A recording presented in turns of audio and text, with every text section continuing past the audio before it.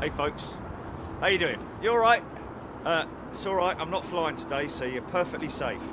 Heathrow, courtyard, great place to stay. I'm up here on the balcony.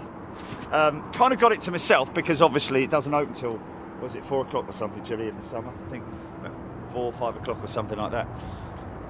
Departures out of the southern runway, arrivals on the northern. That's what we're going to do right through till 3 o'clock. We've got clear, broken cloud, great visibility. So we should be able to get cruisers. Make sure you come in there. Hello to anybody who's just joined. Welcome all our new members. And I'm also going to be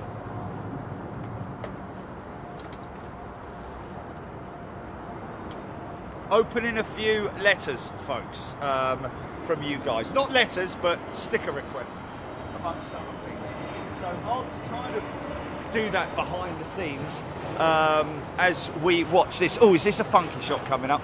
Don't forget we've got departures as well going out of that runway. Kind of not, but anyway.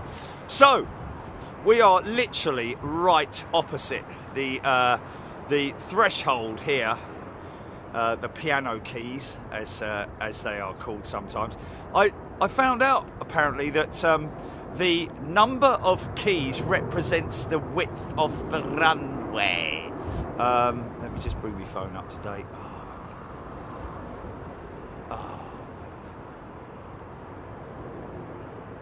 Okay, there we go. So there you go, the keys. And then we have got, of course, the touchdown zone, which that's literally the start of the touchdown zone. But mainly your aiming point is these two big white markers on the runway there, and then a couple of zones after that. I think that might be the 1,000 foot markers, but little bit of breeze.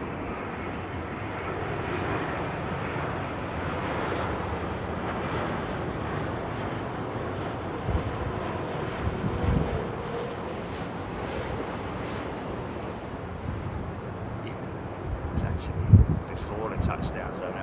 Well, sorry, before the 1,000 foot marker. I think it's a 1,000 foot marker. Doesn't look like a 1,000 foot though, does it? But apparently it is. I don't know if that is the 1,000 foot marker, but someone will come on and let us know. Right opposite us here, for those unfamiliar with the layout here of the airport. British Airways maintenance all the way through here. These lovely big sheds here where you can see inside the sheds work going on to that 777.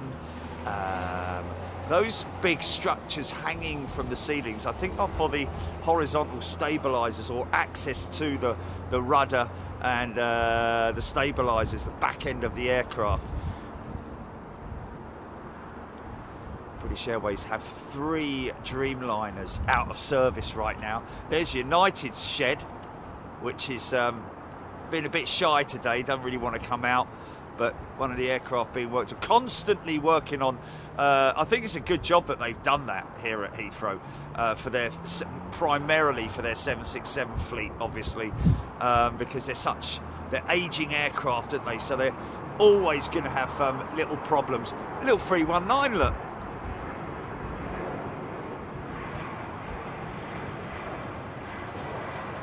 Quite nose up, isn't it?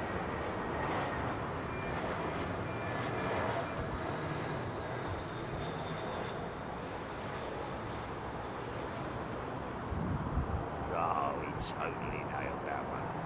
See off there in the distance, there's a lovely looking aeroplane, look.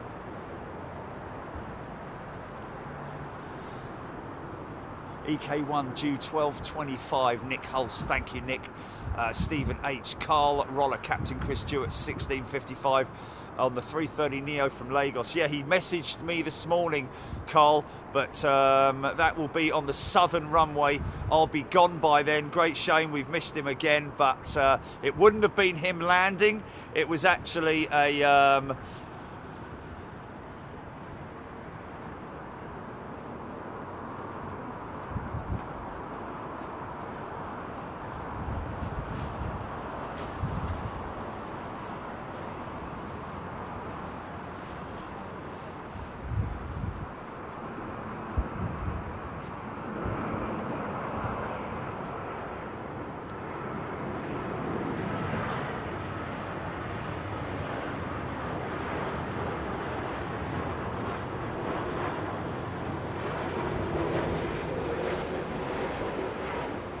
Yeah, yeah. And that'll be on the southern runway, like I said. So we'll catch him from over here.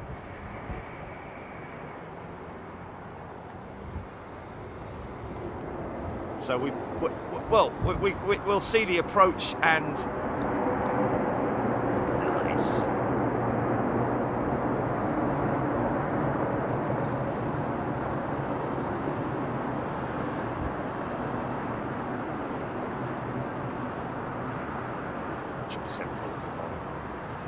Karen Phillips. Legislator Gulliver. 332-530 ops for a Rwanda Air. Yeah, we've seen that a couple of times now, haven't we? That blue-tailed 330. Oh wow, look at that course change, man. Look at that. Autopilot making that course change. Look at that, man.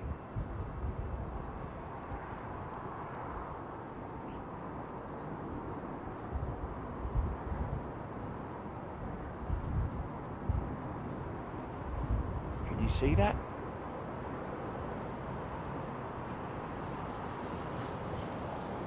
So London all the way out there in the distance, folks. Little bit hazy. See the Wembley Arena over there in the distance, with what a few people thought it was going to be a 2 out after this one. Oh, was it Delta 767? Oh, right. I long for the days when I can perform a touchdown like that. I did have another go last night, folks, just to make sure the systems were all working right. Did a night flight. To be honest with you, just in terms of, I think I'm gonna, next time we go out, I'm gonna do a night flight, I think.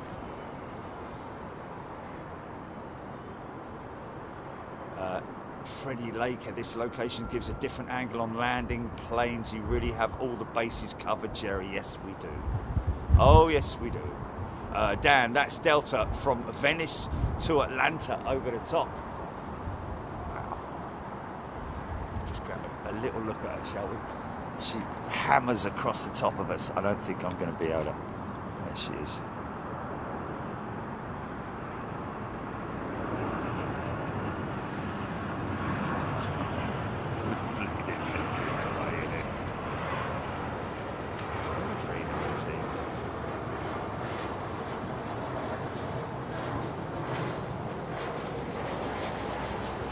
Suho has gifted a channel membership. Thank you, Sue.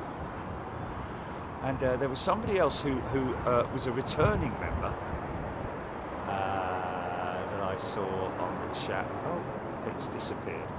But anybody who is returning as a member and new members, a very warm welcome to you, folks. Hope you're doing well. Hope you're enjoying your weekend.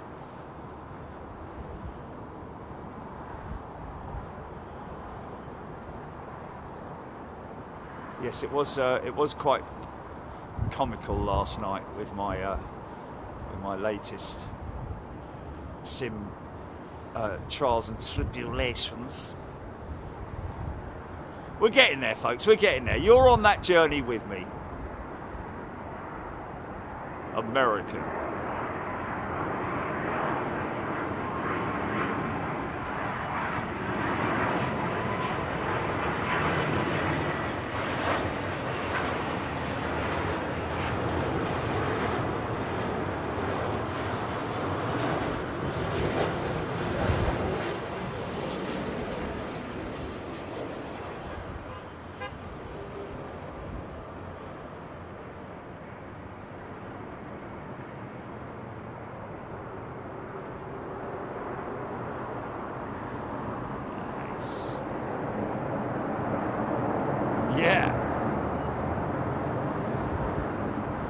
Jill Blakeney, the sim was so cool last night. Watching Jerry was hilarious. Yeah, thanks for that. Aviation Stapes 1975 has gifted a channel membership. Thanks, mate. Joe Hemmings, yes, absolutely. John Hubbard, floaty indeed.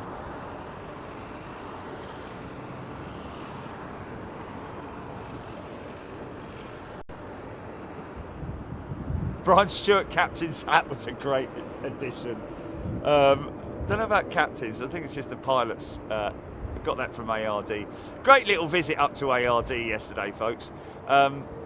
Some people bagging a couple of good models. Good to see that little Viscount got a new home. He's gone to a new home.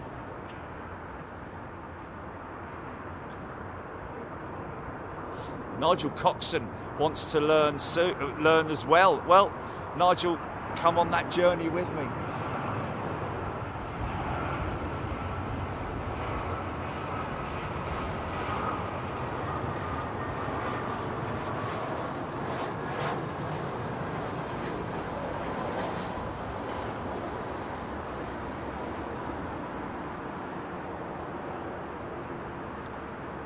But yeah, it's all about that. It's all about that 700 feet per minute. If you've got a good 10-mile run in, then the key is to. But what's critical, obviously, and I've got to find out also about managed mode. It's one of the switches. Oh, funky. Is it? Or is it a little bit?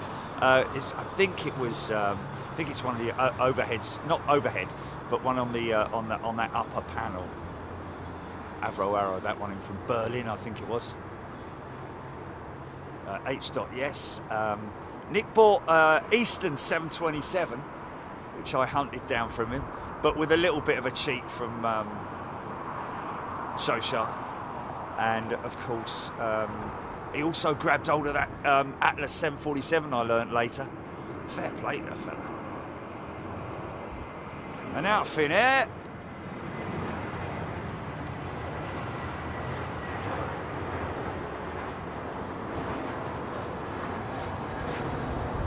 I read this morning that apparently there's a company based in Tourelle in France that's specialist in braking, but not so much braking, but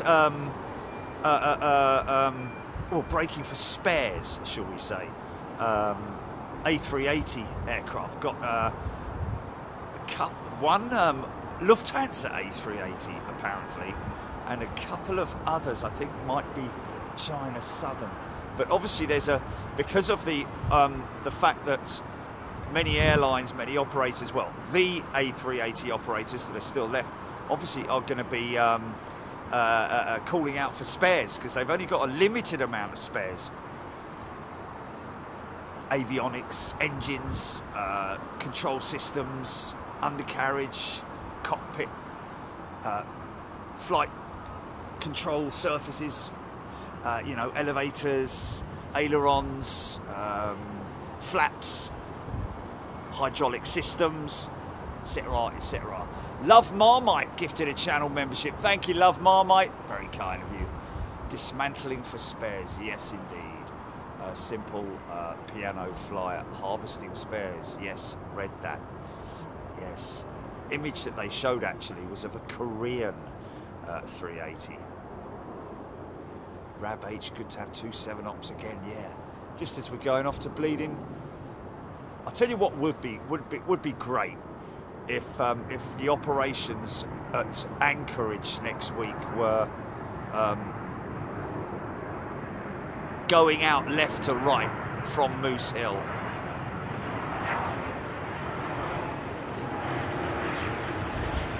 What's the pitch and the roll of the aircraft, folks? Look at that.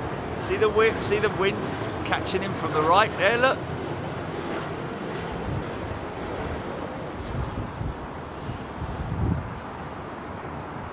Nice.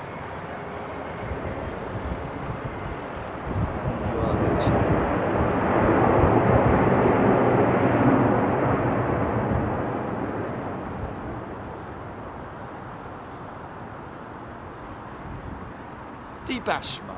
Good afternoon to you. RD UK.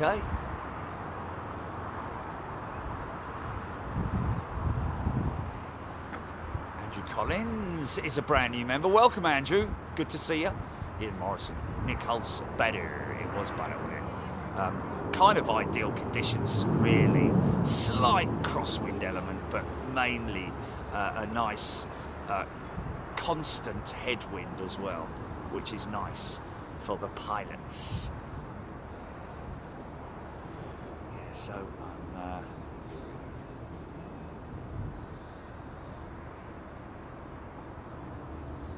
things have definitely improved though on the flight simulator.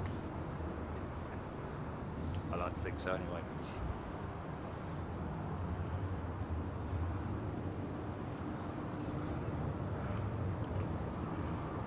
Got a slightly better camera angle as well, which oh, is his gear down? You right there, son? Isn't it? Look. James Dayton's gifted 10 channel memberships. Thanks, James. So that's I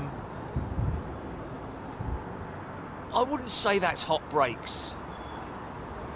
I'd say that's either a malfunctioning brake system or one of the you know, one side of the wheel brake system has failed, and the wheel is continuing to spin.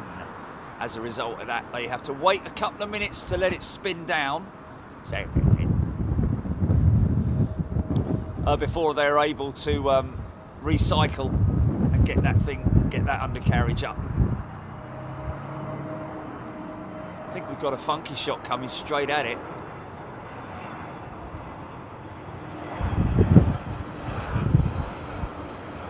We did have, don't have any more.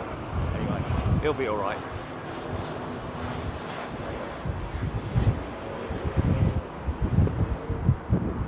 Tell you, when you do what I do, and then you go on to, you know, when you fly as much as I do, and then go on the sim, it really does make you appreciate even more these incredibly skilled pilots. Great thing is that nowadays, of course, like I've said in the past, you don't have to have a degree, you don't have to go to university and all that kind of stuff.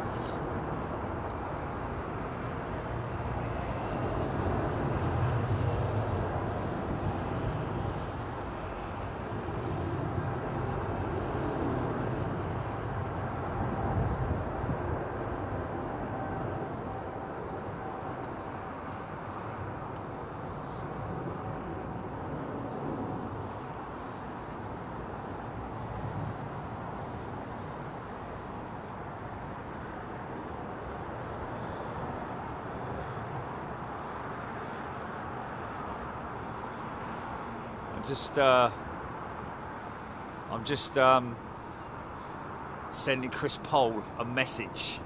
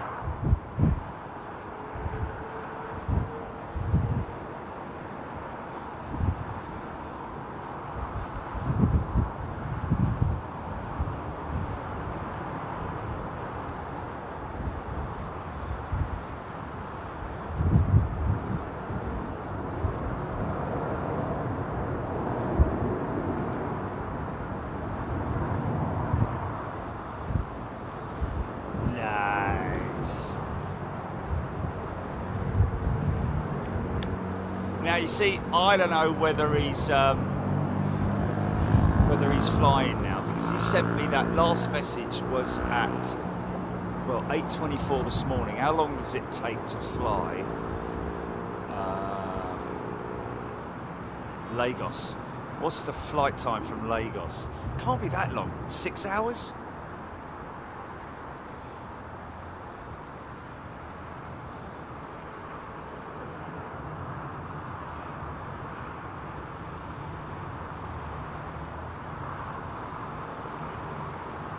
Thanks, James.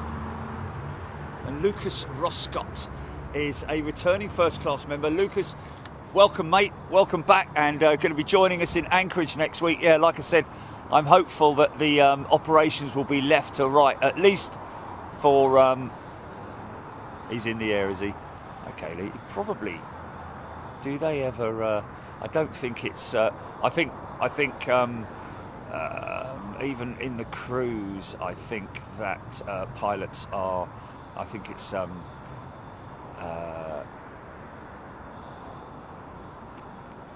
I mean, it's company procedures, isn't it, in terms of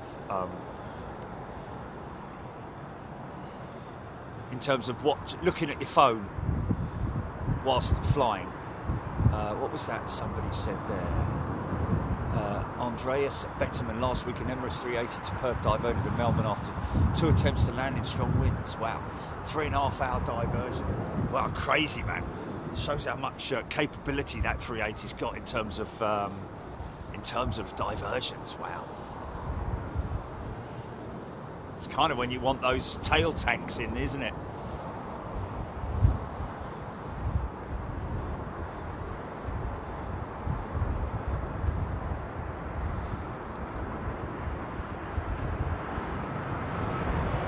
Saw that great Etihad 380 model at ARD yesterday, man. It's actually on the, I changed the thumbnail GP, I don't know if you saw it. Watch the wing deflex, man.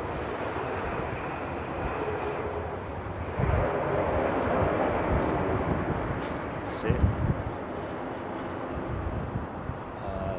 Diane Purser. What time will we be able to see the Anchorage shows, please, on Wednesday and Thursday? Thank you. Diane, depends on where you are. If you're in the UK, usually it's around about 3 in the afternoon, isn't it, Gilly, when I start streaming from Anchorage? Well, it's like 6 o'clock there.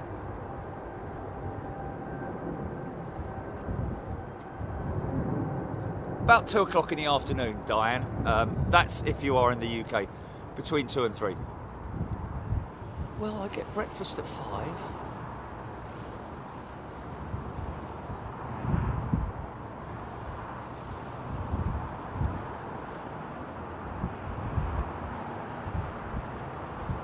So much to do in the sim, folks. We really have, haven't we? We got so much to do, so much to explore, so many different scenarios. It's great. Oh, Nick Hulse, be careful, mate. He's tempted to throw a sickie at work. Yeah, do a really good one. So you're really ill. That means that you've got to be off for 3 days. Still not good, mate. And you know the way to get around that, Nick, is to go in on the Friday.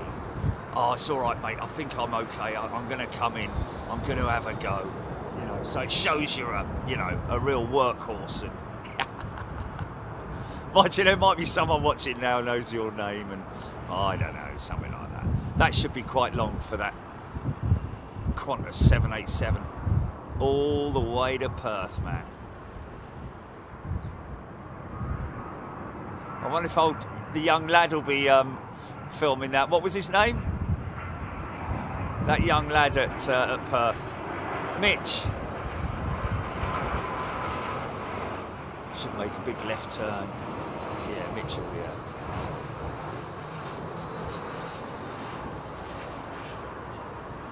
Rab, yes. I am hooked on the sim, but remember that I'm allowed to take lessons from individuals, but also from that Sim 320 guy. Definitely going to continue to watch him. It's because it's more.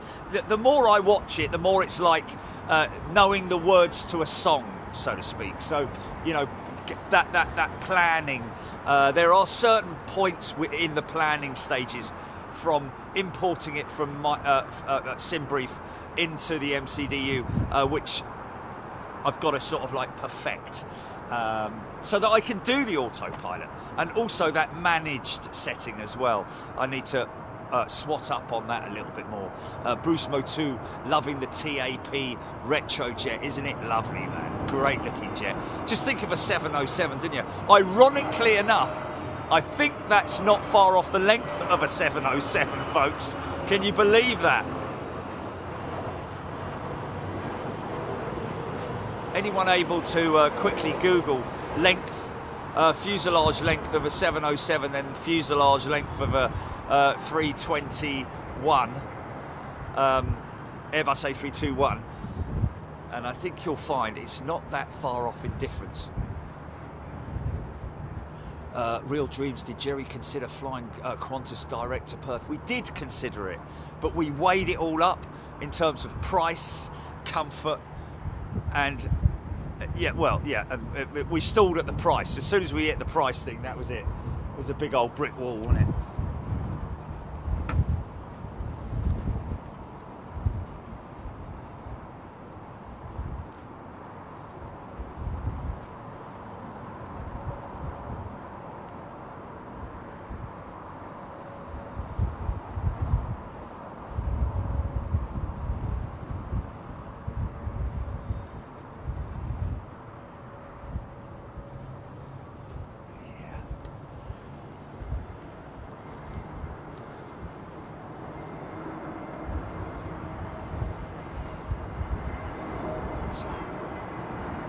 Go with the first letter in a minute, folks.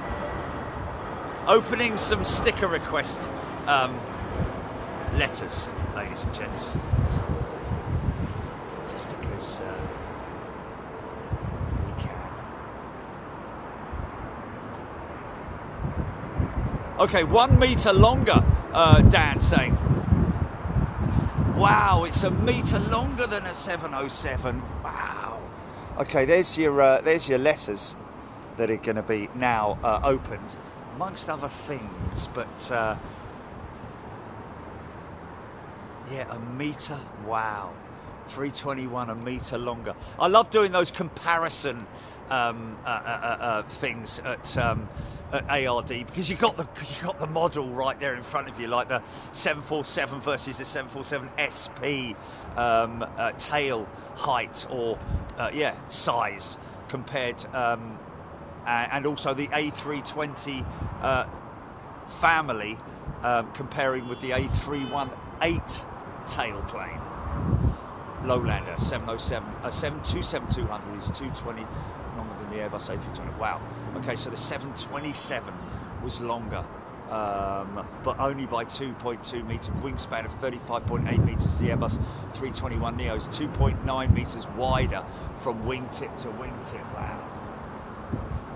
Good stuff. Thanks for that. Great feedback. Appreciate that, Lowlander and everybody else. Sanander's used the XLR for comparison. Well, it doesn't matter. The XLR is no longer than the standard 320. Said it. It's just that last little moment there, which is always a bit floaty for me. But last night when I did that night flight, well, I did a night circuit round out of 27 left, landed 27 right, but kind of nailed it right down to the last couple of feet. But that's when you kind of like feel the pressure the most. That's where the pressure really comes on with landing.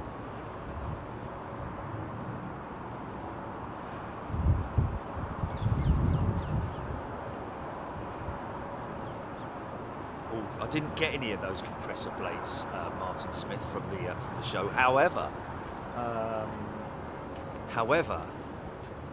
the fella did actually contact me afterwards, didn't he, Jilly?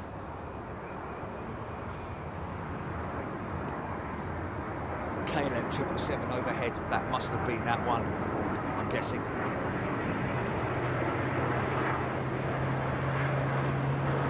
It's a 787-10. I can hear a startup.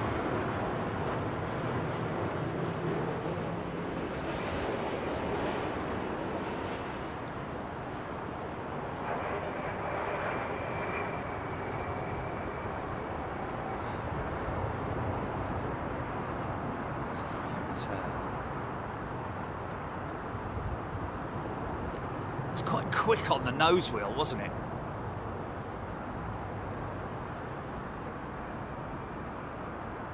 Wilmer Harbour.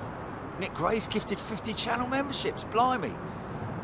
Nick, thanks, mate. Appreciate it. And as everybody else no doubt does as well. Guys, if you've been, especially those folks, well, everybody, please do the righteous thing and say a thank you to everybody who gifts channel membership. If you've been gifted, please do the right thing and come and say thank you to your giftor. Stephen H, EK1 just approaching Greenwich, Isle of Dogs. That'll be turning on the finals now, establishing probably. There's a lovely old 777-200. Look at this, Rolls-Royce engines on it. Look.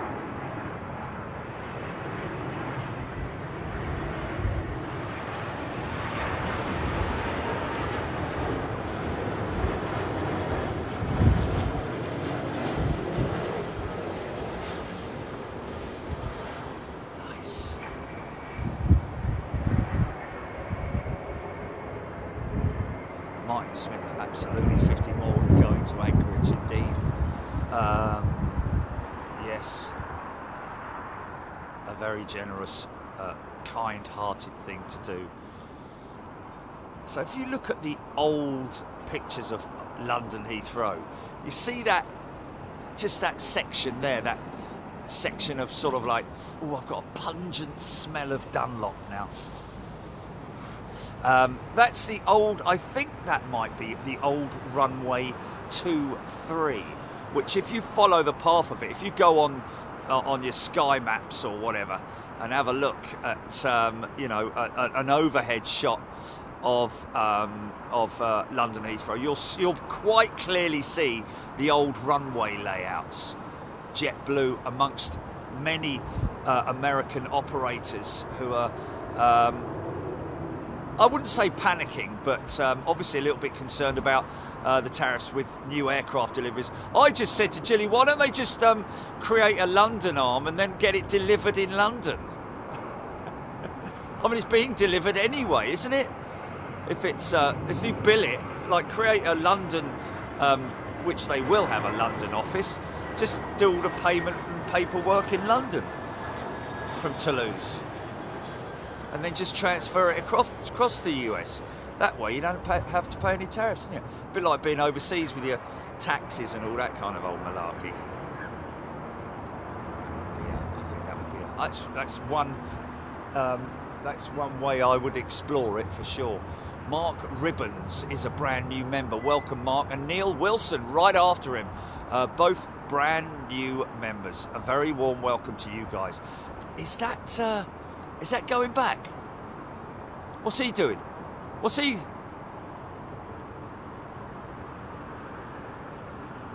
Oh my goodness me. Straw hat. Caught the tail end of the ARD road trip and saw the Etihad with the lights and bought it. Fell in love with the light feature. There you go, mate. I think, like I said, what just that? Was that an RTO? Is this an RTO? Jilly. Oh, is he just come up one taxiway, turned left and then right? Has he just that is the inner taxiway now, or the outer taxiway, whichever way you look at it. Penny Haskins, yeah, you're right. JetBlue are a good airline to fly with, apparently. Oh. She is long range. See if we can pick her up. It's a big glare. Big load of glare, mate. It's ages below now.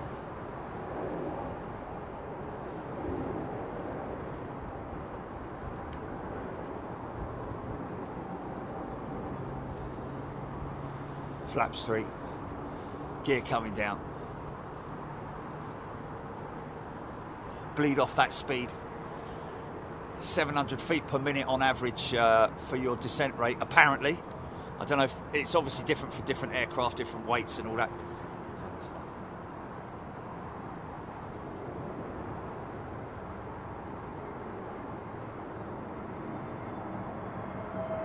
Wade Perry, good day, mate. Tuning in from Perth. Hope everybody's well out there.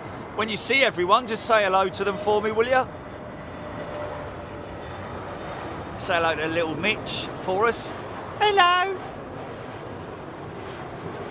Bless him. He's he's got his head screwed on, that young lad. As have, to be honest with you, all of the young lads that I meet, young people that I meet, you know, in the aviation sector. Lady Thunderbird, good day to you. The blind fella, lovely floaters today. Well, from what you can tell. Okay, so is he actually, do you say blind? Do you say? Can you hear that start up?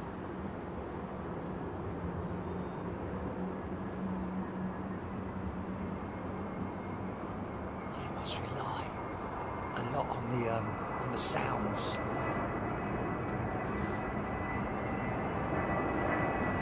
.787 Dreamliner, Virgin Atlantic, big wing flex on her. Look at that glider wing, man.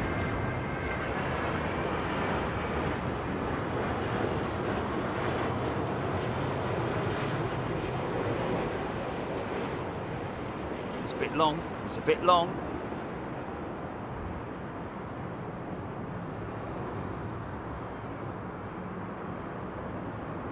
Now I know these guys at Emirates are scrutineered from the moment they leave to the moment they arrive at gate this end. So all of the controls of the aircraft in terms of time when flaps are extended, what time the gear is extended, etc. If they're slightly off course in terms of height or whatever, if it is slight, they get emails in the morning.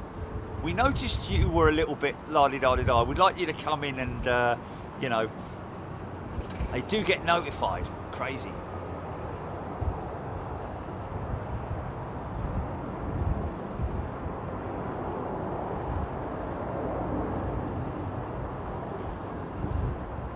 Gaurav's an EK1 on approach, and it's my flight to turn around. Is he on the ground? Are you on the ground, Gaurav?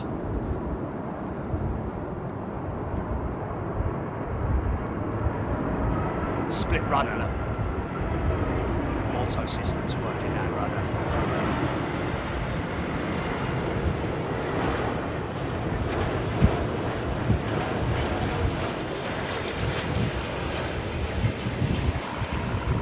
Absolutely nailed that.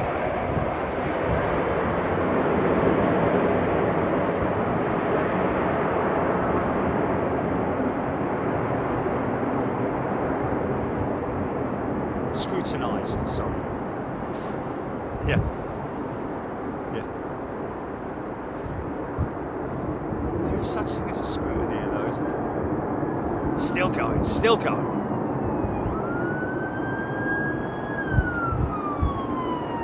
Grey little puffs of smoke as throttles adjust the speed, yeah.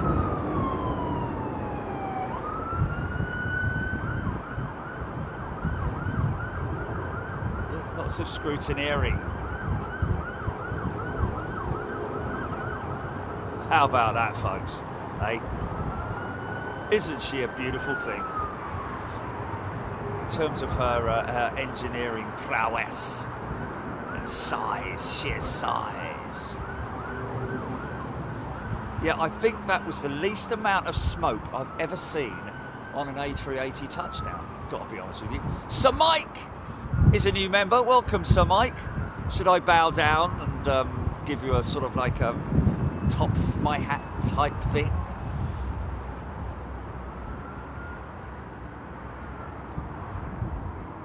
Joe Hemmings, how come the angle of the gear is front wheel down first rather than rear down first? Interesting that you say that, Joe. Some aircraft like the 767 have that configuration. Not all of the A380 gear has the forward tilt. I think it's just the body gear that has the forward tilt.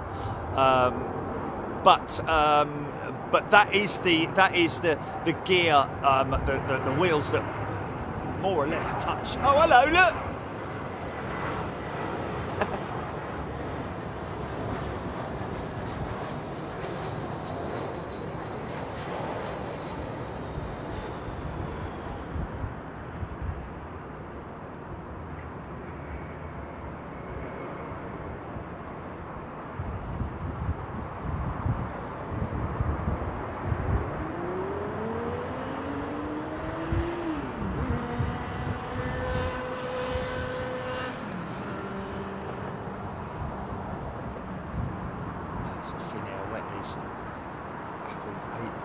Thank you. 8 plays. It's a Finnair wet lease. Interesting. With obviously somebody else's. Oh, go round. That Finnair jet was on the runway a little bit too long, wasn't he?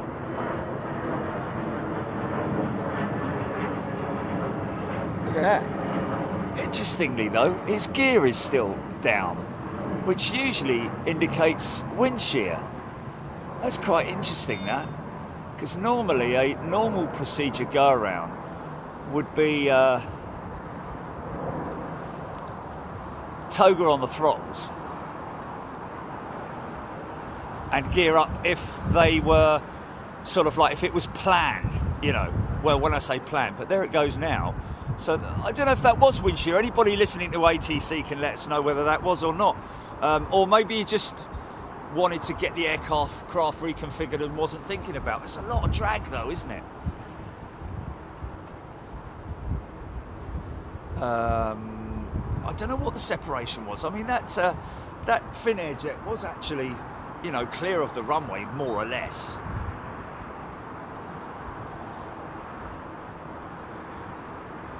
Sananda about the Airbus deferring of Airbus deliveries. I think that's now been negated because of Trump's U-turn on tariffs, apart from China, and also apart from computers and iPhones or phones, wasn't it? Hilarious, man.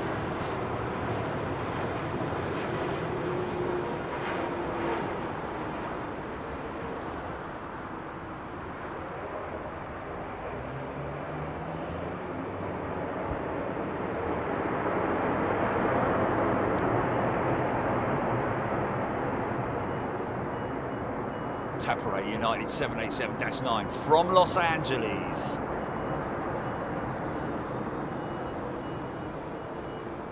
Nice. Oh, Dan's saying that wasn't the lease jet. That was. Oh, sorry. No, the go around was BA 373 from Toulouse. There we go. Oh, it's a shame that didn't happen to me.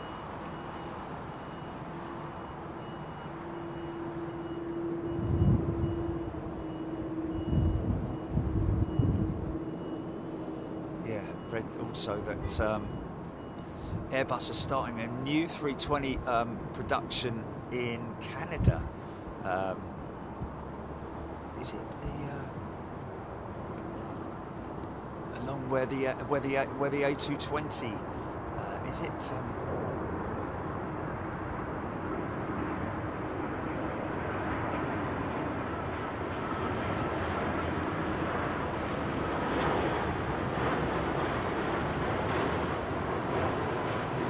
Mirabel. Is it Mirabel?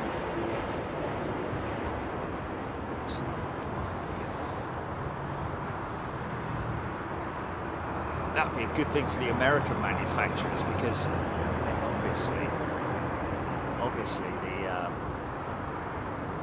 the aircraft will be manufactured and assembled in the US. Well, I say manufactured; they will be assembled in the US. But again, regardless of that, if they've got aircraft components like they have coming from China with Airbus and Boeing, heavily reliant on China, what are they going to do about that, eh? Sorry, mate, can't bring your wings in today because they cost double what they did before.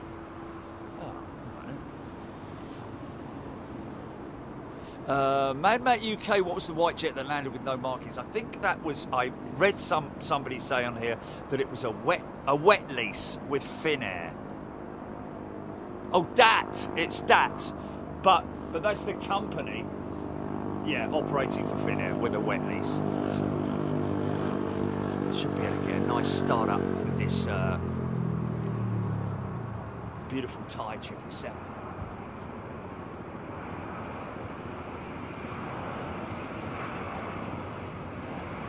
Laura Stubbs' fab shot of the Emirates 380 made my little boy's day. He's Emirates mad. Oh, bless him.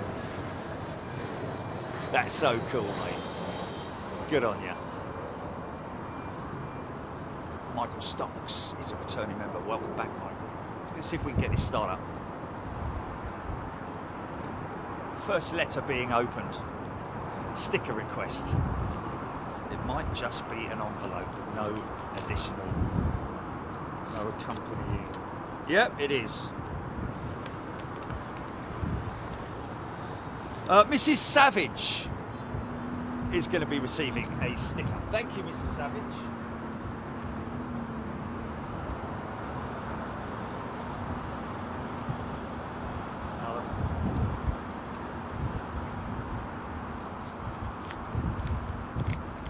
Oh, okay, the BA319 reported being unstable as a result. That was the result of the go-around, so there we go. Another sticker going to Lee Avison from Hessel.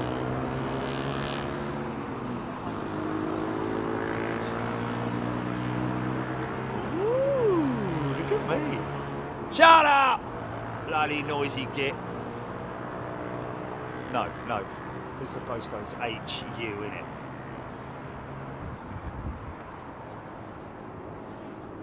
So unstable approach for that 320 then was the reason for the go around.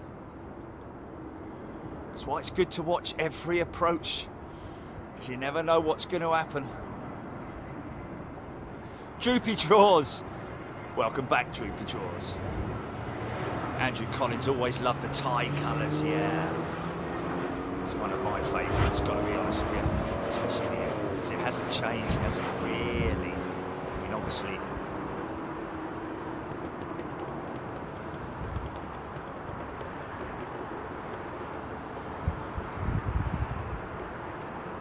Gillian Sankey just got her 2-year badge. Well, Gillian, start up.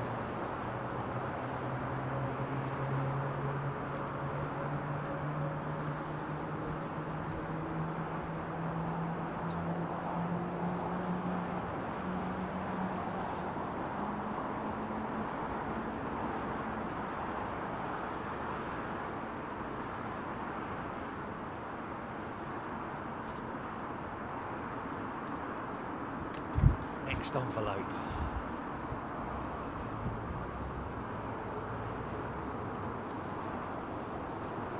A wild snowball. I heard some reports that said that Thai Airways would take the American A330-200s that were retired during the pandemic. American? Really? They got rid of a load of 330s, didn't they? That's insane, they got rid of all their A330s, American. Rich Torb used to fly them into Heathrow.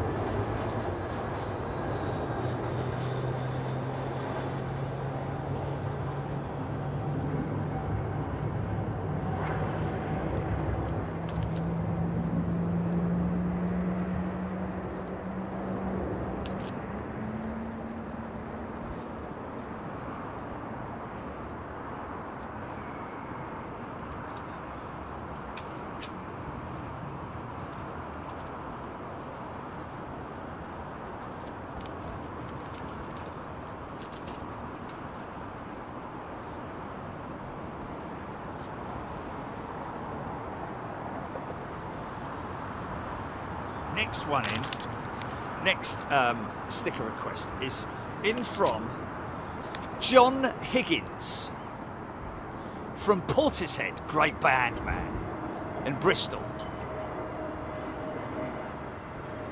He's written me a little letter. Stickers on their way to you, John.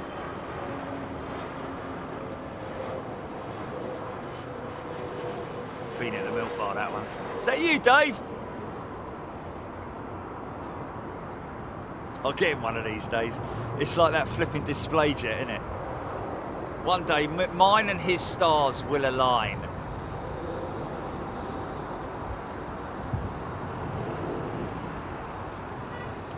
The distant sound of those jets going out is fantastic, isn't it?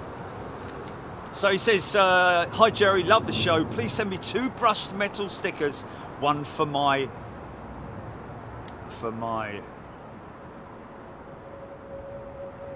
looks like Bond, son. Oh, okay. John Higgins. One for him and one for his son. John, absolutely. Because you asked nicely, 100%.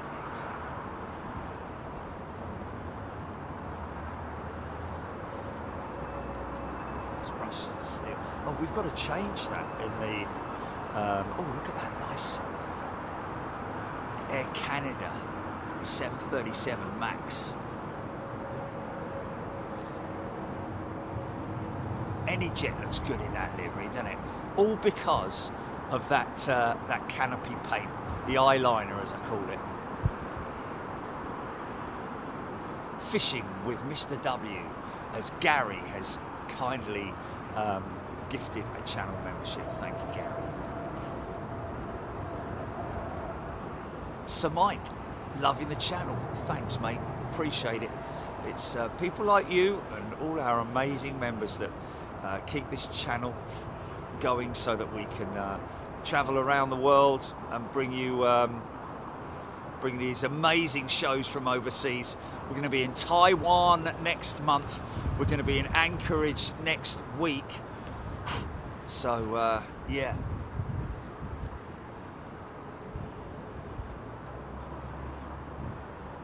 So as so many people out there who use YouTube as a form of income by just not giving anything really back to their audience, you know, we actually put your money to work, which we've done literally from the beginning. Not much separation here, you know, between this one and that one. 787-10. Tango Tilly's gifted a channel membership. Thank you, Tango.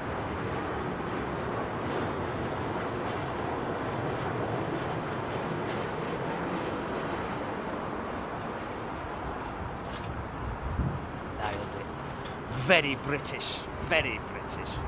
Of course, the 787, certainly the 787-8 and the 787-9 pilots, when they're moving up to the Dash 10, would probably have to go through some sim training, just because of the fact that it's a longer aeroplane.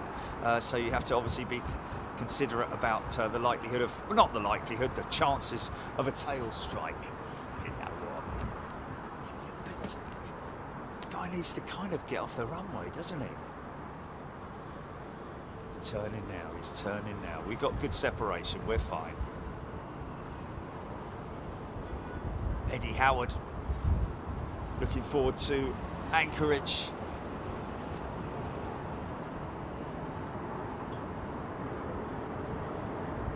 Peter Gourlay, that was a very smooth landing, wasn't it? Peter Wilson, first live Anchorage stream this week since becoming a member. Wow, good on you, mate.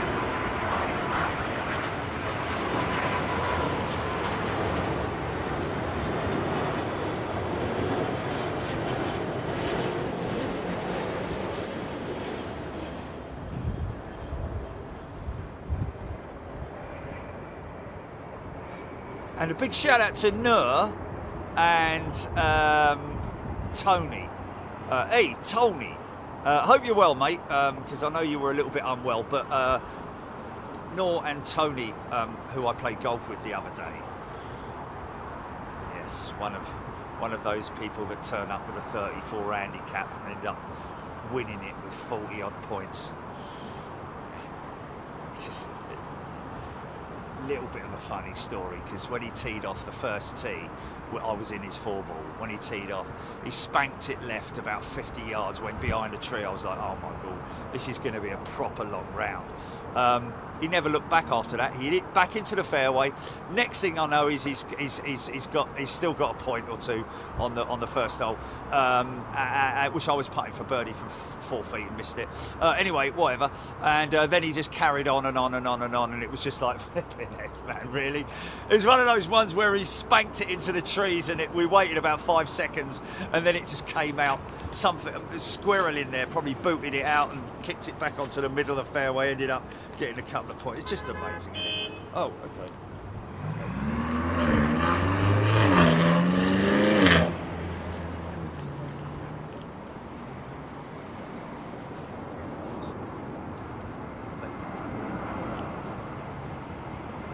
It's just something like, you know, the Capital One card or whatever they send it to.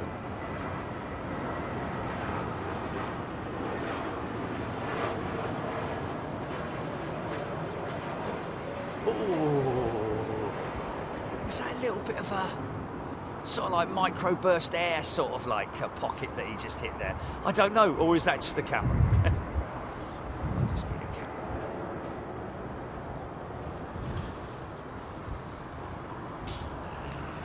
Nick Gray 777-9 in BA livery would look stunning. But to be honest with you, it just looked like a 777-300. I mean, it's going to just be bigger, innit? It's just a bigger beast, innit? Gavin Smith from Northampton is going to be receiving a sticker. Thank you, Gavin. Oh, he sent a little note, look. Free sticker, please. Well done. Well done. I enjoy show. Keep up good work, Gavin. Thanks, Gavin. Sure did get... What's going to be right?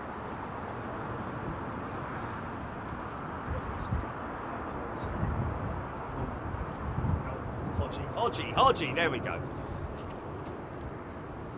Sorry, Paul Skilling, if you're watching. 52 years ago today, Dan Air became the first British operator of the 727-100. Brian Stewart.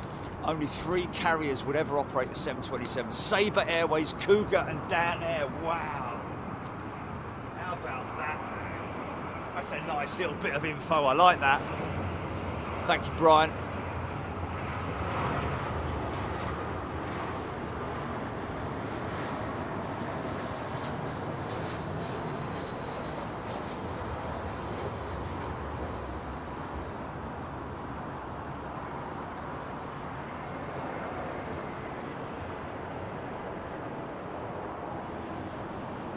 I think that might have been the go-around jet.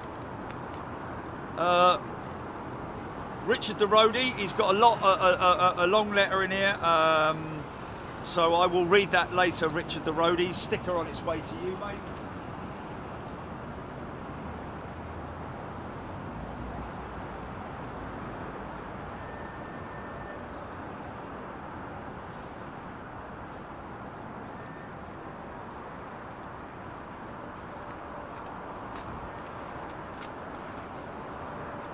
Next one.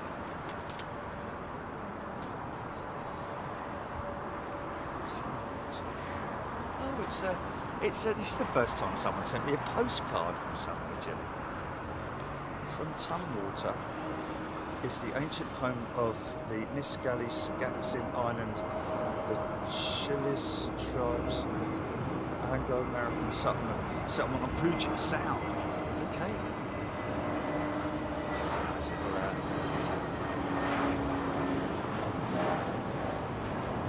that's what I'm doing. Tommy Thompson's gifted a channel membership. Anybody who just... Oh, that's really good.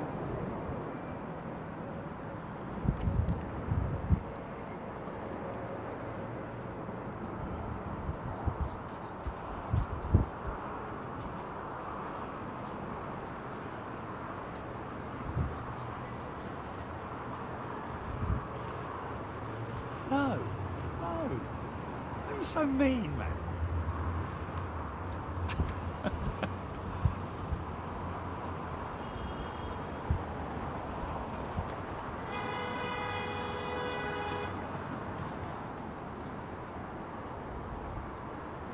No, man, don't be silly, man.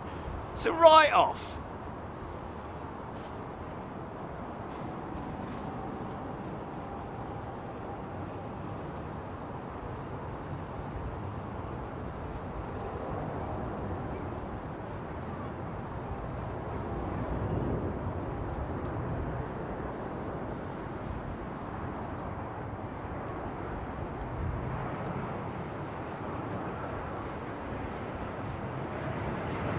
Do that if things get to that point. This thing is not going to make a difference, is it? It's a write-off as well. Oh dear. Doom and gloom for you, isn't it?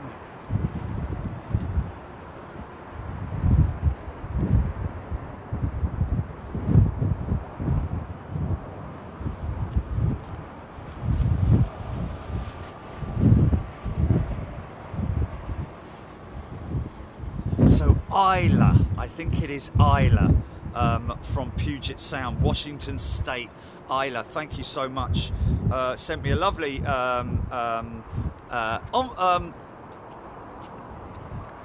isn't it? Isn't that lovely? Tied through triple going out. Thank you, Isla.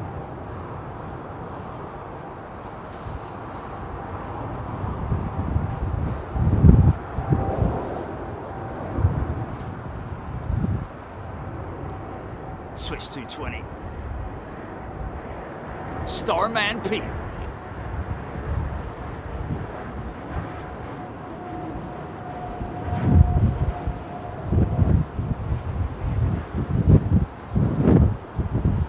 Yeah, it's quite blustery, isn't it? It's actually quite blustery.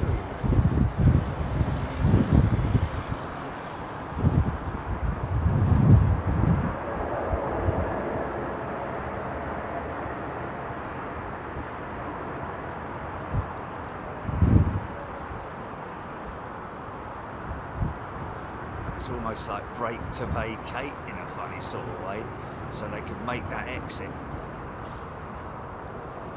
Because of course the air traffic control is also reliant on the pilots for vacating the runway where they are where they're expected to vacate, I think, in terms of the spacing.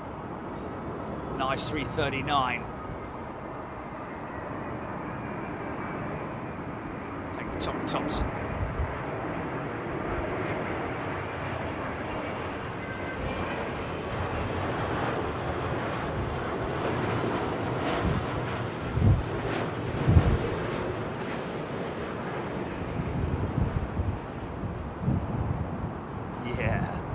Yeah, see that tiny little bit of crosswind? Not really even a crosswind. Well, I don't know, it's a little bit random at the moment, isn't it? Jules Harris has gifted a channel membership. Thank you, Jules.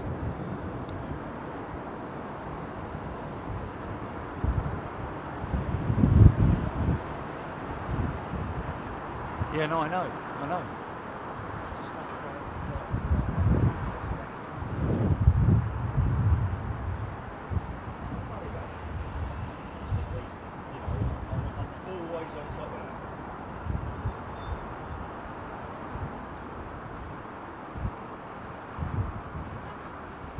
Oh, isn't that lovely from Ayla? Every Sunday I get up early, make coffee and read a book while watching the show. It's a wonderful, peaceful break that I look forward to very much. That's lovely. Thank you so much. And that will most definitely, Ayla, thank you so much. Hi, Sarah in A350 in the new livery.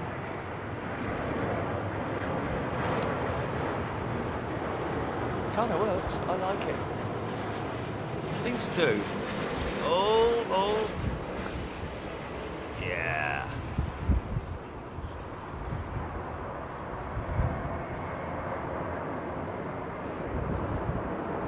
Jill has just asked me to...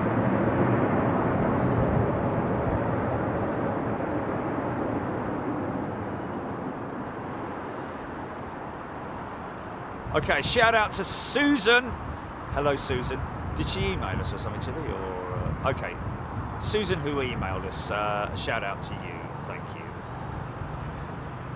Ian Morrison, gorgeous A350. You know, think of it what you will. The thing to do really was that Air India jet is just imagine that it's a new airline, you know, that didn't have a beautiful old livery, because I love the old Air India livery, but you know, but you've got to move with the times, move with the change.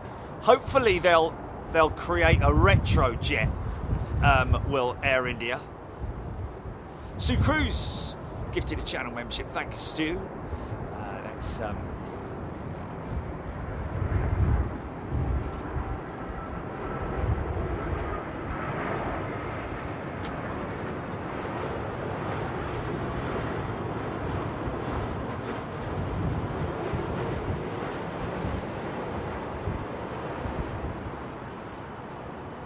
that's great.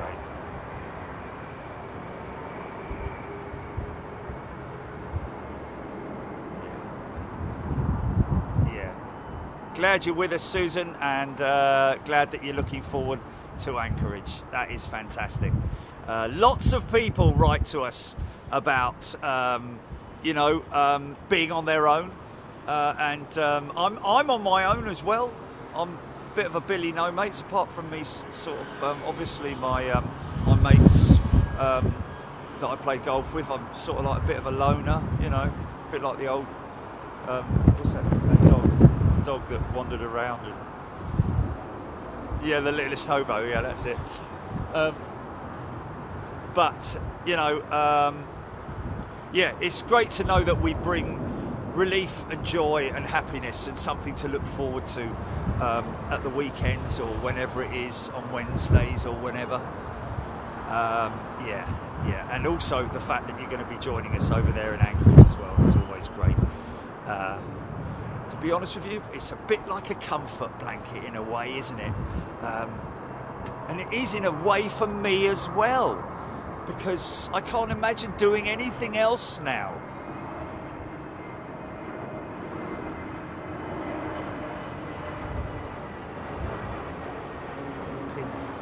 Pin it to the top, Jelly. Anchorage starts Wednesday, Thursday, Friday, Wednesday, Thursday next week, or something like that.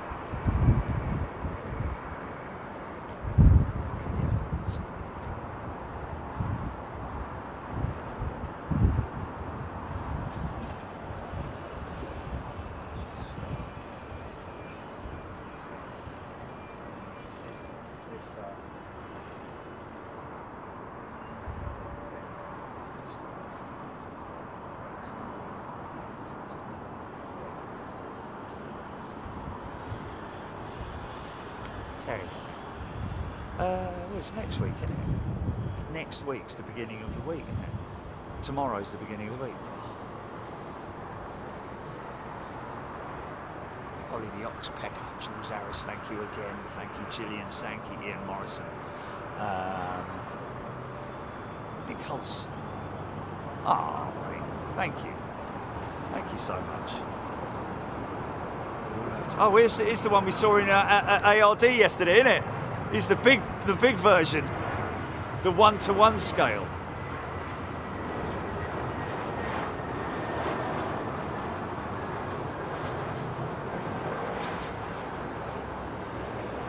A bit long.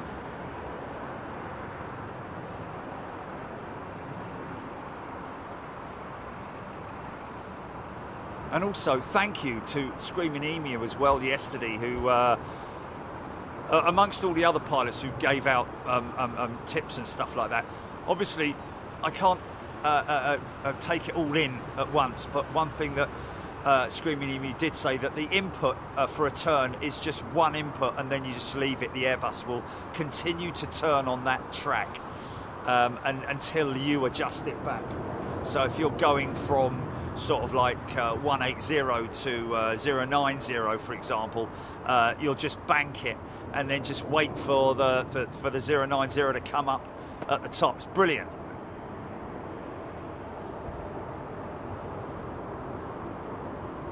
Leslie Fraser's excited about Anchorage. Susan Gerard gifted 5 memberships this morning. Oh. Oh, okay. iPad said it had been authorised, but it didn't show on the chats.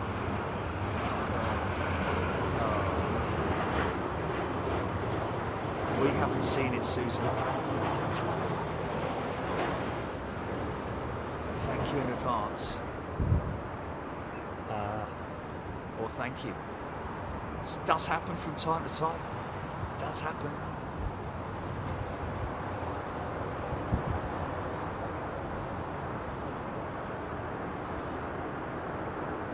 Paul Skilling, Anchorage always delivers in 747 heaven. Dave Carrington, CX7 747 due in about 4 hours. Well, we've got Captain Chris. It's not actually Captain Chris flying the aircraft. It's actually it's VS412 on GV Tom from Lagos. Captain Ian Faulkner will be in the right-hand seat operating the aircraft, and from what Chris said, he's very nervous knowing that Chris is texting me. Make sure you don't the landing. Jerry and 5,000 people will be watching you. Maybe not that many, but we'll catch his approach and hopefully his landing from over here. Because the van's gone tech again, folks, if you're wondering. Otherwise, I probably may have been somewhere else, I don't know, but people seem to be liking this position. Of course, as soon as the switchover comes, we will have departures from this point, and it will become very noisy and very busy.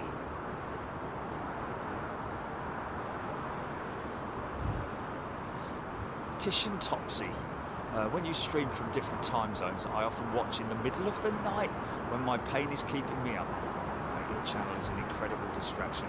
Oh, that's brilliant, Titian Topsy. Obviously not brilliant about the pain, but to know that we can be helpful in any way to take your mind off of it.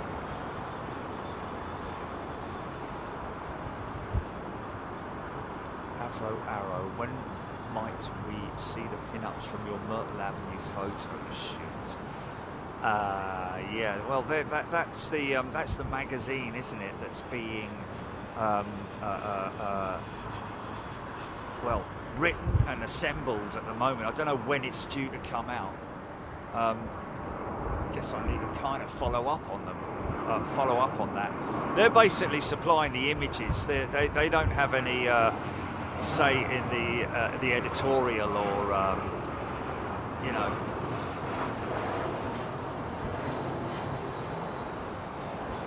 The layout of the magazine, but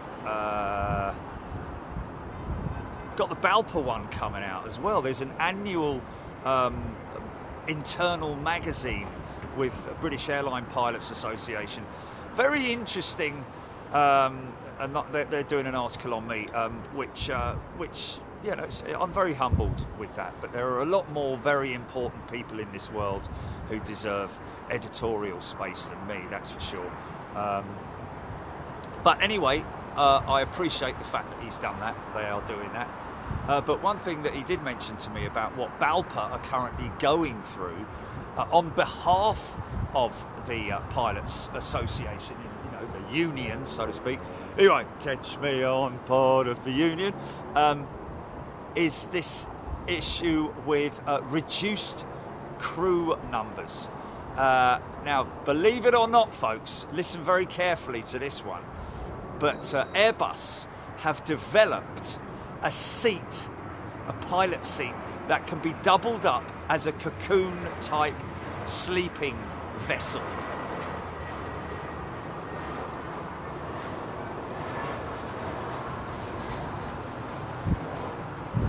Now, basically, what airlines, and you know, it is a little bit, I wouldn't say worrying, but you know, on these flights that you're seeing here, these single aisle flights, well, I say all of them, because obviously they do long haul as well. But generally you have to have 3 flight crew with you. Now what some of the airlines are, and that's why I say Airbus have even developed a seat. Some airlines are looking at reduced crew numbers, which would bring the number of flight crew on a flight like this, as an example, down to 2 from 3, allowing one of the pilots to sleep during the flight.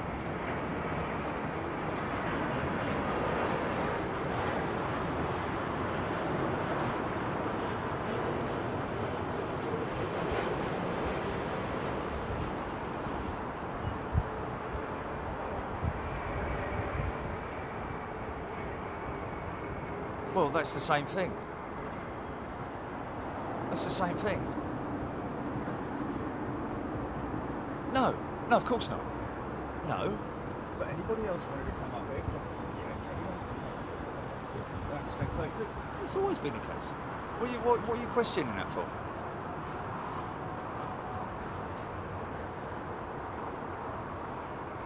Yes, that's right. So you can come and dine at the restaurant, spend at least 30 quid, not a packet of crisps and a Coke, yeah? Spend 30 quid, and then you are entitled to come out onto the balcony, yes.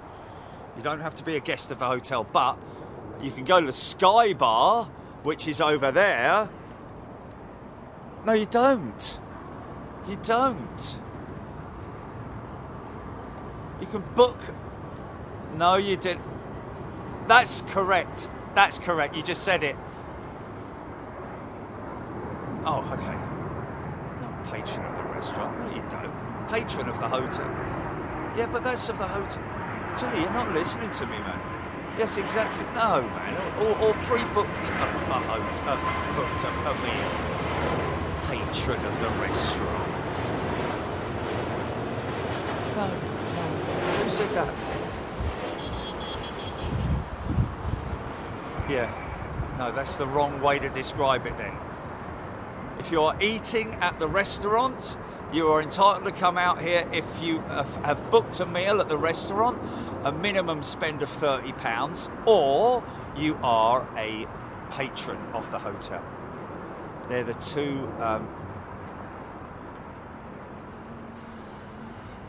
Patron. A patron is the same thing as a guest, mate.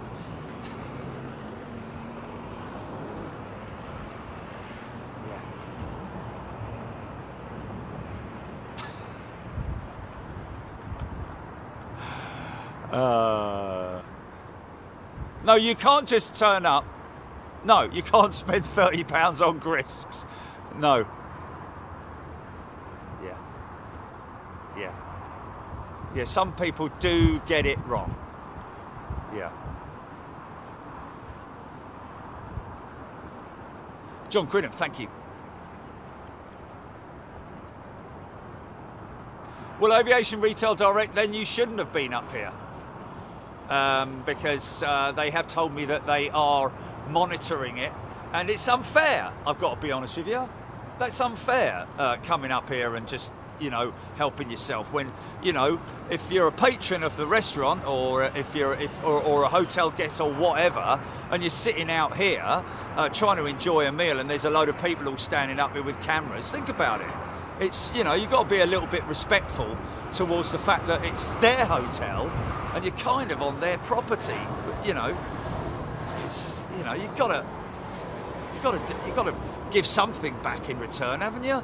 Otherwise, they'd never make any money and they'd close the bleeding hotel down. If we got, can you imagine? Can you imagine? I've been up here when it's very, very busy, and there's been people sitting here eating, and there's been people standing up here on this level, sort of like literally barging in, so to speak, you know, and not caring for the people that are eating their food and want to enjoy what they're looking at rather than people's bums.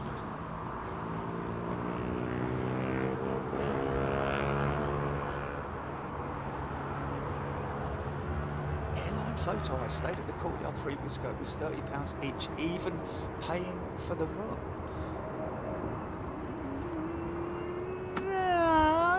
Really? So as a no, man. If you're staying here at the hotel, you are entitled to come out here and obviously in the evening, even if you just want to have a drink, you can do it as a guest of the hotel. You wouldn't have to spend £30 in the restaurant. I don't think that. I think someone's got their wires crossed there, because look at this hot rod coming up.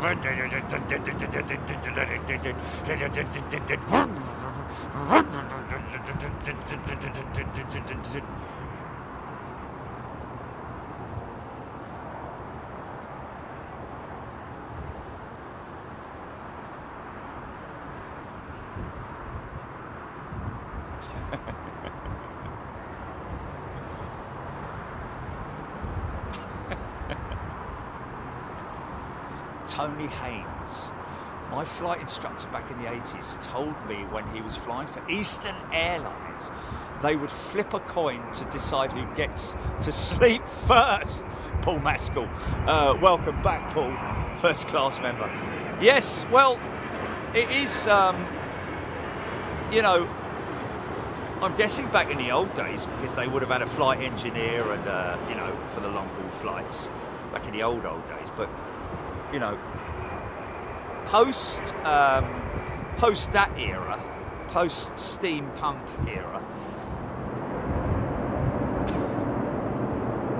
Oh, what's that? What's that? Well done.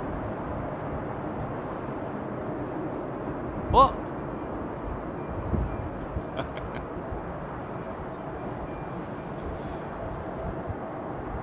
Oh, right. Chris Gossman, are the 350 aircraft becoming more frequent? It seems to be one of the most popular planes I see watching from Seattle, Chris Gossman. Not really. I mean, there's a lot more of them now. I mean, you will, Chris, see the Delta operating out of Seattle with their 350s quite a lot, and also their 330s. But you know, in the grand scheme of things, obviously the numbers have picked up over the years. Still more 900s than there are 1000s, obviously because the 900 had a year head start on the 1000, I think. Was it a year or maybe even longer?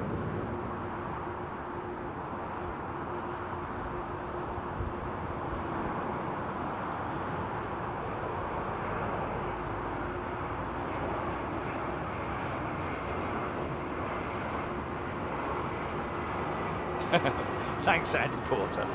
Well, at least you knew it was a hot rod impression, didn't you?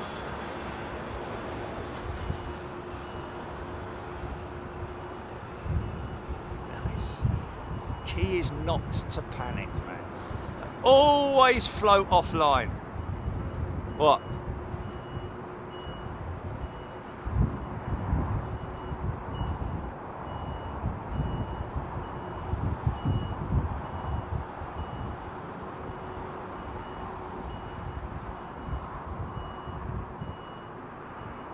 Rachel Fox, thank you, Rachel. Rachel has gifted 5 channel memberships, ladies and gents. Thanks, Rachel. And we've got a brand new. Oh no, that was Paul, who I welcomed back. Welcome back, Paul.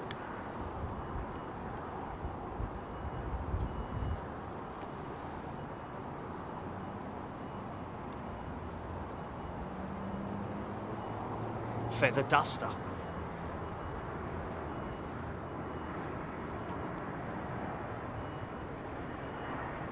220.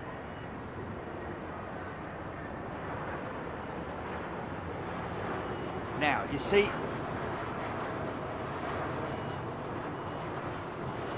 what Heathrow need to be doing. See, hear how quiet that aircraft is, folks. How quiet it is. It's even louder when it gives reverse, though. Listen to this.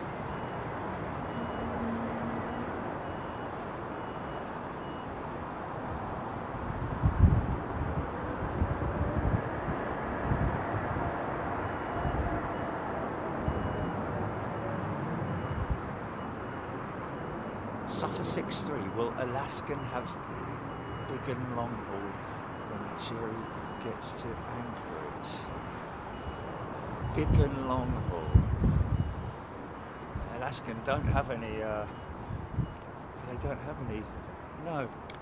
I'm flying with Delta and Virgin Atlantic. Delta 321 on the way up and 737 on the way back. That's from Seattle. Is it Seattle, actually? Yeah, Seattle.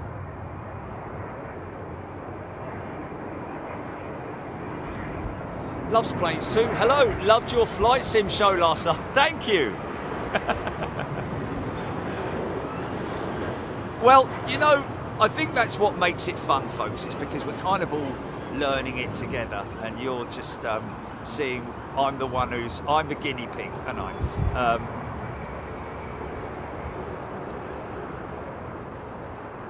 United 777 with Pratt & Whitney PW4000s. Might hear them run up, but just a little bit there. Michael White's gifted 5 channel memberships. Thanks, Michael. Thank you, sir. We'll open up another sticker request. This one.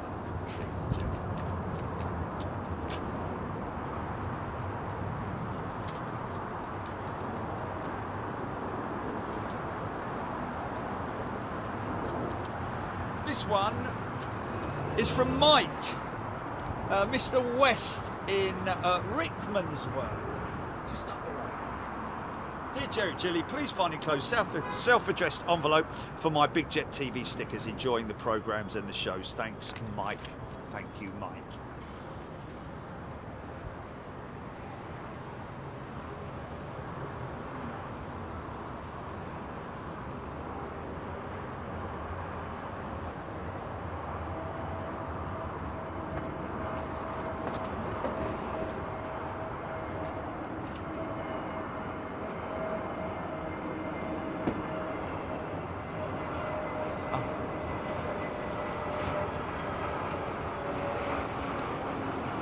They're going to be flying from Atlanta in 2030.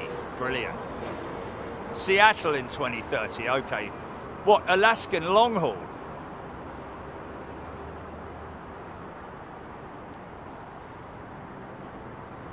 Oh, okay. Asia and Europe, eh?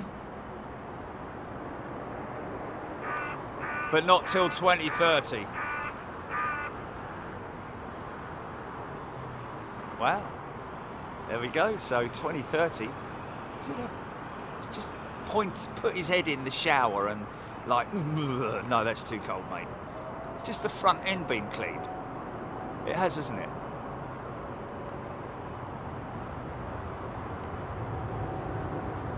What's he doing? He's just taking the long route round.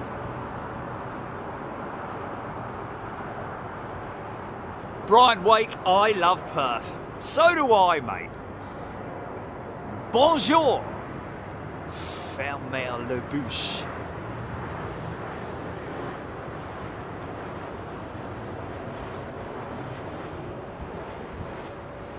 Les Noises de Saint-Noir.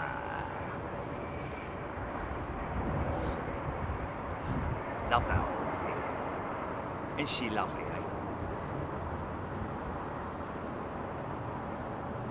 Yeah, so anyway, Balpa are obviously trying.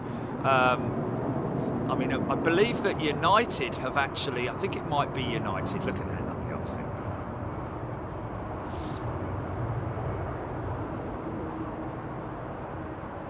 I think United have already made a comment to say that they will never agree to a reduced crew numbers, i.e. from 3 to 2.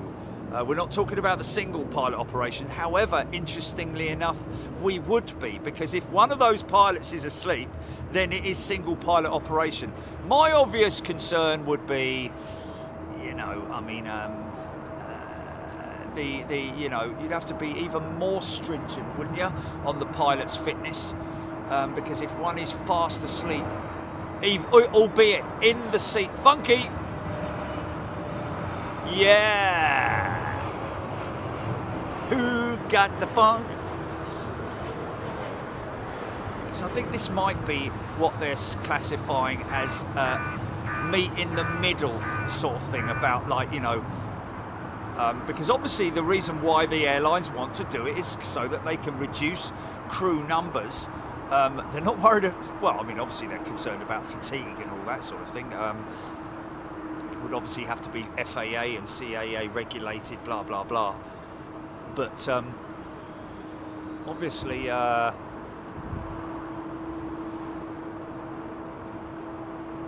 there would have to be some kind of, like, almost like, you know, the flying pilot who's awake and obviously monitoring the instruments, talking and chatting with the cabin crew, maybe just keeping awake, you know, because that person needs to obviously stay up.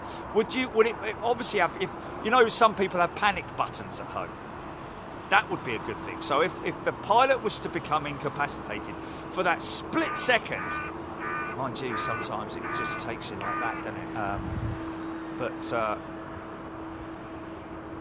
Or would there be sort of like some kind of sensor in the seat, that there hadn't been any motion in the seat for a certain amount of time, and it would throw up a little bit of a flag on the panel, you know, something like that, motion sensors or something.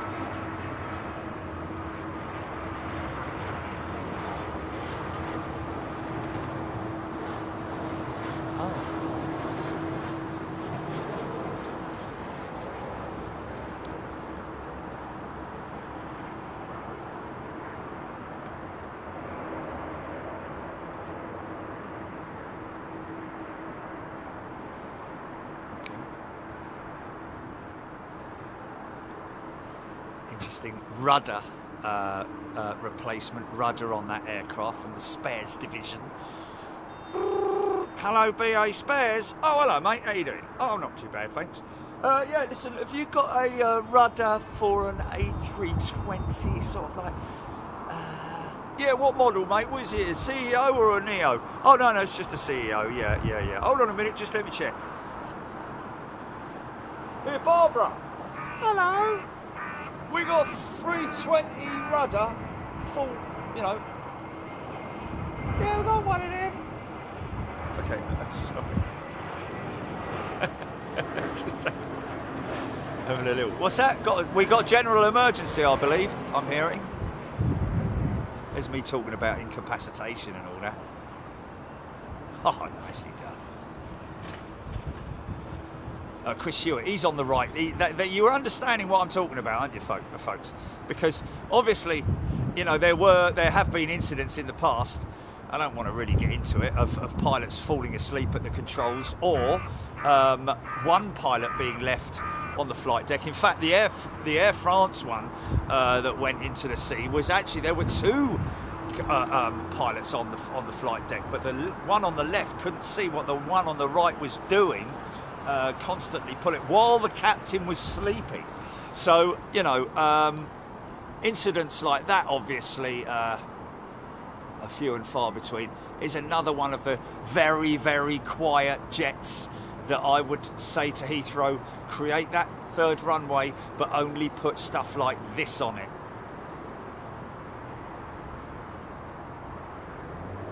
Tapare, Qatar 380, 4 minutes. This is the Embraer E2 jet, folks. Listen how quiet this is. Even the crow's louder.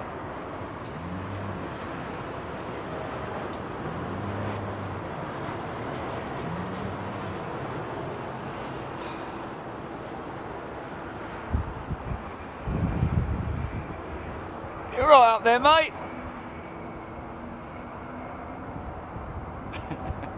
Crow's wing is an amazing wing, man. If you look at the crow's wing in flight, it is, look at it, look, every now and again you have to kind of like pause it in your mind, really, to see that fully established. Flaps are full.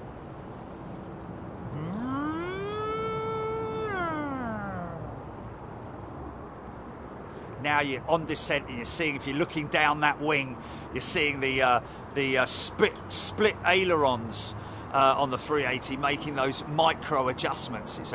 It's an amazing thing to watch if you're sitting on the wing, preferably behind it. I think it's 56. Well, it is on the BA, I think.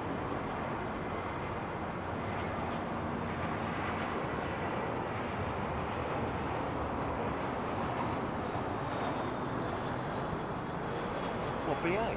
BA? Abuja. So that'll be a passenger. That'll be passenger related, won't it? Yeah. Someone blagging it so they can get in first class. Only joking, only joking. Does happen though.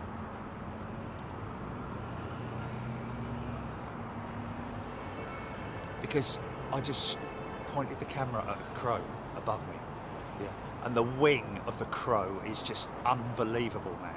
I mean, you know, I know the birds of prey, the big birds of prey have got amazing wings, but look at the crow's wing during flight. It is just, especially the primaries. That crow is picking on that other crow, man. I wish I could film it, but I can't, because I've got this beautiful... Look now, look. Now, you might be able to see the ailerons at the end of the wing. See them moving there. A little bit of lower rudder as well, which is quite interesting on the 380.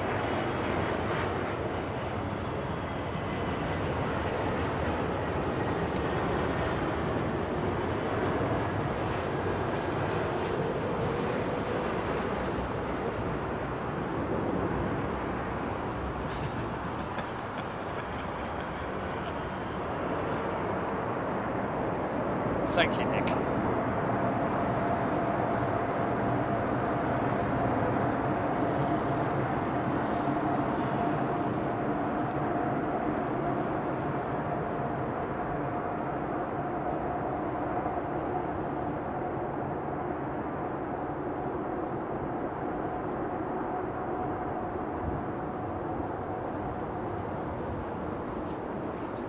Hello, mate.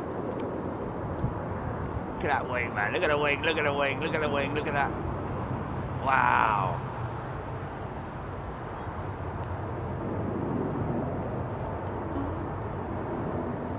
Oh, really? Oh, did you? I've had that before. I've had that before, but a long, long time ago. Definitely not, you know. Wow. Well, yeah, that's cool, man. Hey, what about that 777-300ER SF freighter conversion that ARD have got a model of? How about that, folks? Put it up against the A350 freighter yesterday. Definitely the 350 freighter. It's closer to a 1000 than it is a 900, isn't it? I think this might be Air India's 777. Nice. Might be one of the lease jets, this, I don't know.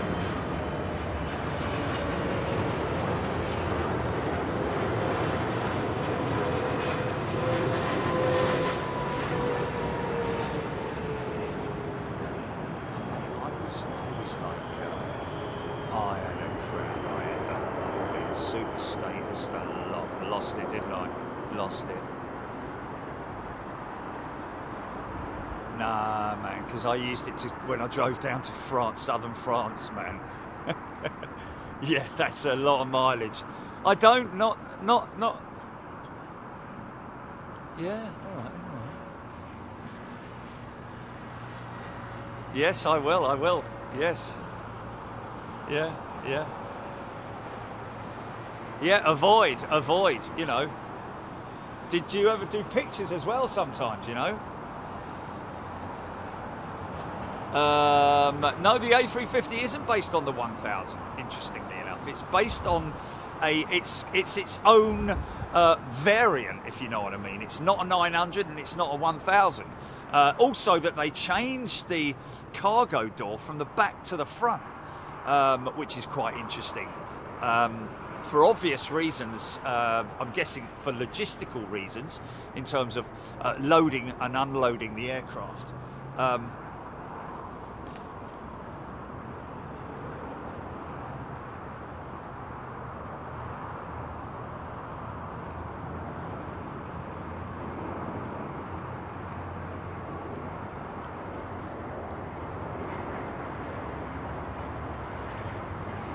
Okay, another letter coming up.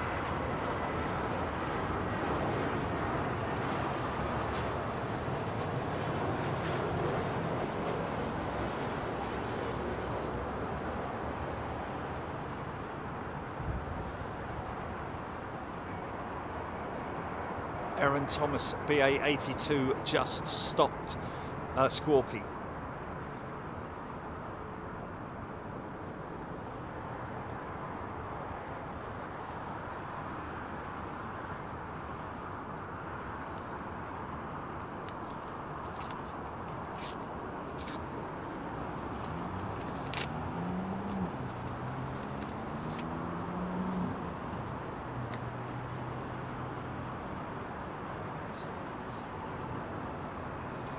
Stickers going to John Batty from Yeovil in Somerset. Thank you, mate. Love the show as well. Perfect, is it? Oh, look at this. Look at. Oh, just for a moment there, I thought it was Etihad old livery. Just the sunlight and the old eyes.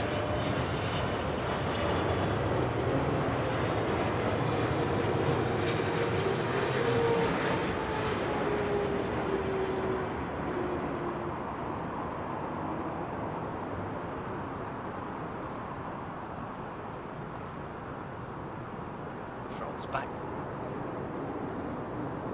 all retarded all the way back. Then pull the levers up on the Boeing, innit, for the reversers.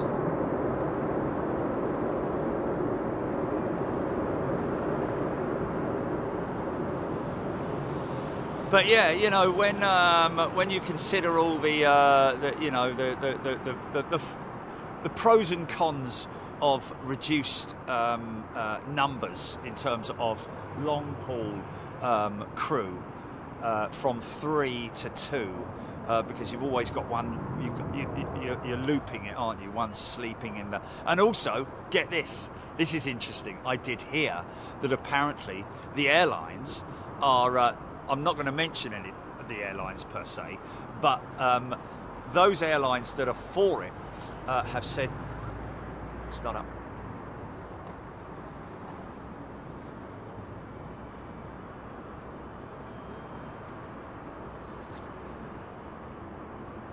Have said that the space that they would be able to save by not having the crew rest area at the front of the aircraft would allow them to give more space for first class or business class. How about that, eh? Dinosaur Dad tuning in from Melbourne. G'day, mate. Hope you're well. Hope everyone, all our friends out in Melbourne are well. The doors all open up. It's hot in the 380, don't they? Do that in the summer all the time. Surprised the other ones haven't been open, because they usually open a couple on the top deck.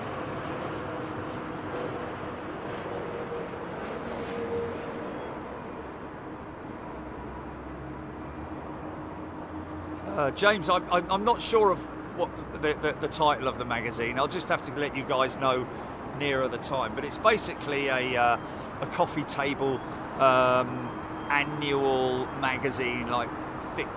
Stop it. Just about here, winding up those Pratt & Whitneys.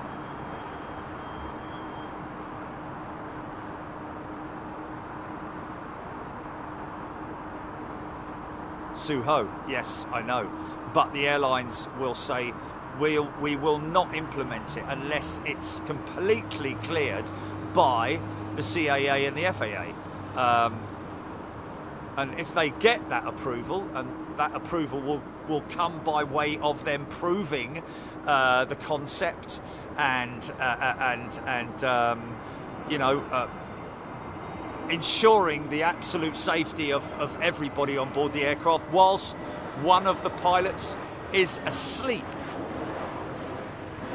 Personally, I would not be able to sleep on the flight deck, even if it was a comfy sort of bed, for fear of like snoring or something like that, you know, or dribbling, or lying there with my mouth wide open. You know, like you do sometimes.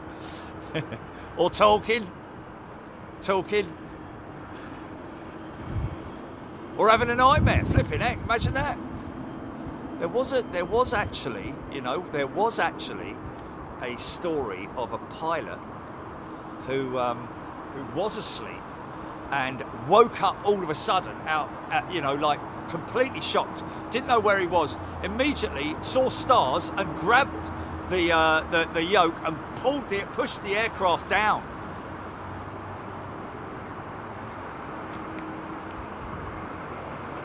Until the first officer obviously said, "What the hell are you doing?" So there's those sort of things that need to be taken into consideration as well. You know, it's got to be bulletproof, isn't it? The whole thing's got to be completely fail-proof.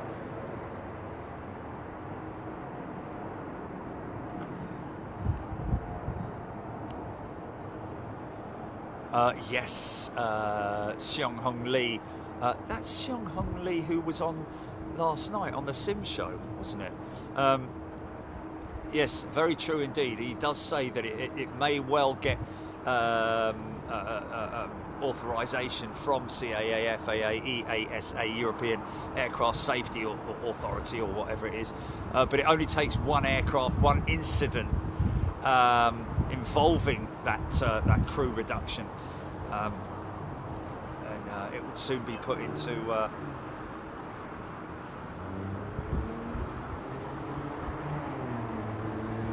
scuppering. I believe that some airlines are for it, some airlines are against it. American United actually quoting that they would never do it.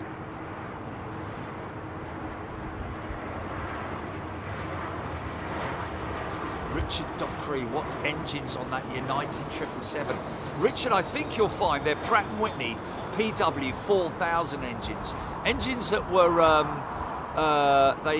right on the touchdown zone, man. A little hard, but you know, we're down. Right on the markers. That's basically that big patch there. You see all the white, the big markers on the runway. That's the aiming point, and then you've got other markers within the touchdown zone there as well, and then beyond the aiming point. But basically, when you're landing, that is what you're aiming for. But the key is to not look at that aiming point, but actually look at the end of the runway. You eventually, it's just all about muscle memory more than anything else.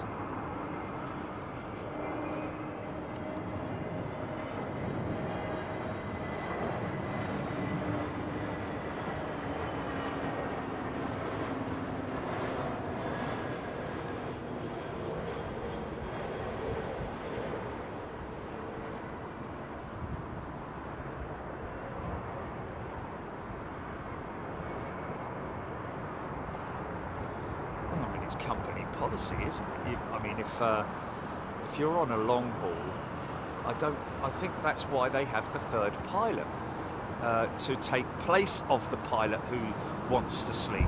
So rather than him sleep or her sleeping on the flight deck, they go to the crew rest area, and the backup pilot or the reserve pilot comes in and sits in with the other pilot, and then 3 hours or however long goes by, 2 hours, that pilot who's refreshed would come back in. The relief pilot would go over to the left hand seat or whatever. They basically rotate them. 380. Where's she in from? San Fran. 85 tons of undercarriage, folks. 560 tons of aeroplane right here. Rolls-Royce, Trent 900 engines, and a big load of passengers.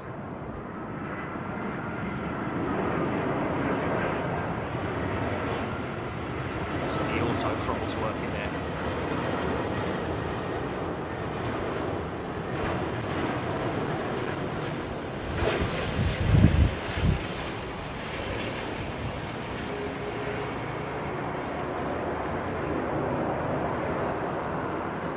That was way before the markers, man. Look at that.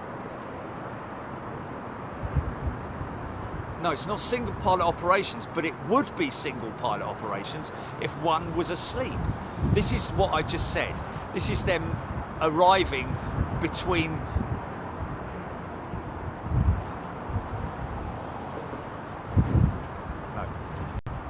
it's not single pilot Captain Anubis. It's not single pilot operation I'm talking about. I'm talking about reduced crew operations from 3 to 2, where you can have one pilot sleeping on the flight deck, not in the crew rest area.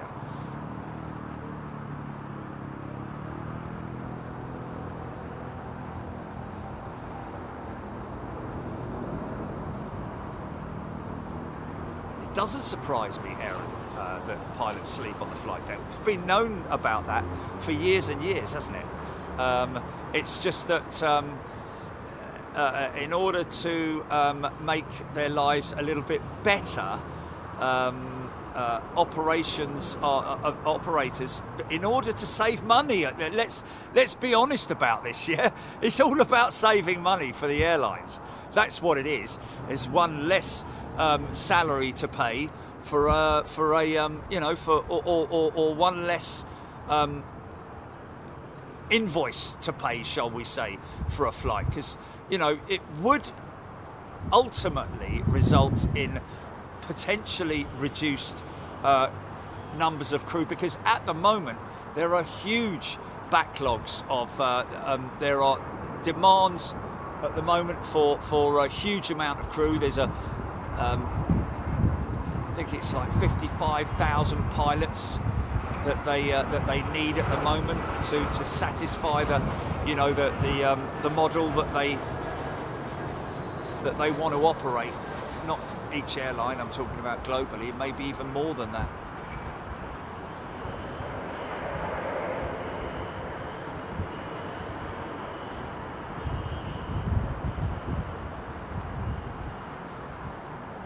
Well, Dan Dare, that's what I've just mentioned. I don't know if you just came in, but that's what I said. The airlines, the operators are basically saying without the crew rest areas, which infringe into the fuselage, into the cabin, the main cabin, if they took that away, then they would be able to extend the cabin and make more money, and that's just what they're looking into at the moment. BALPA are not for it, it has to be said.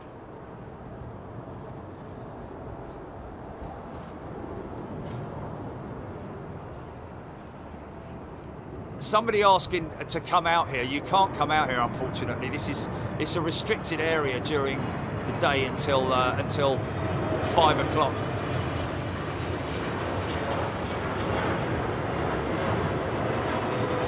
I'm not letting anyone in onto the top deck.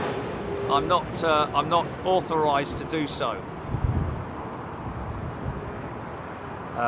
If you're a resident of the hotel, then you are more than welcome to come out here when it opens around about 5 o'clock.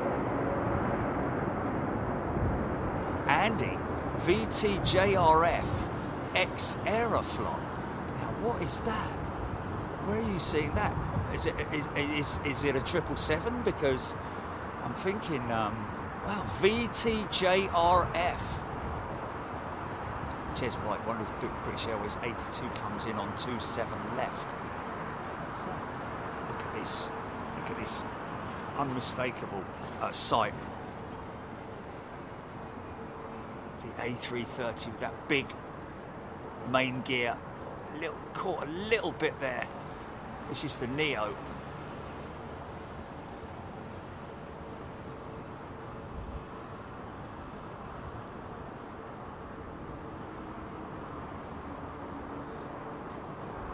Yeah, Steph Bird, that's what I was just saying. I mean, for most people, it would be quite an uncomfortable situation. But then again, like pilots say, pilots sleep on the flight deck.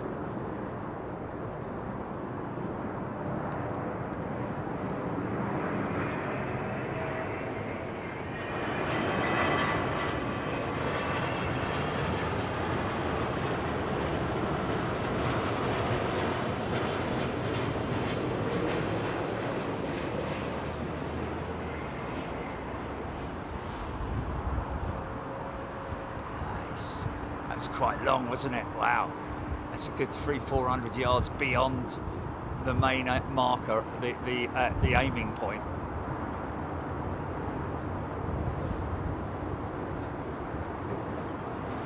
Oh, Rob Walker, ex-Aeroflot A330-200, flight number WB710, arriving Heathrow 5:30. Yeah, that's the one that's on lease to.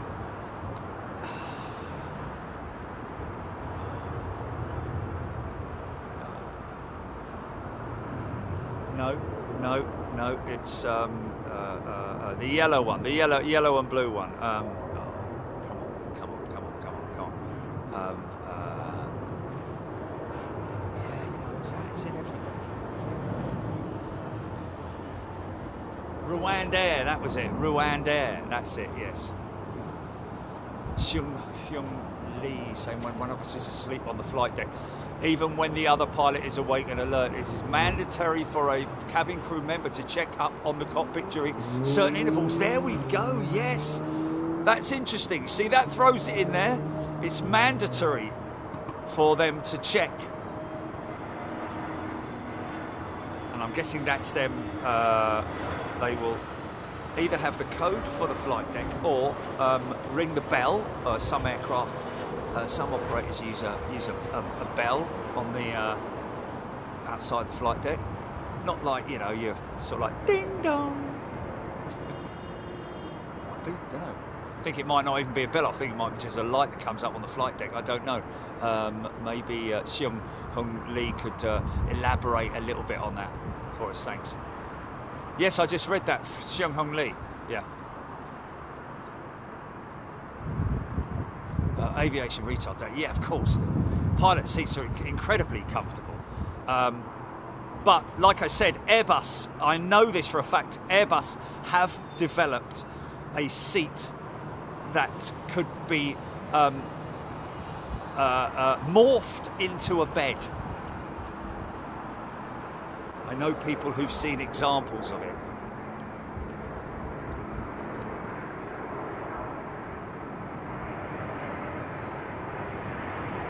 Tassie and Joe's Adventures, why are the back wheels tilted like that? Just the design, Tassie, really.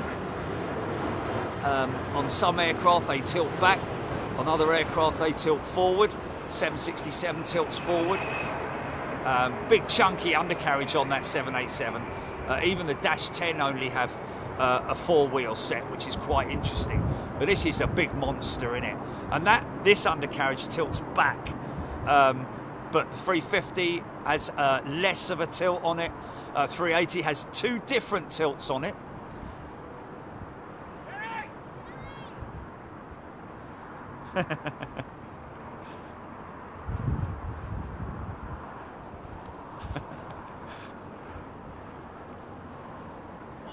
Bird in the shot, bird in the shot. We're going to get a bird in the shot. Ah, now you look at your wing. Look at the primaries on that thing, man. Come to do a bit of plane spotting, isn't he?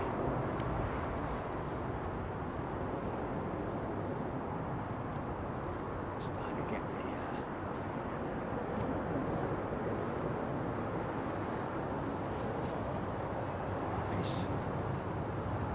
Nice stack shot, man. He's about 10 miles out, that one right at the back there. Just passing Greenwich, that sort of way. Cool, isn't it? Christina Ramos. Christina Ramos is a brand new member. Welcome, Christina. Lovely to see you. Strong, pungent smell of rubber engulfs my nostrils. You know, sometimes... Oh, listen to that triple. Listen to that triple.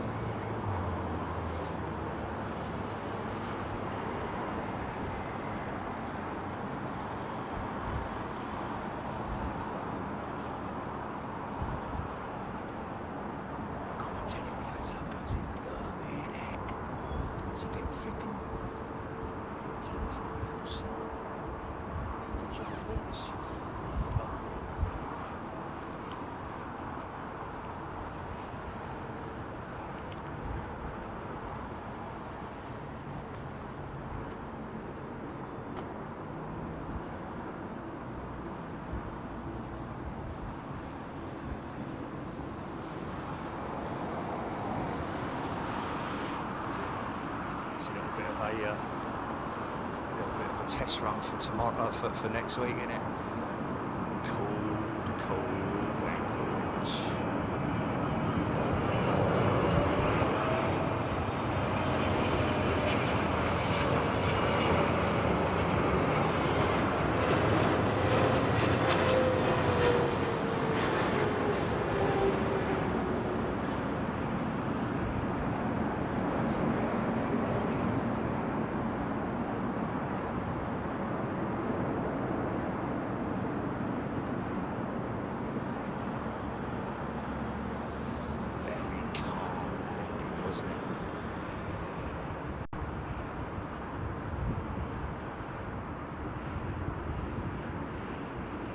Rohit Parkal. Some airline policies have features like heating, cooling and massage functions can be included to enhance comfort during long flights. Well, yeah. Hopefully it's not a massage chair like I've used at the airport. Where it feels like you've got somebody with a sock full of flipping billiards balls just like throwing them at your back.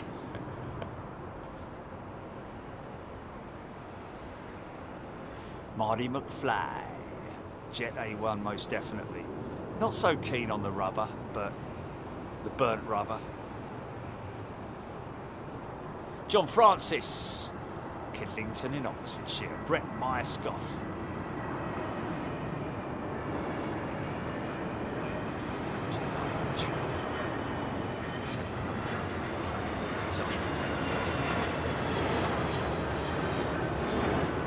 Shame they don't have the Pratt & Whitney emblem on the engine. Oh, nicely done. Sat down beautifully on those mains, man.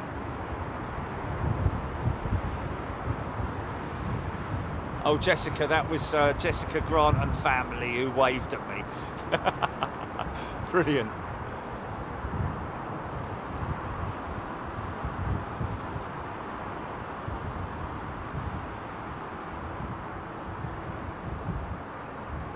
Susie Q loving the expertise and the professionalism of the pilots and people who know their stuff. It is great, isn't it? I got all my knowledge from literally from doing this channel.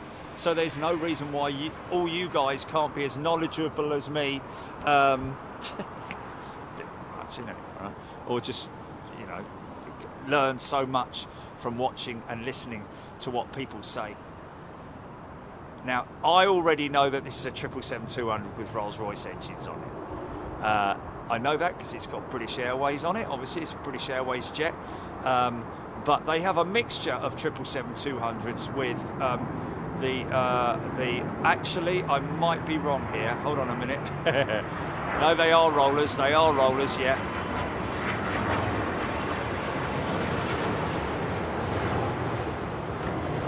Because they do have a mix of engine suppliers on the 777-200 fleet with the General Electric G9090, I think it is. And that's the Trent 800 on that jet. Again, another example of the British coming to the rescue of Boeing on the 777 program, much like they did on the 747 program. go. Another envelope being opened. Someone else is going to get a sticker. Okay, they do. Is that just? I think that's just a warm up. Just warming up the engine. Isn't it?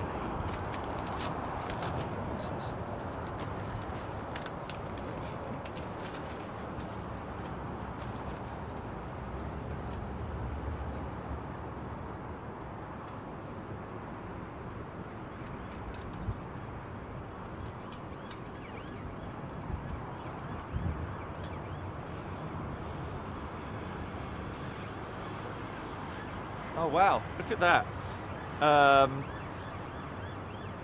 Obviously, all the folks that write to me, Jesus is even look coming to shine.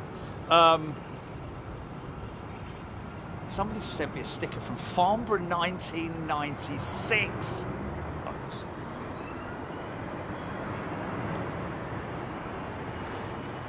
Now there's a 777-200 with the GEs on it.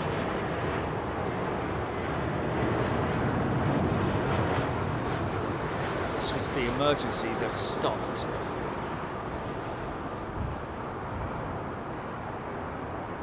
If that was for the, I wonder if that might.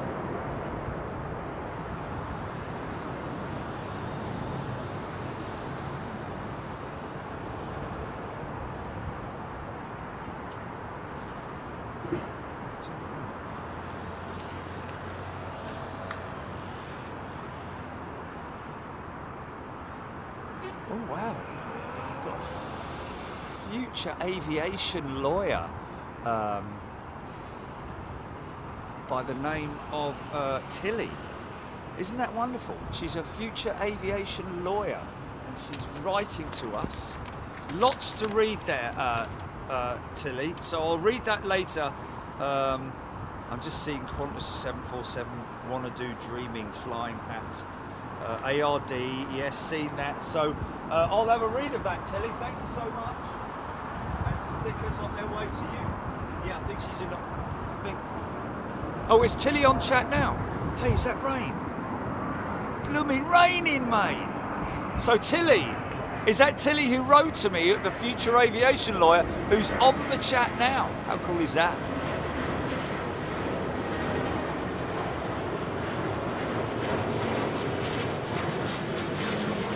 Now, look at that. See the angle of those the wheels. See the different angles of undercarriage of the mains, the way they hang. It's basically down to the dynamics of the aircraft, the way it's designed and the way that they just designed it that way. But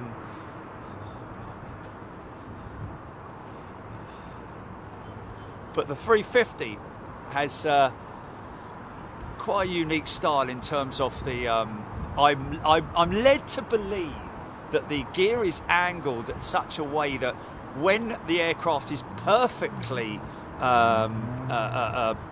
pitched for landing in terms of the flare, it will usually mean that all sets of wheels will come down together. A little bit harder to do on the Trent one, on the 1000, of course, compared to the 900, because the 1000's got the triple undercarriage set rather than the double.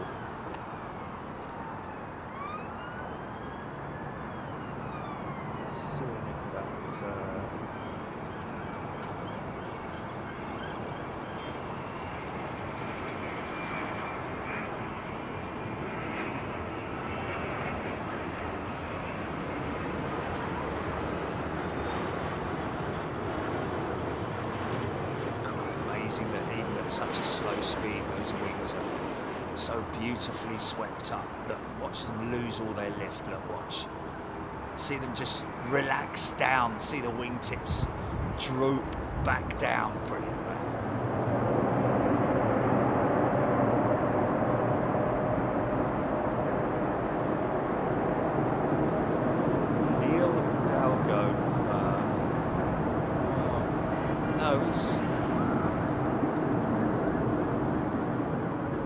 There was a fire truck, but I don't know if that's a coincidence.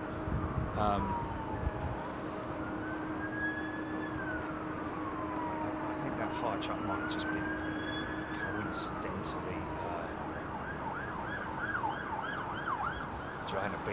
I'll be off work for the Anchorage streams.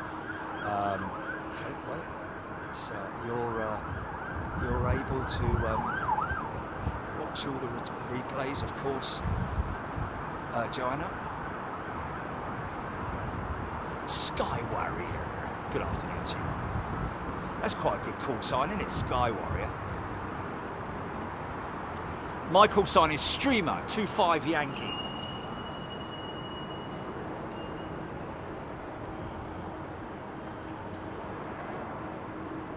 I think Johnny might think, why are you copying my number and why are you copying mine? Because he's BA, isn't he? Or is he BA5? I'm just lazy. Hello, we've got a jet rogue landing. Paul Skilling's gifted a channel membership. Thank you, Paul. Rogue landing on 27 left.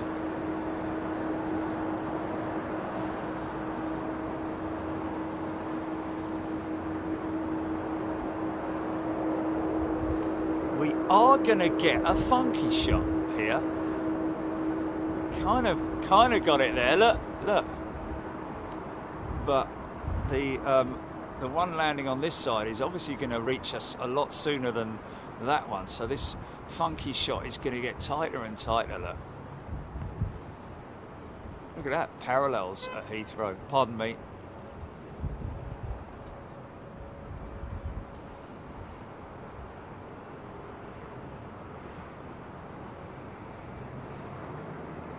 I'm sure we've had that before, Gilly, but I can't remember the last time I did. Right place, right time for that parallel shot.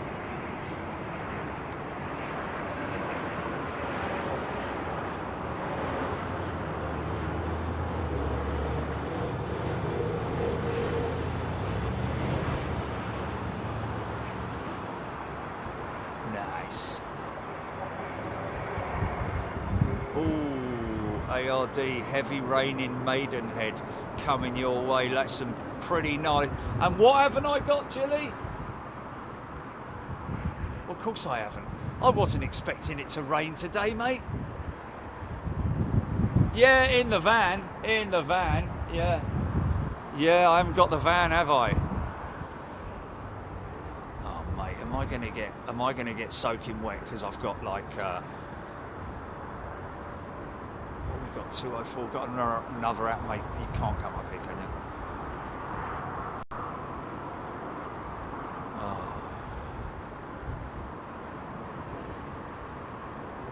Monique Stirrups has gifted a channel membership. Thank you, Monique.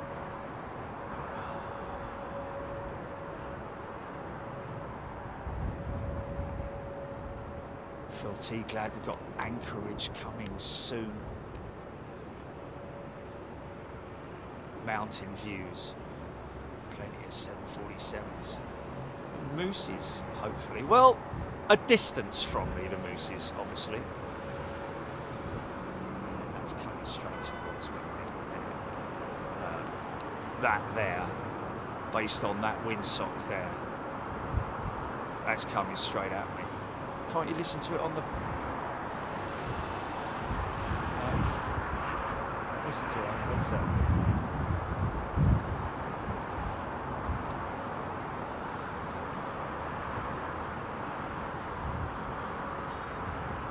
You pause it.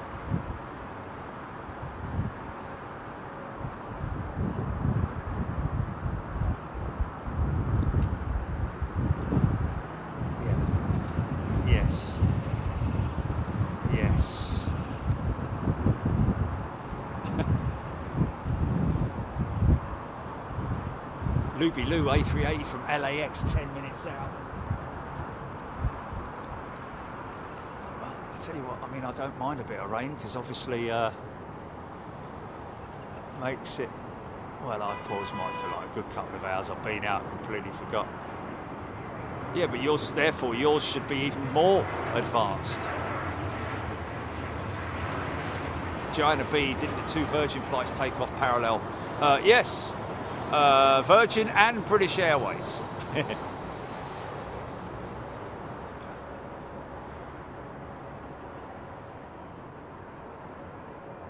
You're right, Joanna.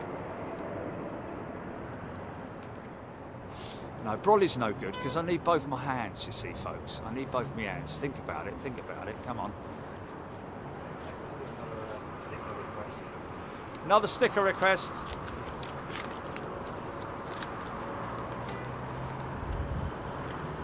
Oh, blimey, hold on a minute. What's this? Very naughty.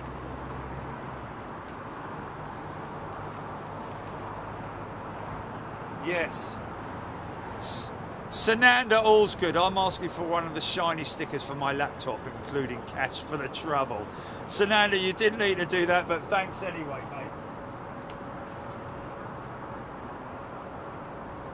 And that's Sananda from Arizona. Of course, mate, of course. Thank you, sir. Appreciate it. Oh, has he put stamps on the envelope?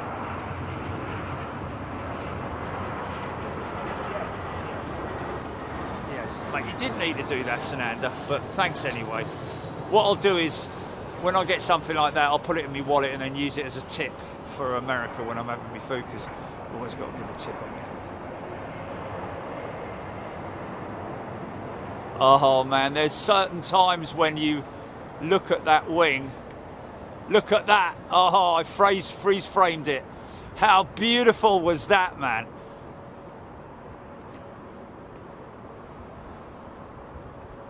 Susie Q has gifted 5 channel memberships. I wonder if Susie Q has named herself after Susie Quattro or just doesn't even know. But anyway, the amazing Susie Quattro. Down in Devilgate Drive. Come alive! Sorry. I had a proper crush on her when I was a kid.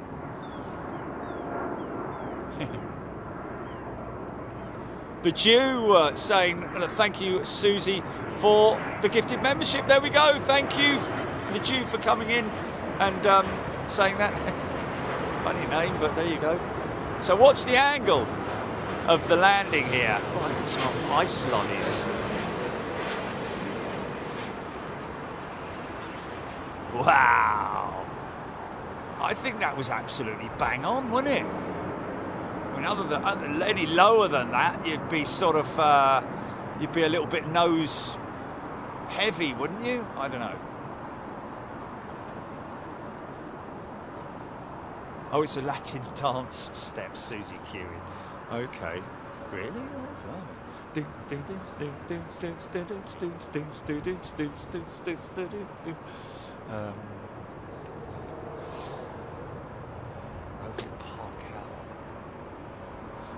After 25 years of having grey hair, I went and coloured my... Yeah, it doesn't look good, does it, Rohit? I had to stay indoors for 2 days after trying to do my beard black with Just for Men. It went completely wrong, well, I fell asleep and forgot that I had it on, and then it stained my face. And oh no, is that really? It's raining, man. It's raining. It's raining. Ah. Look at that. Yeah, I know. It's not much fun. Okay, right, I'm going to have to... Did that what? On the what? I know, man, I know. Well, John did it, didn't he? He looked all right, so I was like...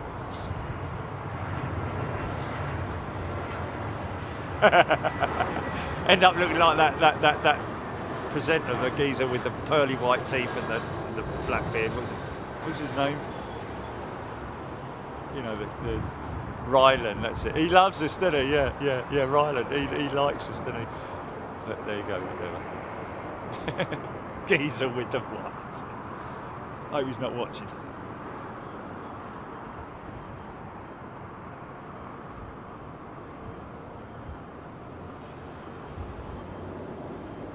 Looby Loo. Bit late now. Yeah, tried it. Had to shave it all off my face, and then couldn't go out for 2 days because I had to wait for the stain to wash out of my face.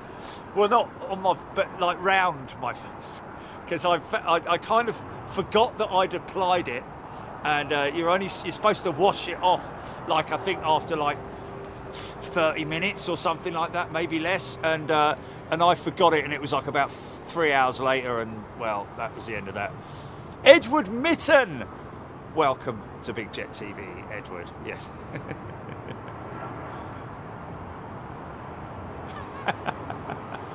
What, Sharpie? Ryland does love Big Jet TV. If you're watching, mate, I hope you're having a nice Sunday. He must... whitest teeth I've ever seen in my life.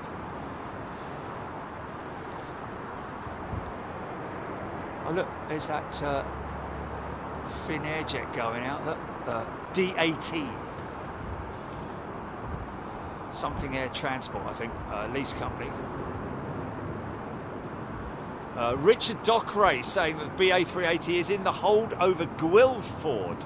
That's over that way, where all the rain is there, like, look at all this rain here. Ooh. Over the banister, is the orange one over the banister? At the bottom of the stairs?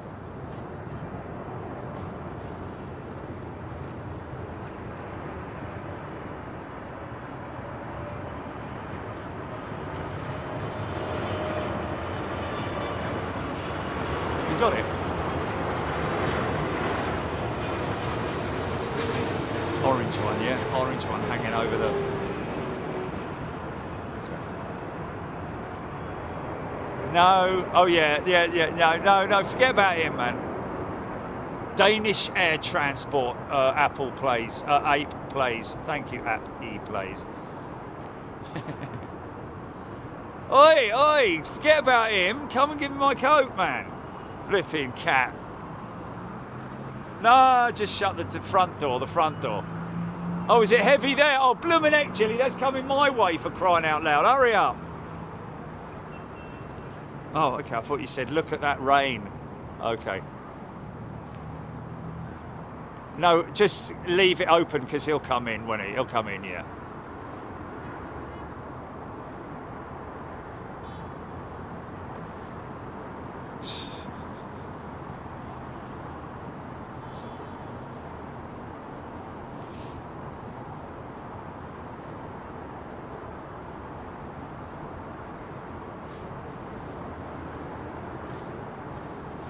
Yes, probably will be Brian Stewart by the time Jilly gets here. I'll be too soaked anyway.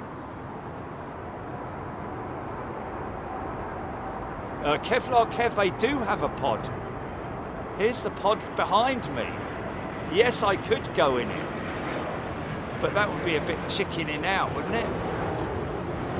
Just see what happens.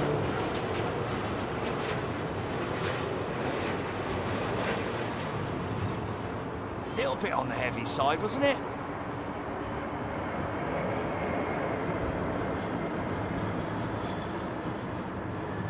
It's just started to rain there in Feltham. Oh well. I mean, I have got a shower-proof jacket. What an absolute shower! Let me just put the camera's coat on, because he's got a little coat that he is always got on, but I just need to pull it back over.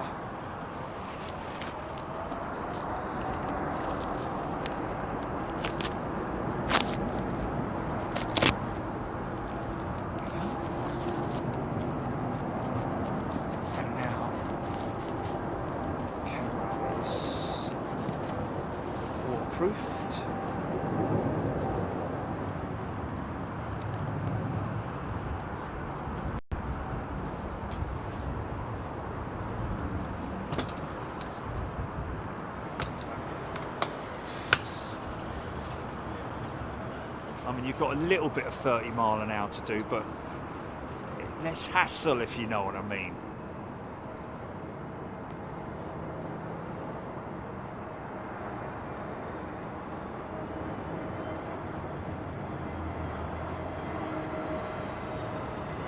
Rohit, I wouldn't get a good tracking shot. Too much framework in the way. not only that, but it would sound terrible inside filming from inside a pod. It would be like filming inside a hotel rooms, behind glass and all that. It's like very echoey and, you know, this is the pod that they're talking about, folks. I could go in there, but you know, the table, the setup in there, it doesn't warrant me. It wouldn't work very well. Oh, is that an engine there? Is that an engine there? Wow, look at that.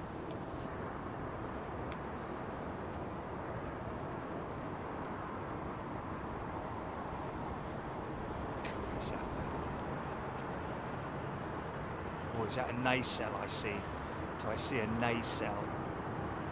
Yes, I see a nacelle. Look at that, man, just randomly sitting there. How brilliant is that? I can see a nacelle, see a nacelle, see a nacelle. Oh, I haven't got any wipes either. Oh my God, that's hilarious. I haven't got any wipes for the. Oh, I should have told you to get some blue wipes, man. Let me go and get some. I tell you what they have got. I think they've got at the. Oh.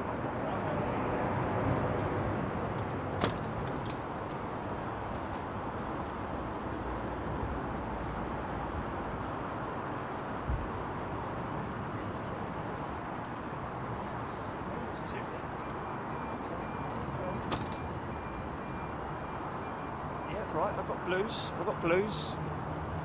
That's good enough.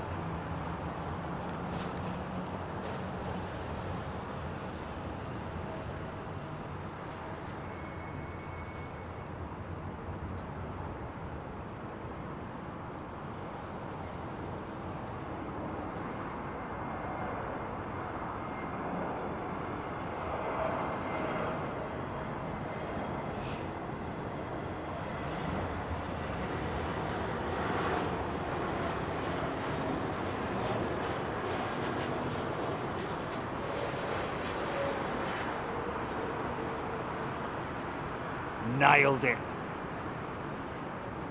Shut that door.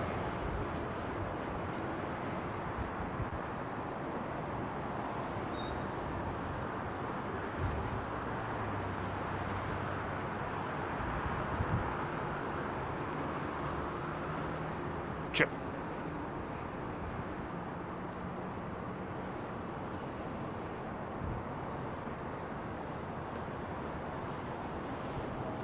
Guildford would be the Ockham hole, wouldn't it?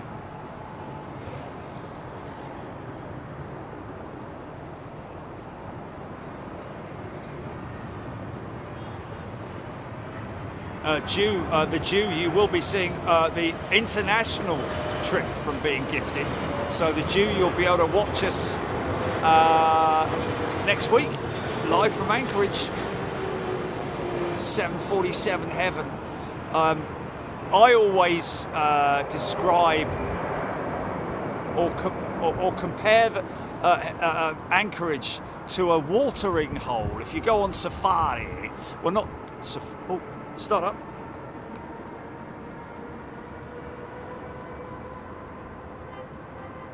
Engine test.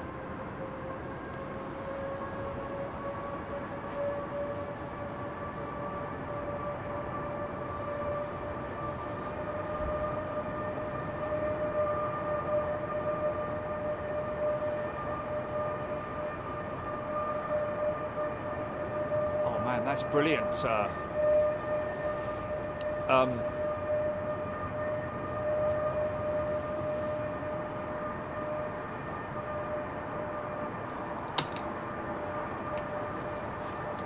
That's great, Jordan. Well done. Congratulations on your new. Well, I don't know if it's a contract or starting a new job. So it won't be ALD anymore, but it'll be right down there with the 340s.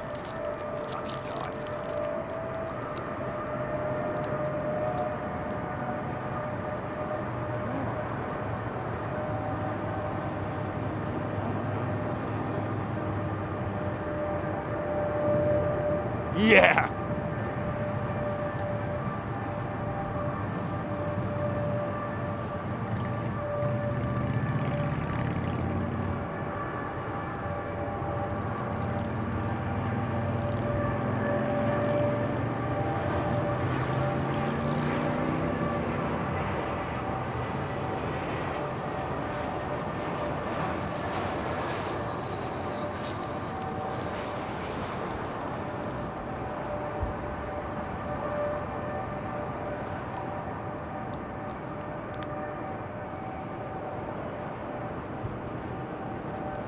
Wow, look at that for a funky shot, man.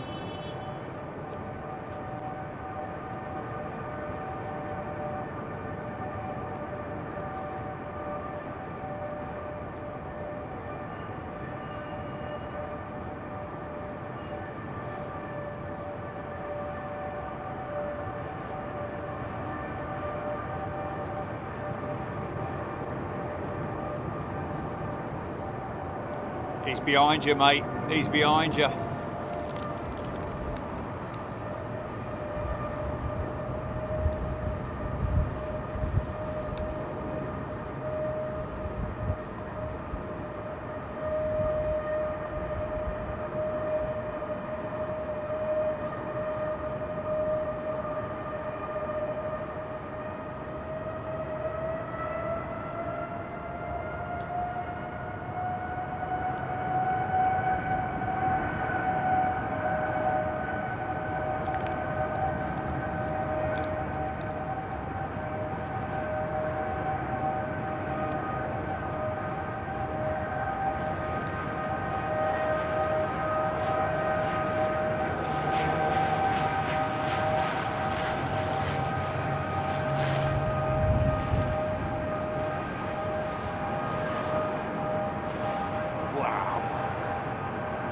Winding those Trents up, man.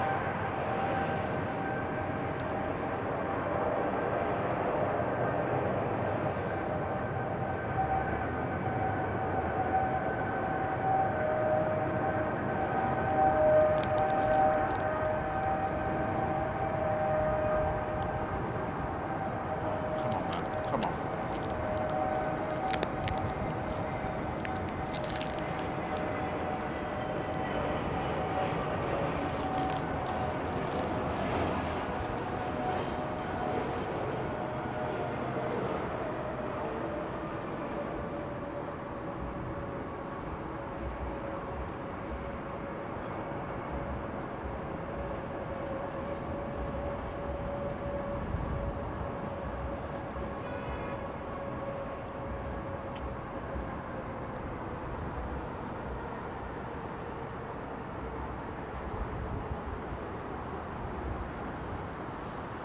Phil T, piece on Dreamliner engine suggests G winning the battle over the Rolls-Royce. Major issue for Rolls-Royce and costly too. There's parts of that right and parts of it wrong, Phil, to be honest with you. The majority of Dreamliner engines are actually GE NX engines. I think it's about a 70-30 split between Rolls-Royce powered 787s. But you are right that it is causing Rolls-Royce major issues with their partners, or if you want to call it like customers. I'm just going to get this just in case it's Dave.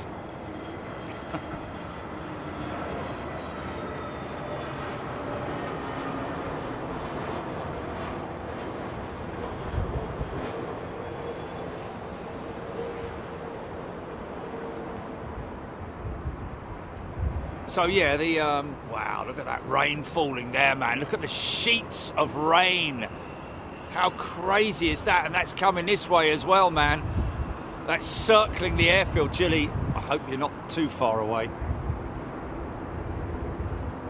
I need to isolate this mic as well, mate.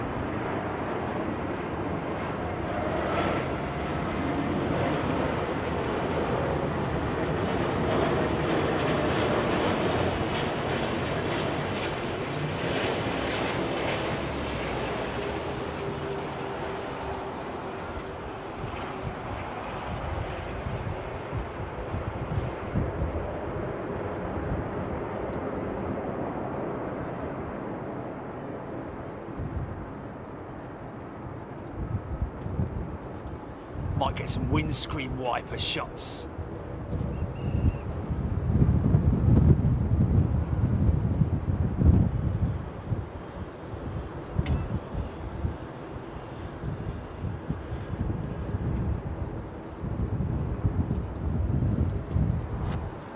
Get this mic on here. Pardon me. Okay, just get this mic up the top here. Okay, the mic is right up by me mush. So, apologies if it's a bit screamy. Lurpak landing, Kevlar Kev.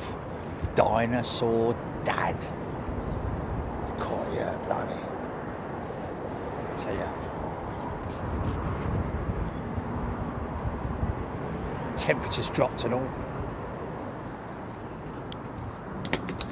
Cool. Hey. I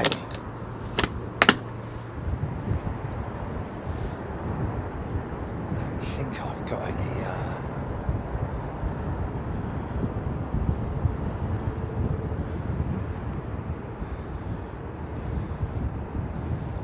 Oh, lovely smell of Jet A1, man. Look at that. Look at the diddle flying up against the big, ginormous plane. Hello. Hello there.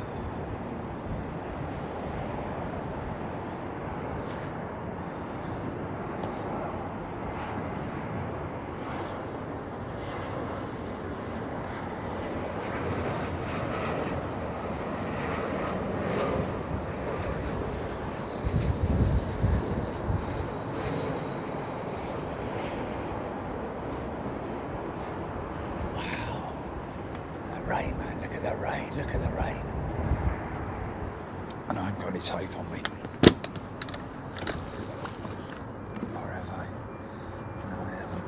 Got no tape. Fucking hell, Jerry, man. You always look at it, don't you? You always look at it and go, should I bring that? No, I won't need that. Honestly, man, honestly, it just does. You know, what if you need to take the coat off and secure the coat down on the... Oh, I have. I have. Brilliant. Oh, what a touch. Right, excuse me, folks. I'm just doing a little bit of maintenance work here to get the raincoat secured for the camera.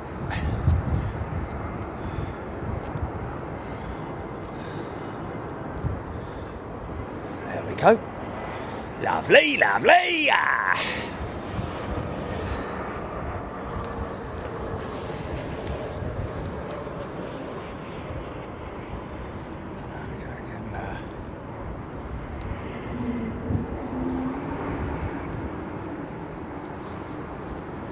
Pratt & Whitney's having their woes as well, aren't they? With the geared turbofan, so it's not just Rolls-Royce. Obviously, you know, you'd rather not have those issues, but you know, they are happening. It's reality, and they just got to deal with it. I think BA have currently got at least three 787s out of service due to the. That's interesting. That's sort of let me just move that around there. Hold on, folks. Just do a little bit of maintenance here. Hold on a minute. Oh.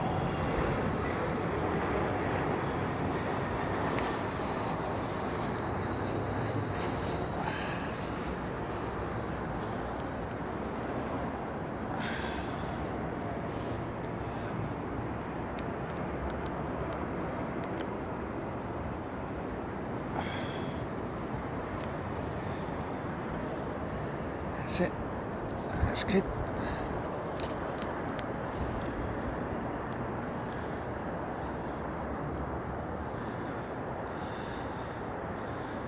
Perfect. That's good. Say a bit, Dad. Okay, we're all good now. Look at them. Look at the water coming off it. The water pouring off that jet, man, straight into that rain. That's heavy, heavy rain, man. And I'm gonna get it. How far? What's your ETH peak? Have you come past McDonald's yet? Oh, round the back of the hangars. Okay. Which side? This side or that side? Okay, perfect. All right, you're not far then. Right, I'll come down and meet you. Stand by, folks. What I'm going to do is I'm going to leave it right about there for the touchdown zone. Yeah, but it's going to take me 2 minutes to get down there, mate, because of the, you know. Front door, please. Okay, that's all secured. Let's get him in there so that he's all secured. That's good. Okay, right. Back in a minute, folks. Don't go anywhere. Oh, hold on a minute. I've got the mic on me, haven't I? So, hold on. Let me just get this Dreamliner quick.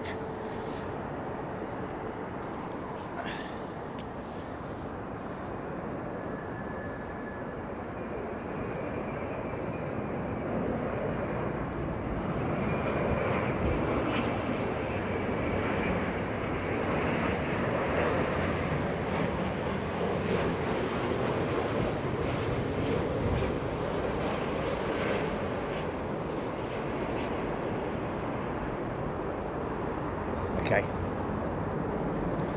I'm just going to leave it in that position, folks, because if the rain hits, it's going to hit from behind. So I need to just leave it there. Give me 2 minutes, please. Oh, hold on a minute. I've got to leave the mic here, haven't I? Oh, for God's sake. Oh, wait a minute.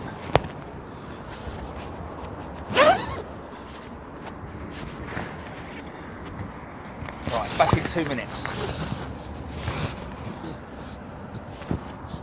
Hopefully.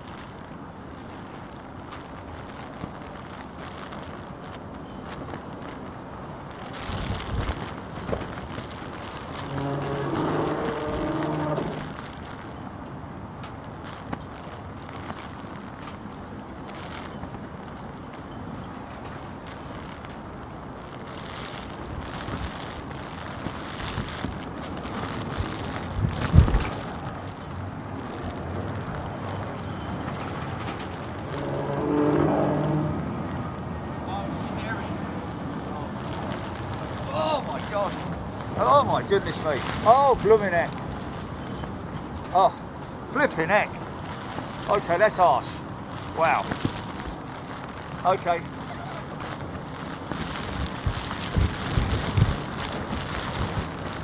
Oh yeah, we got a squall, man. Proper squall.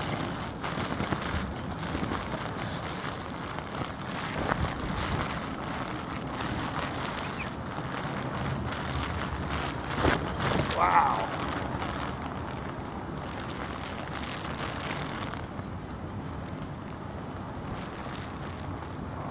Come on, man.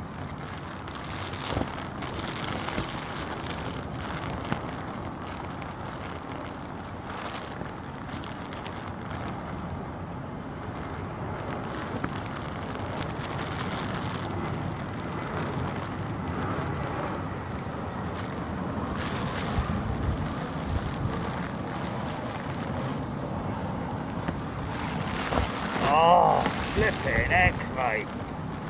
Bloody hell, man. Oh my god, I can't see any end in sight on this one either. I look into my right and it's just nasty, horrible rain cloud. Wow. I take it we're still live, everything's all right.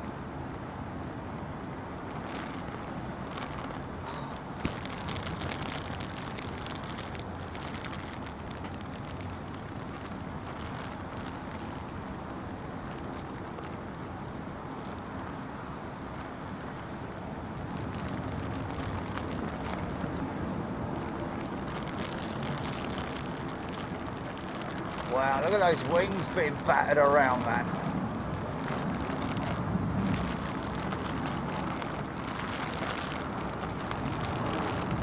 It's because of the squall. It's a squall, isn't it?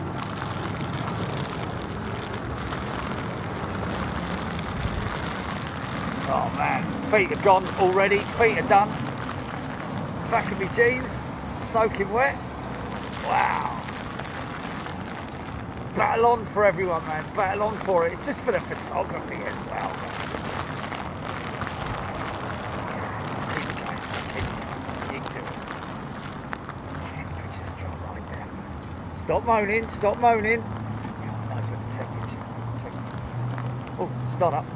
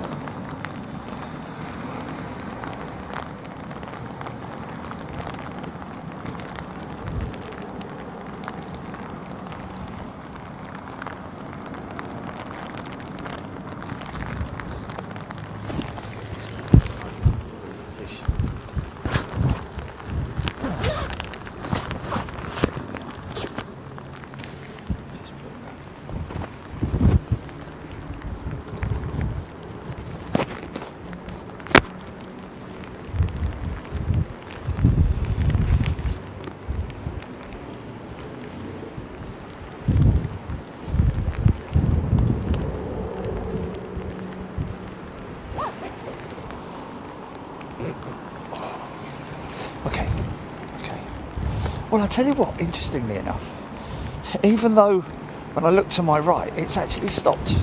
Oh, mate, really? It's actually stopped raining, but that coming towards me. Actually, you know what? Yeah, it is coming towards me. Look, so the windsock, look at the windsock, it's going straight towards me. So even though I'm going to get a bit of a stay right now, I think there's going to be a second round of that rain, man. That was harsh. Can't read your comments at the moment, folks, because obviously I've Phone's in my pocket.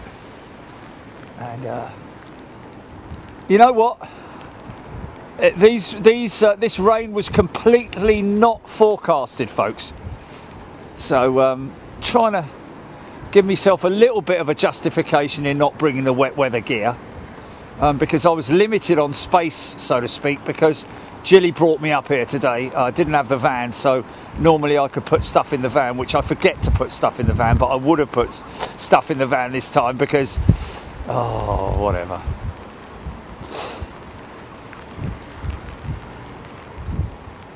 Blimey, is it taking you that long to get from... Oh my... Traffic up where? What are the traffic lights round the corner from here?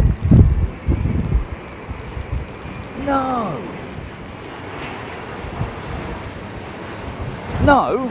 You come out of there, you turn left and go round the back, and then you go to the next set of lights and then turn right. Oh my God, you had to go, you went all the... No, you idiot. You had to go all the way up there to... No. No, you go out round the back of the hotel and round the back street and then... Why not? Because you forgot. No, you weren't thinking, right, okay. Fair enough. Even though you've done it before. Brilliant. Okay, let's see if we can get some windscreen wiper action here, folks. It's crazy how noisy. Who was it who said that to me about how noisy the windscreen wipers are?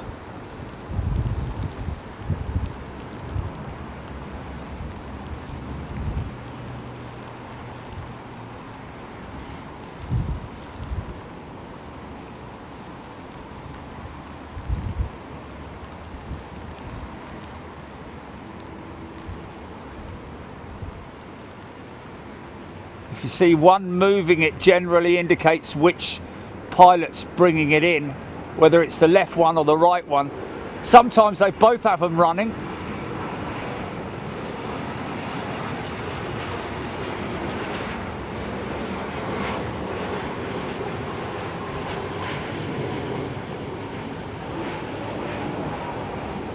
Well, the good thing is that the wind has stopped for now. What you want is no rain and wind. That's what you want now, right now.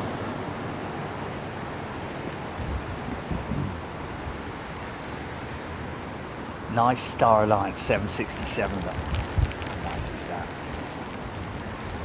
Oh, it's gone okay. Push on me, mate.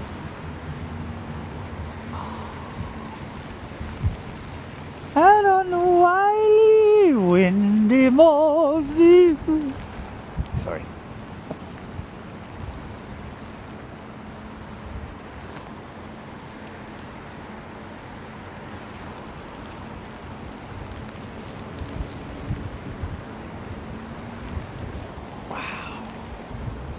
Come on, man, we've had enough now. A nice soaking, that's what we need, a nice soaking, and then we return to the conditions that we were at just now. Before it. Please. Nope, more rain, here it comes, second round.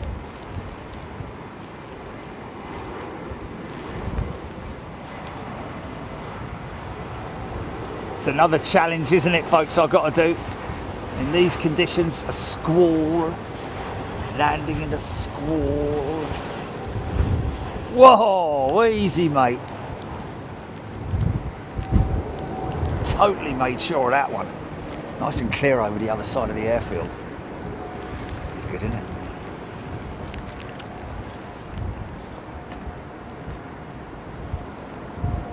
Nice and warm in their cozy shed there, man.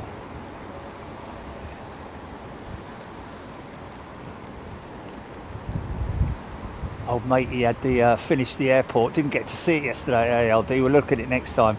That one that they oiked out of the archives. Little mini airport in a dust cover with a dust cover on it. Be a good little present for some young kid, wouldn't it? A, you know, 1/500 scale collection. Some early Herpa stuff, isn't it?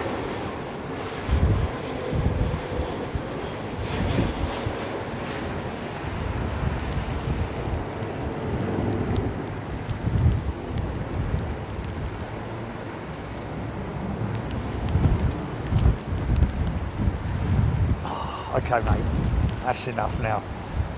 We've had enough now, man. That's nasty. That's nasty.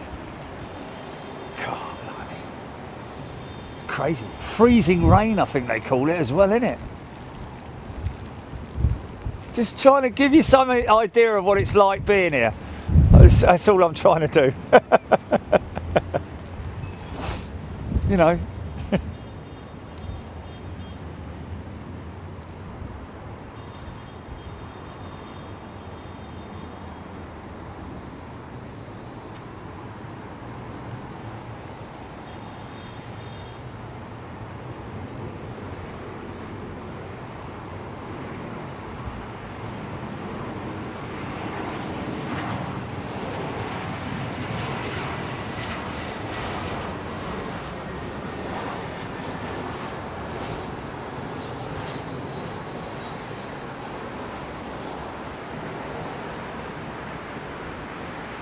Better. It's definitely clearing now. It's definitely clearing. Thank God for that. Yeah, it's brightening up.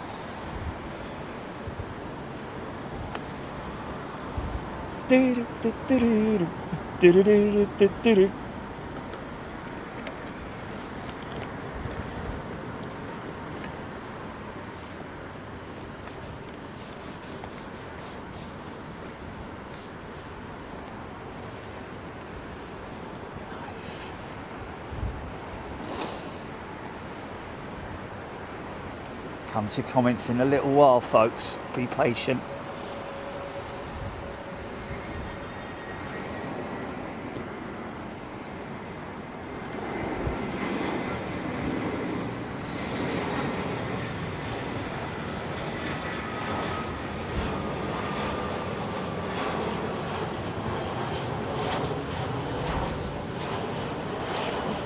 Oh, it was Jeremy, wasn't it?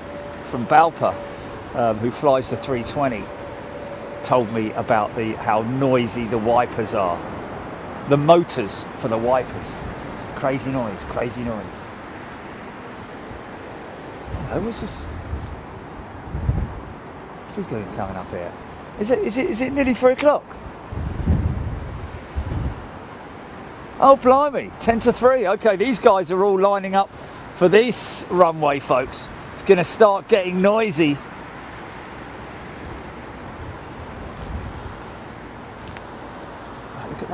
Look at that shape of that big old circle, man. Look at that. How crazy is that?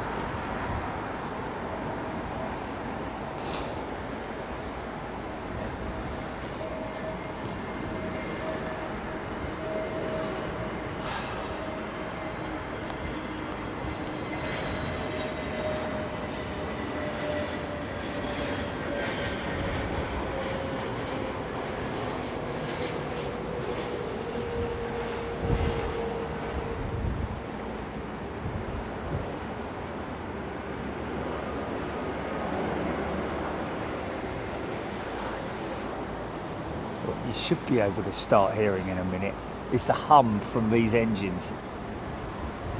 If they are rollers, yes they are. It's a very low resonant sound that comes from those Trent 800 engines, like a hum almost, as they're spinning on the spool. It's starting to get noisy.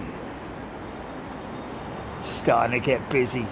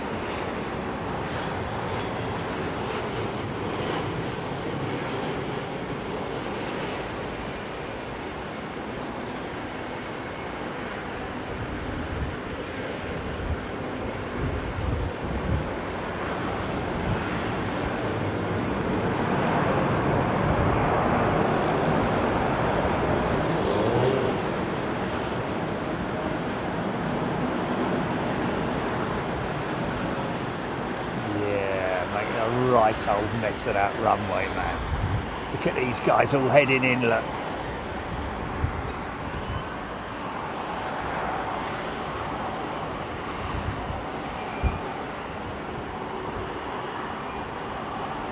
Special caution when entering this area here is to be very aware of aircraft around you,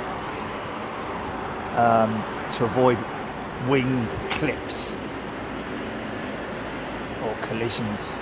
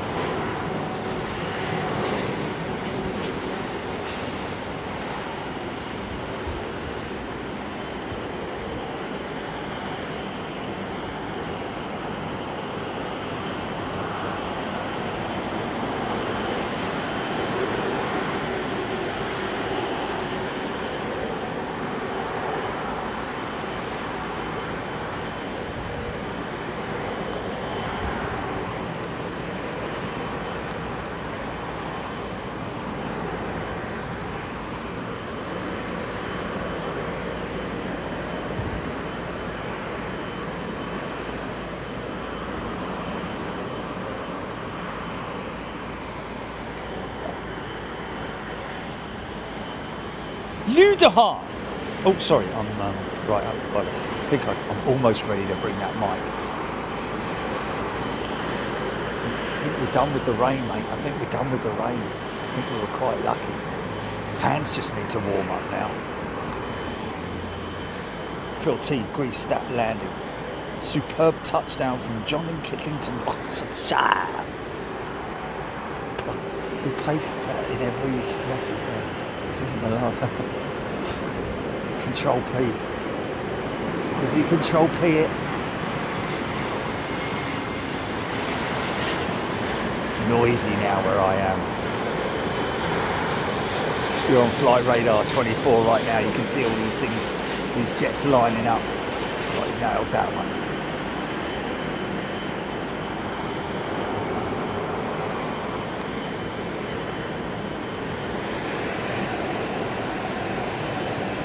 Another one coming out to join the party.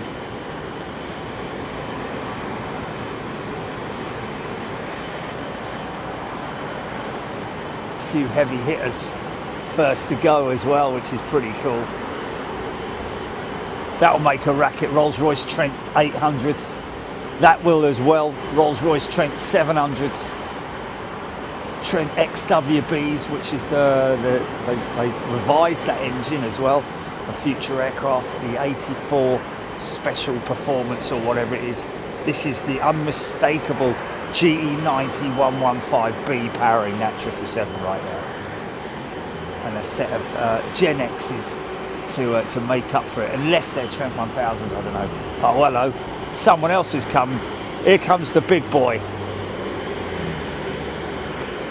Sorry I'm late, mate. It's all right. Help yourself, mate.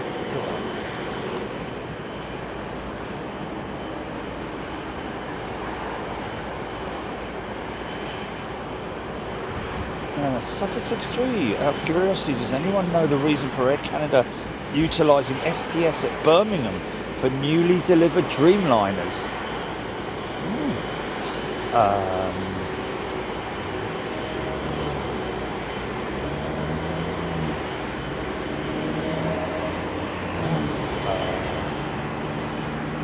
Is that something to do with the newly delivered Dreamliners? That's interesting, isn't it? What from Air Canada using Birmingham, UK for receipt of new Dreamliners? I just don't know. Look how quick they turn this around, folks. Look how quick they turn it around, man. It's already lining up.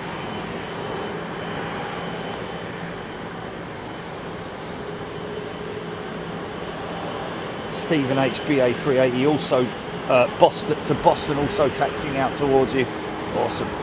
It's going to be a busy, at least a busy hour or so of departures, folks. It's going to get noisy.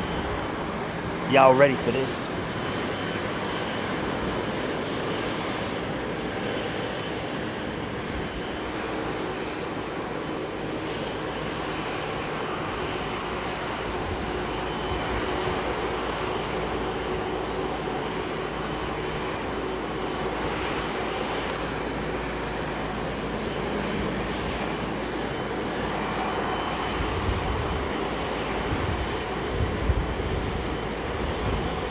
What was lovely weather earlier on has just turned into nasty, horrible.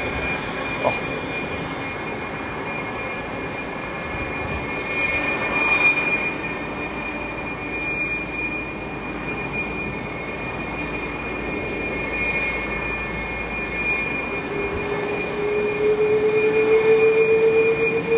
Watch the water dispersal.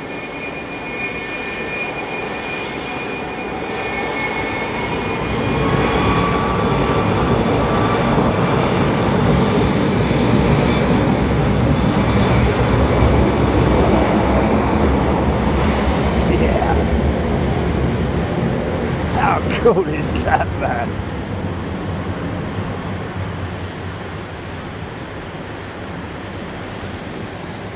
What a wake. Look at that.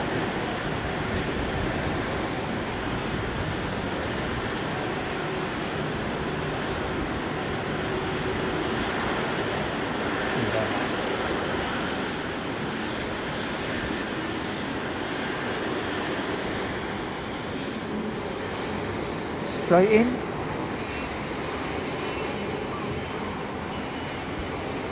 Oh.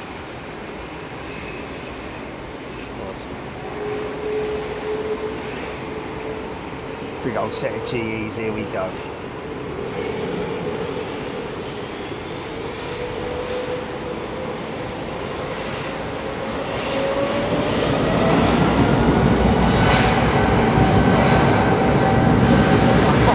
Goes back.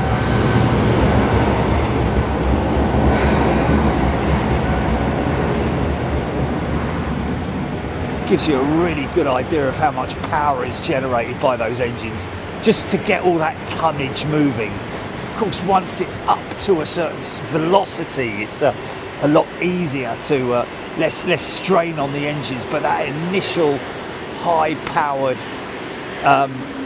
throttle up is just incredible to get that aircraft moving. That's why some pilots, if they can, they'll turn and burn it.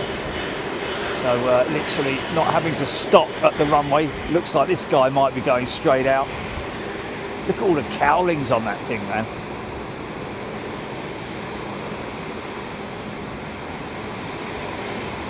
He's going to roll it. Here we go.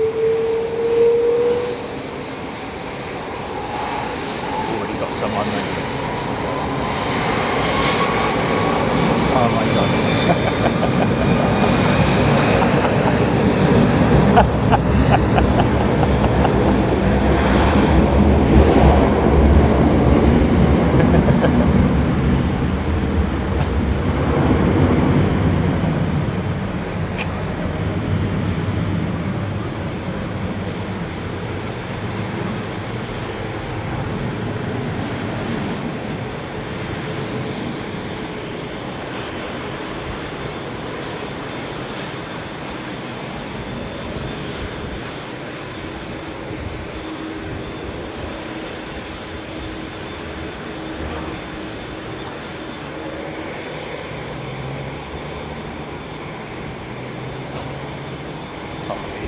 Big stuff coming out, man. Big heavy hitters coming out.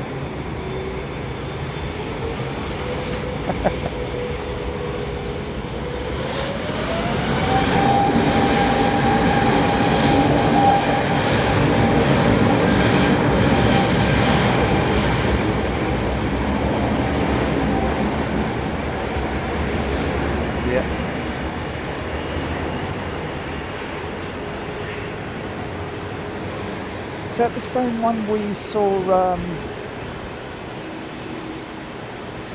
Is that the same one that we saw? coming in earlier? I'm guessing it is. Must be.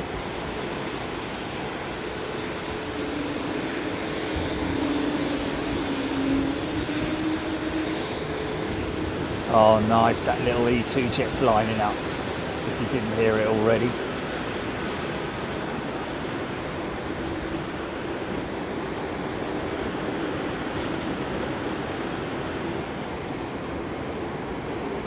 Hello, big lad.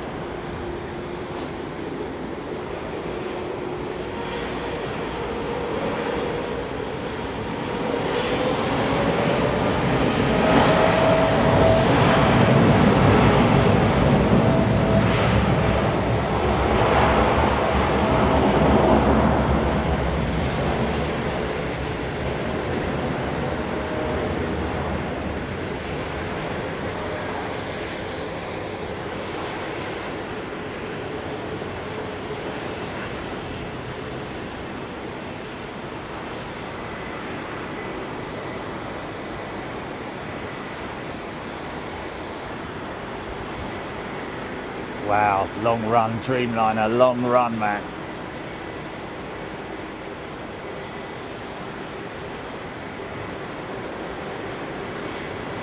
Special, it's unique to the Dreamliner. Well, actually, not so much the Dreamliner, but the Gen X engine and the Gen X engine. Oh, look at that!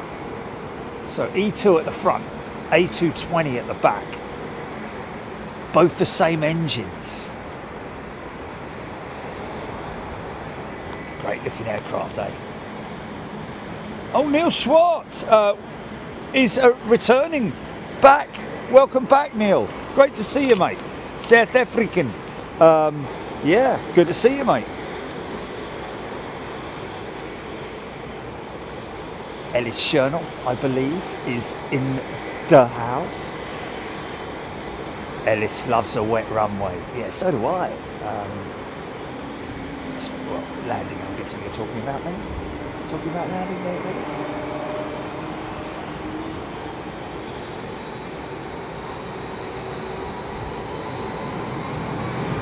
Well, I did do it just now as well. I did do it just now. Yeah. About a minute ago.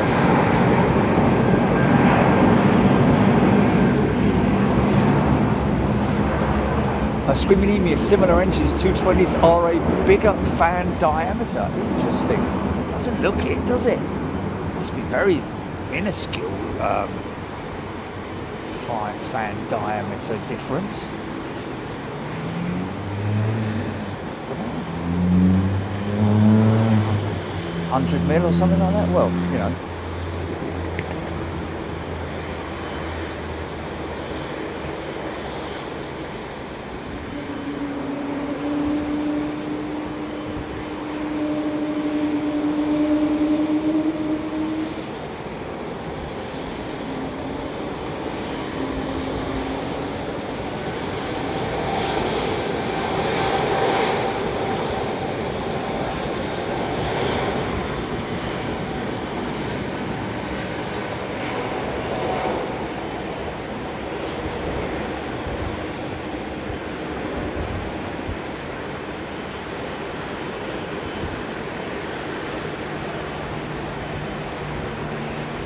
Wow, Screaming Emu, about 5 or 6 inch difference. Is that tip to tip, or is that each blade in length 5 to 6 inches? Because that's quite a lot, isn't it? Visually, it hasn't got a very, it's not very visually, maybe it's just because the Embraer is a smaller fuselage or something, I don't know, but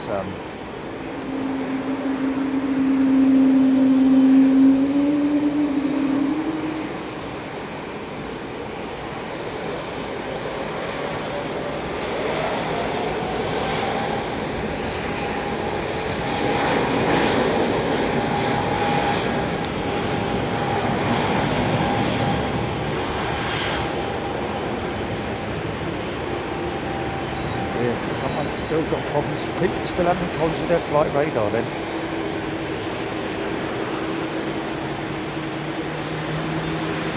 Okay, diameter, so distance across the entire fan. Okay. So in other words, three inches at one end and 3 inches at the other, basically. So a 3-inch difference, yeah, 6-inch overall.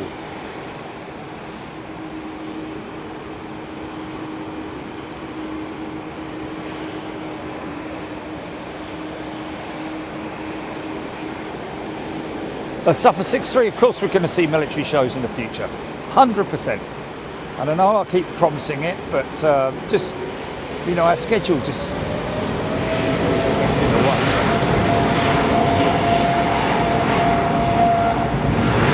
Wow. He's got full beats on that, hasn't he?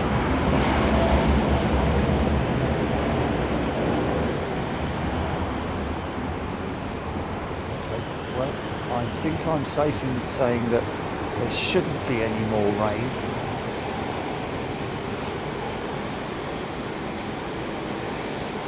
Okay, Mildenhall and Lakenheath, good visitors from Qatar, F-15s on delivery, US F-15s on deployment.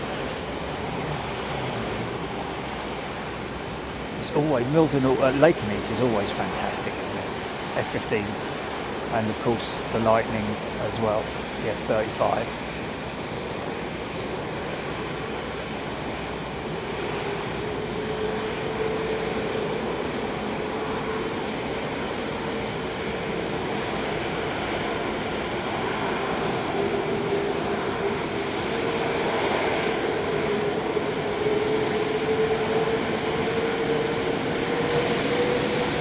Here we go!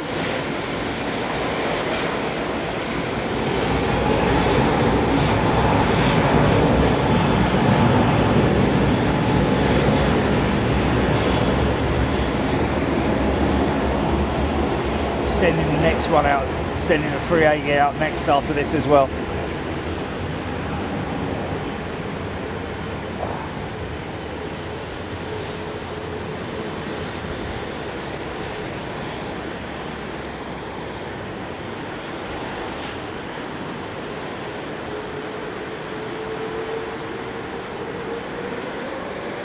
Oh, this guy, look, he's literally following him. Guy hasn't even rotated yet. Oh yeah, he is. He's getting into position. Yeah, there's another aircraft pulling in. Sorry.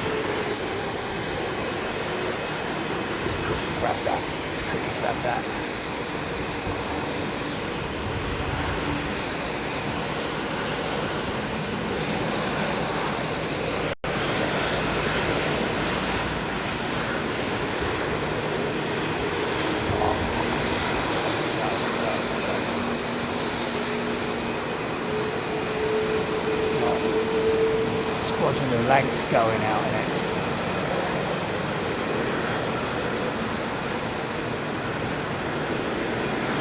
So this is there we go. Get rid of some Trent 8 power. Listen to this rolling up to the line as well, man.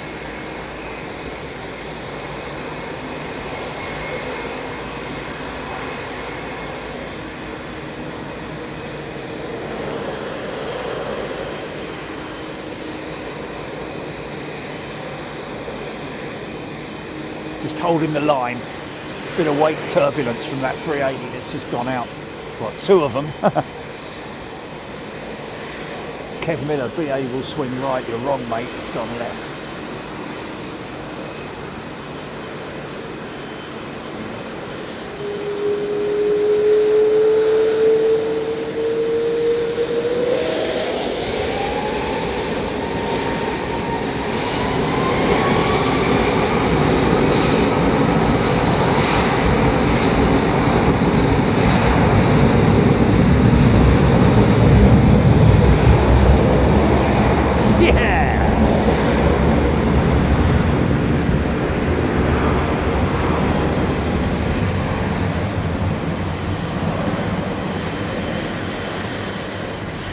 Hodgie's saying the TAP 321 Retro must have gone tech yesterday.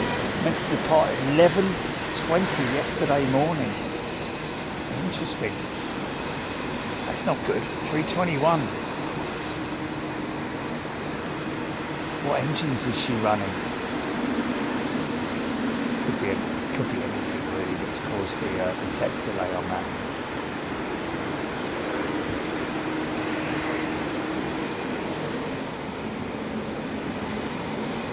Got any vortexes?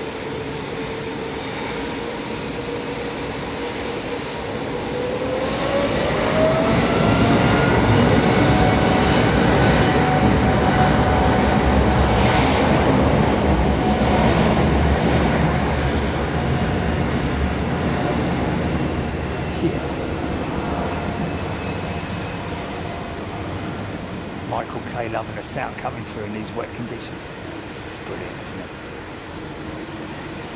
Full power departures.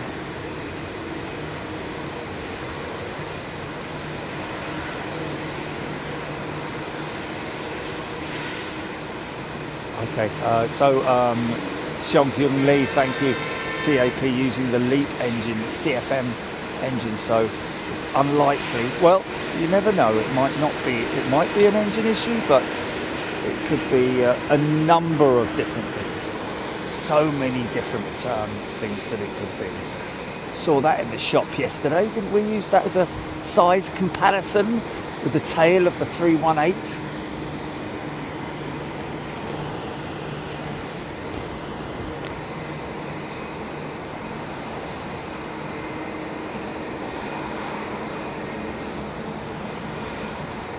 Yeah, Rhino's a subby.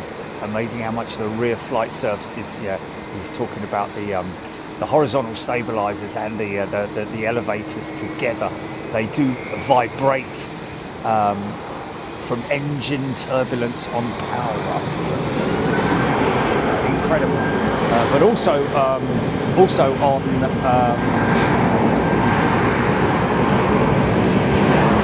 landing as well. Looking good in that sky, man.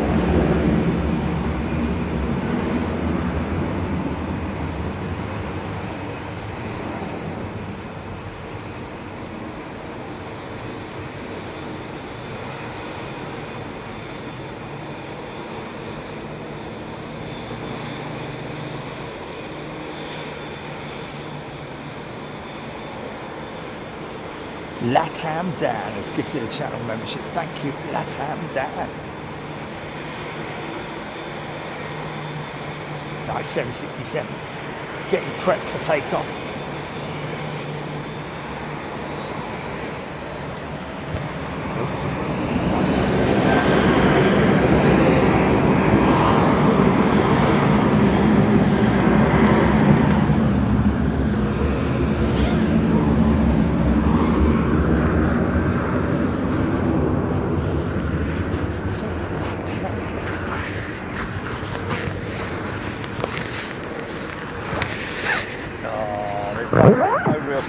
In cabin sound, to be honest with you. You know, even a 777 is as quiet as an A350. Even an A330 can be as quiet as an A350. They are, I mean, obviously, yeah, I would have, yeah, upper deck on a 380, yeah, maybe a little bit quieter, yeah.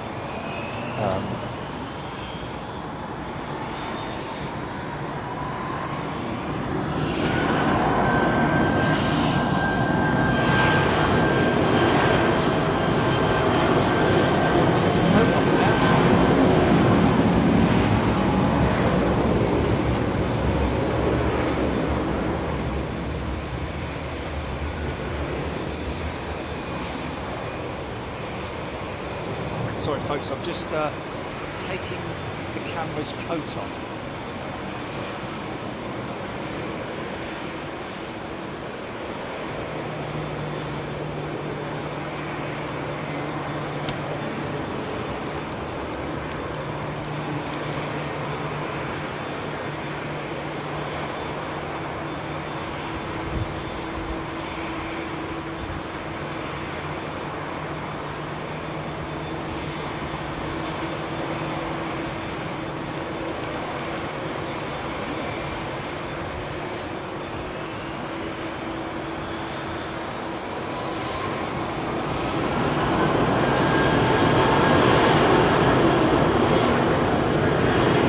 Thanks for the update, James. Meaning Captain Chris, 1 hour and 30 minutes.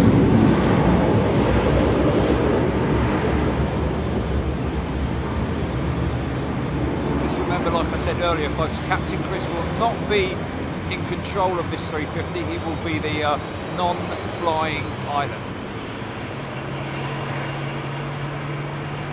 Piloting the aircraft is Captain Ian Fulton.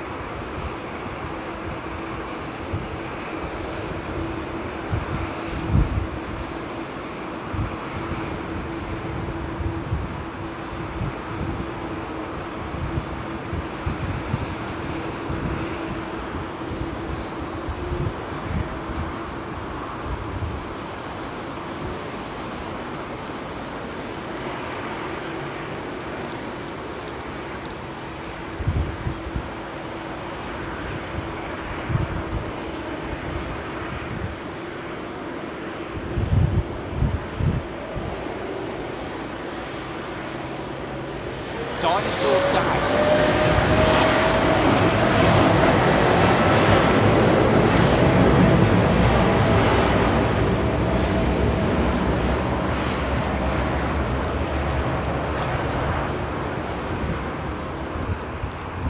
Dinosaur Dad asking about cargo operations.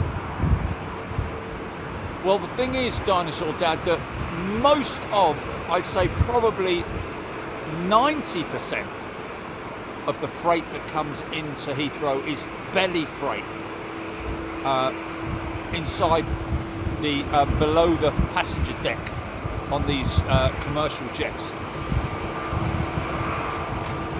You'll be surprised how much freight these things can carry.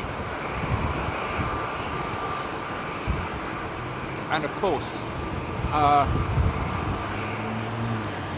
I believe in some cases they can make more money from freight than they do from the passenger service.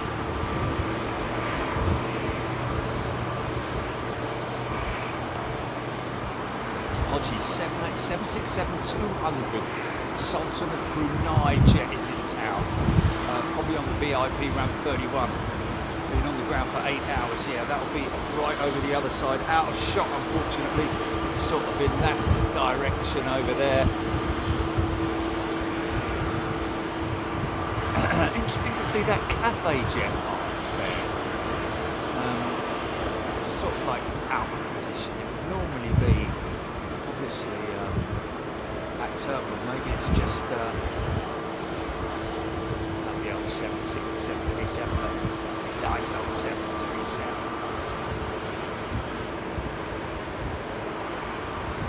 Xiong Hong Lee saying he's actually booked to visit London when the 747-8 service resumes to Heathrow in August. Quite looking forward to it. Maybe Jerry will be around. I imagine I will be, sir.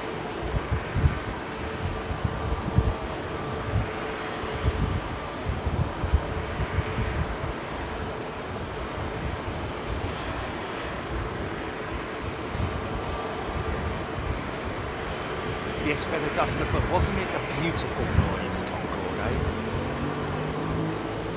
What a beautiful noise, doo, doo, doo, doo, coming up from the street, doo, doo, doo.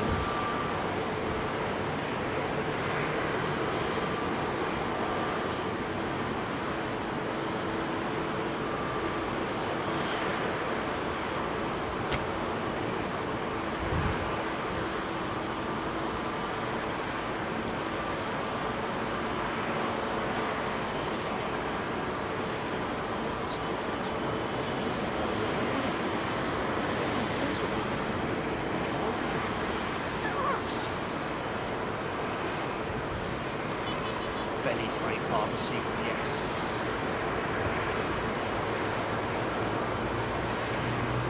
Precisely that.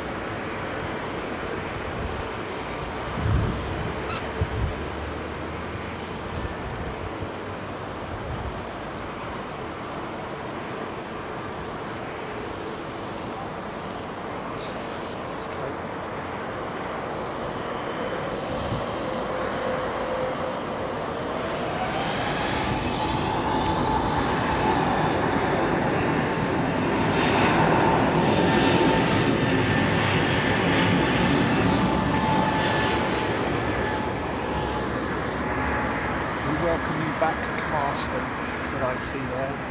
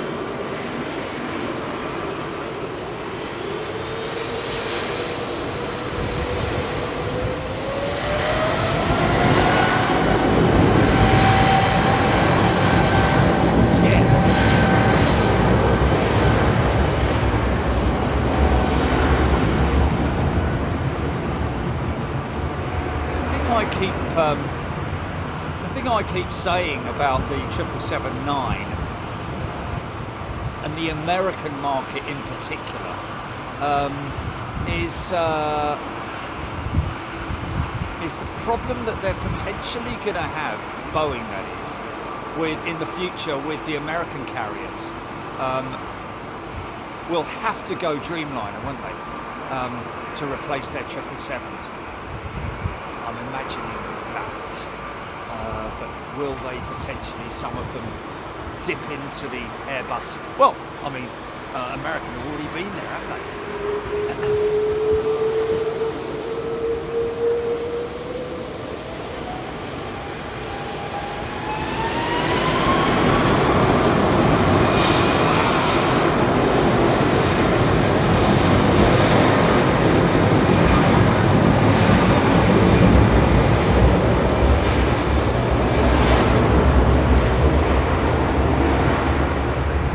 That's very kind of you, thank you. Great to meet you too. Great to meet all those wonderful people down in Perth when I was down there. Yeah, lovely to meet you. Thank you so much for coming by and saying hello and helping me out as well. Local knowledge is always helpful. Look, that's an empty aeroplane, isn't it? Wow, look at that.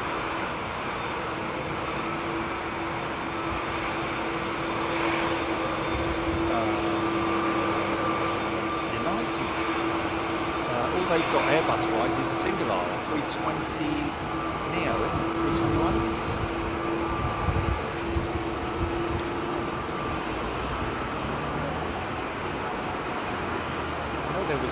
I know they sort of like threatened, not threatened, but you know, told Boeing, listen, get your act together.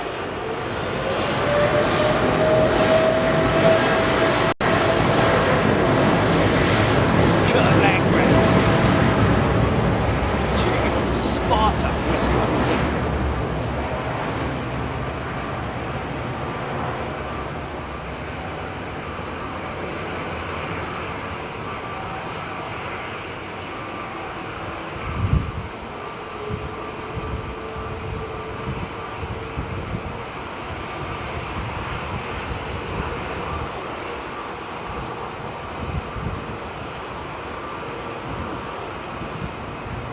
Tracy L has gifted a channel membership. Thank you, Tracy. Look at this lovely old 737 lining up down below me. I think it's an 800. Beautiful wing on the Dreamliner.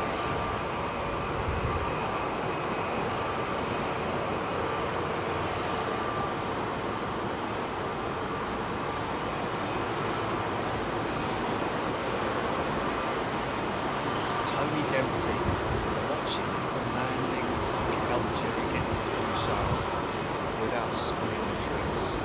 I've got to master that Madeira, I'm telling you, but I'm not going to keep trying it without you guys on board. I want you guys. The only reason why we stopped yesterday was because the camera went dead. Unfortunately, one of those cameras that when you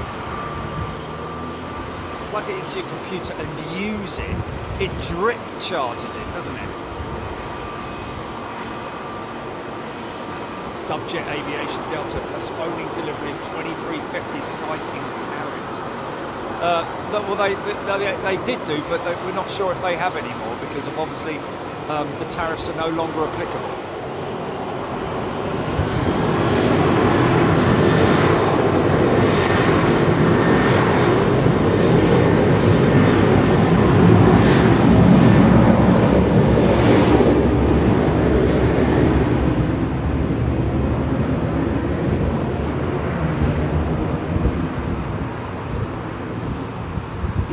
That's old news, Gilly. That was before Trump did his U-turn, isn't it? It'll probably change again next week, but no, for the time being, that's, yeah. For the time being, the Delta issue is now, the deferred has been deferred. For now. Until Trump wakes up tomorrow morning and then makes a different decision. Oh, that's it! I'm buying the moon. That's it.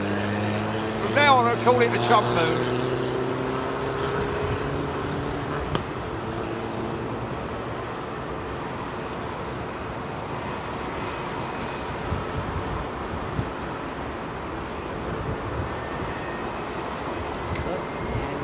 Has anyone had the chance to fly at the pub in the sky? What's the pub in the sky, Kurt? Airbus!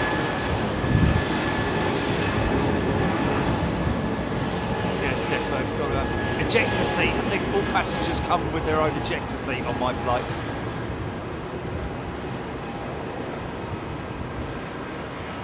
Tassie and Joe's Adventures. Breakfast done, back in the chair. Michael Bodnar, 25% on Canada still, unfortunately. Oh yeah. It's just not right, is it?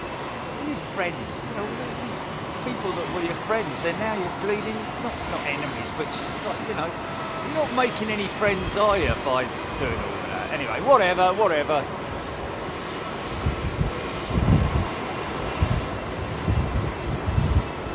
Oh, I don't know. Oh, okay, that's interesting.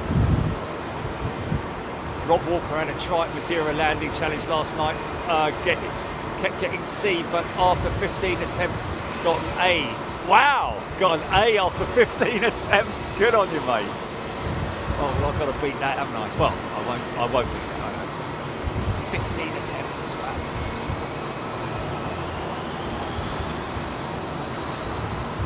I tell you what, though, that auto thrust, very important that that's kept on, as far as I'm concerned. Auto throttle, sorry.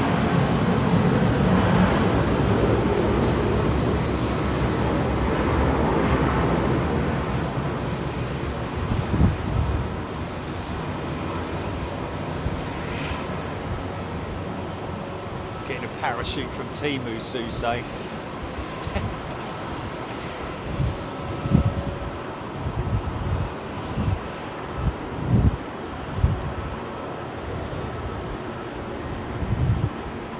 Big engines on the Neo, big Trent 7000s. More related to, you know, the Trent 1000, even beyond that, the XWB technology, really. New Rolls-Royce technology.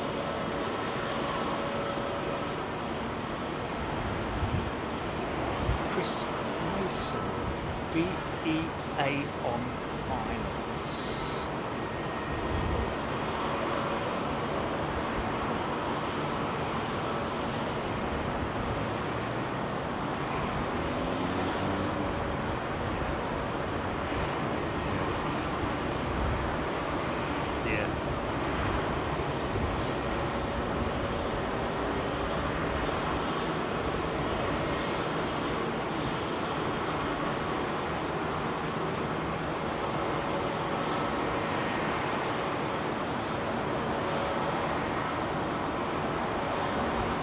did nearly run out of runway, didn't we? Oh my goodness me. Made it though. Everybody was still dry.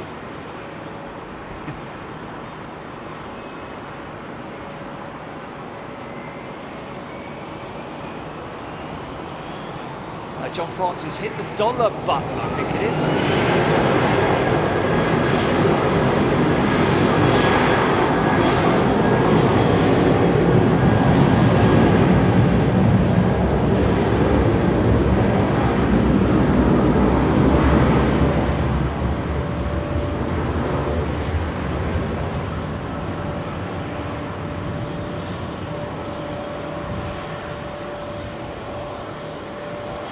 Oh, that's a fast taxi, isn't it? Look at that!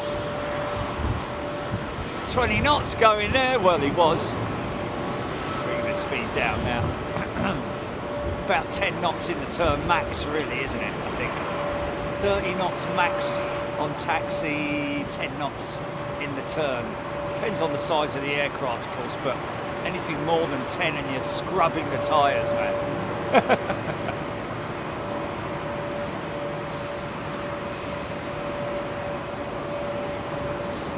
John Francis has gifted a channel membership. Thank you, John.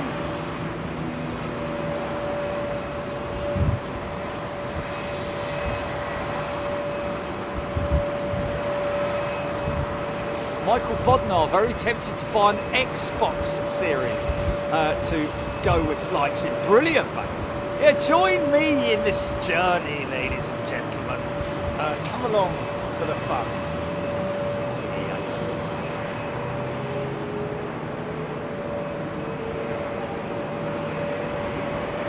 Really? Right. Yes, it was. Rhino Plus Rhino gifted a channel membership.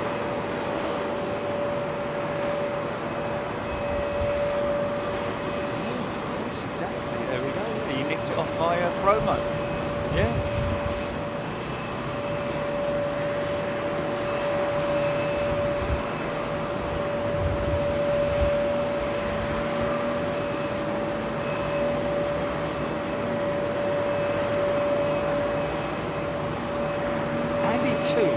Will ground operations warn an aircraft taxi to? I don't know. I mean, I don't think they monitor taxi speeds and all that. I would have thought so. I mean, if it's excessive speed, you know, like 40 knots or something like that, I think something might be slow down, you bleeding idiot. Hodgie has gifted a channel membership. Thank you, Hodgie. Particular instance, there may be a call from the tower.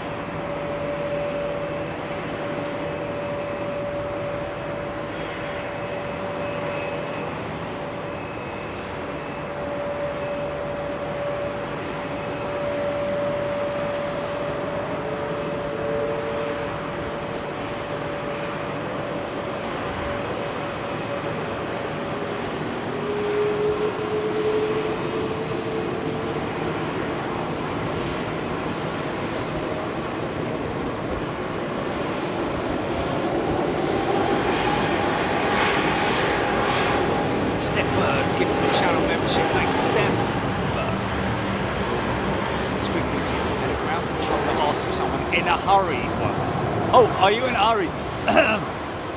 Oh. Funny, that's funny, okay. I had a ground controller ask someone, okay, so over the radio he asked someone, hey, you're in a hurry, bud? It's quite funny. You can visually see a fast taxi normally. Normally you'll be, you know, a good speed, sort of like, I don't know, 15 knots? 15, 20 knots? Listen to this thing purring up to the line.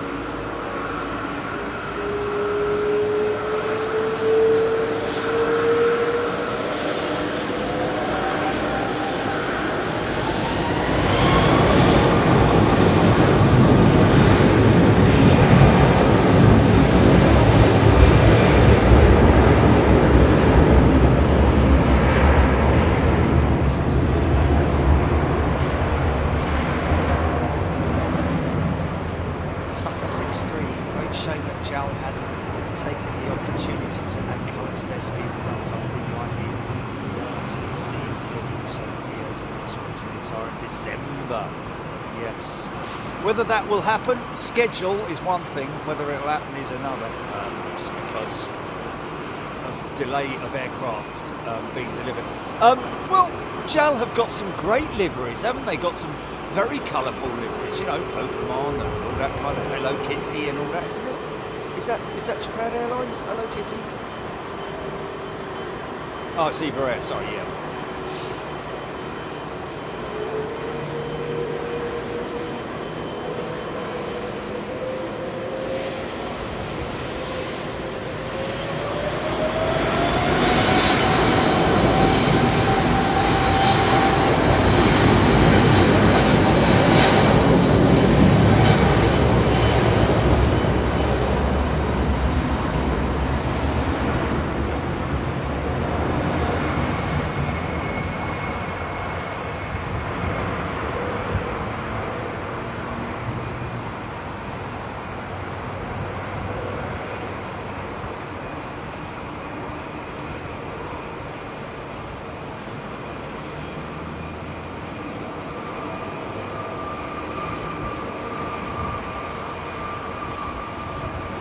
Negative, Callum. We're only on this runway because of we don't have the van available today because it's off the road, gone tech, and hopefully going to be fixed by the time I get it back. By the time I get back next week. Pete J loves the liveries that we see in Japan. Yes.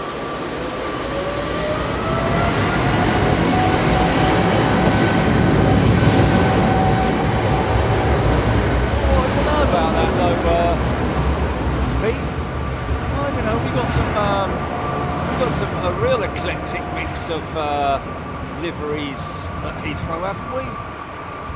I mean, you know, some parts of Japan's terminus, it's just ANA, which is just one.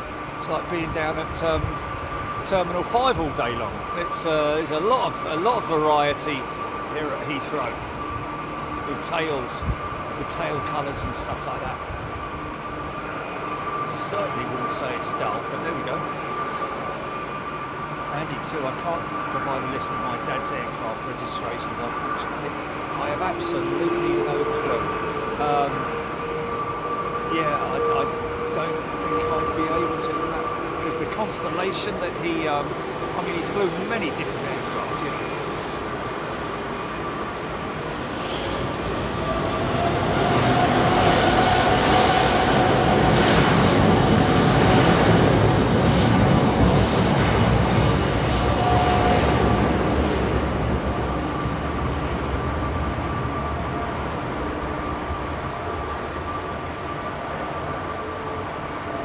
Running those engines up.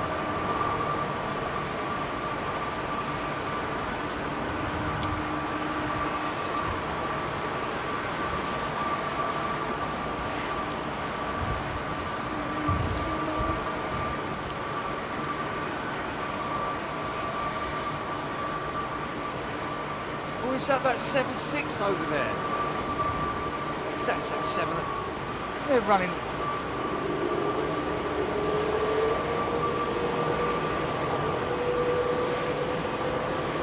Maybe not.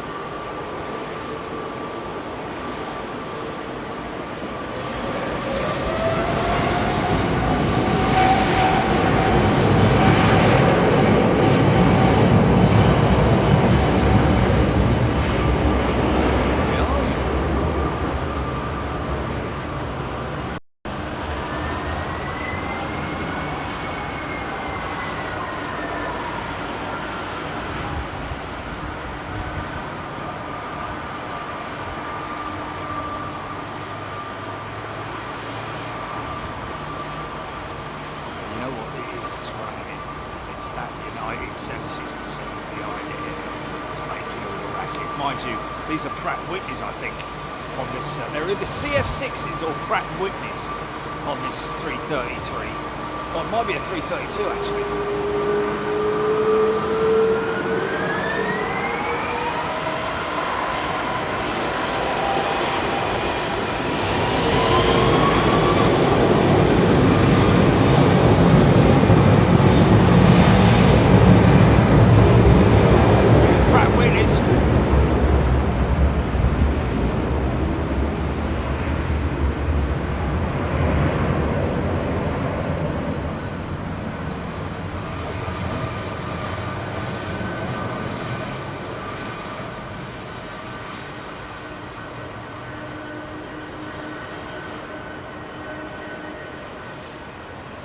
Oh, stop, mate, stop.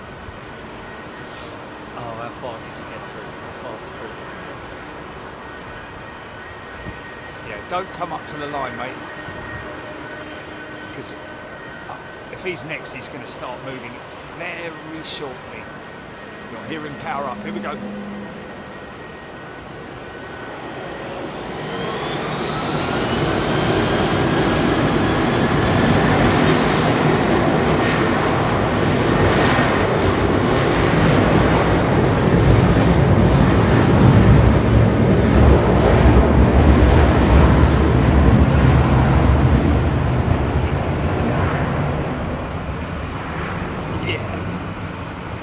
Oh wow, look at that! Flipping heck! Where's he got about 15 passengers on board or something? That's insane. I know travel's down a bit, but look at that. Wow, a triple, almost a triple header.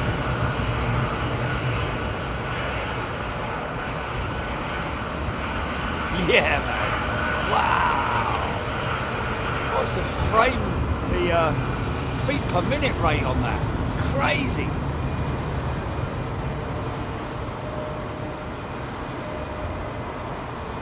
Karen Phillips. Not really Karen, because they'd have to have, you know, keep changing the liveries all the time. They do.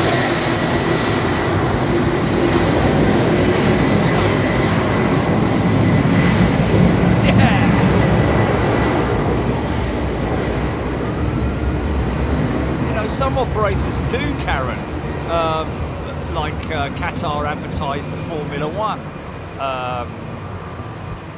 and Raw Jordanian advertised the Sands, don't they?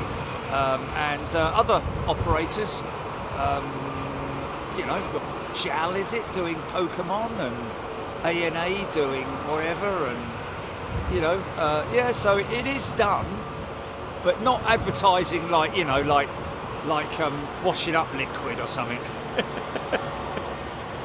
Fairy liquid all over it. No.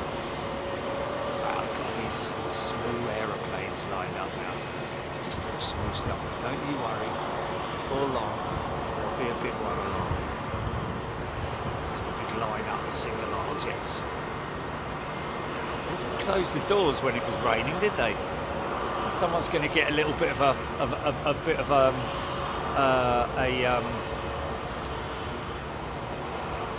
knock on the door about leaving the doors open when that rain, especially the upper deck one, man. Because they would have definitely, the water would have definitely puddled at the base of the door, I would have thought. Not a good thing, really, is it? Go around.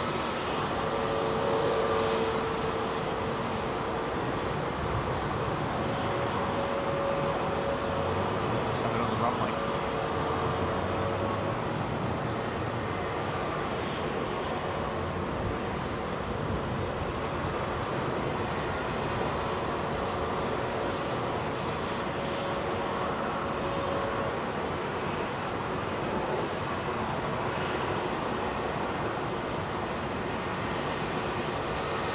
Autopilot, yeah, I love being a dork, mate. I love it. Autopilot saying there, you know you've been at the aviation game a long time when you can hear an engine and know who built it. Oh, no one. Look at that. So there's obviously some kind of problem there, which is causing two aircraft to go around.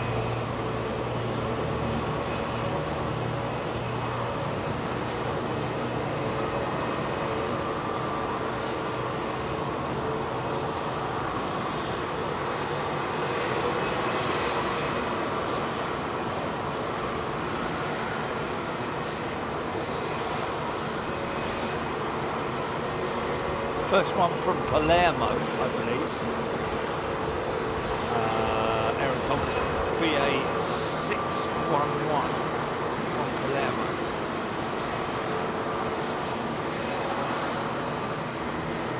Saudia engines to be Saudi sticks.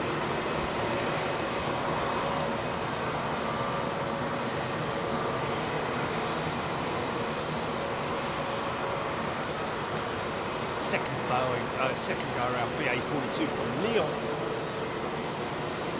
To see if this guy, I think he's going to make it, isn't he?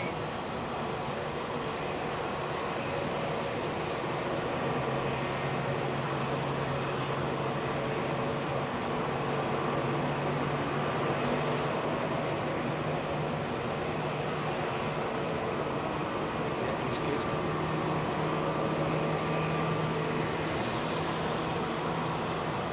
And engine start up. Oh, that's nice. Sun's out now.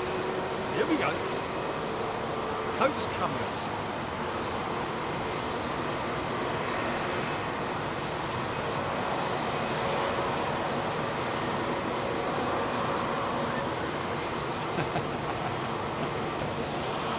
I can't see you guys because I can't see you because the bar's in the way from the railings, but we know you're down there. Hello.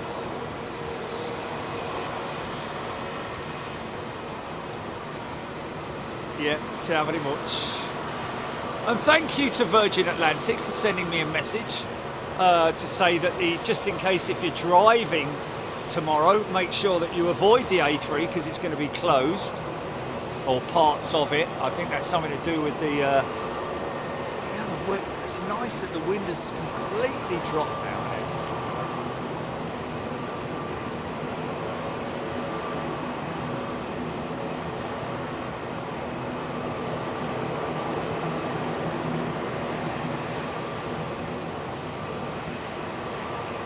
Singapore slinger.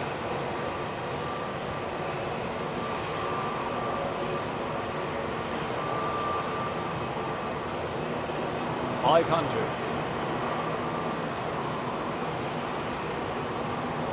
Mind you, that's about 300 in it.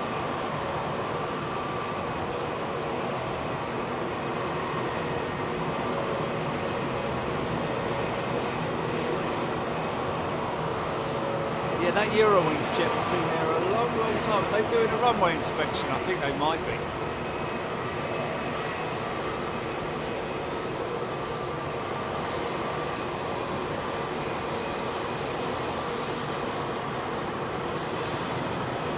Normally not when the aircraft's on the runway, I have to be honest with you, but you know, there's nothing. I'm not seeing any vehicles on the runway.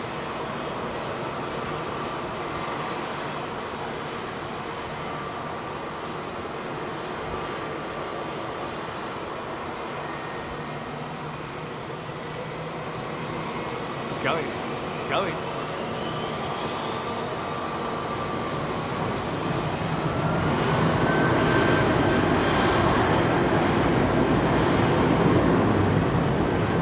Yes. Yeah, because that's the end that I went from. That was the gate that I went from, wasn't it?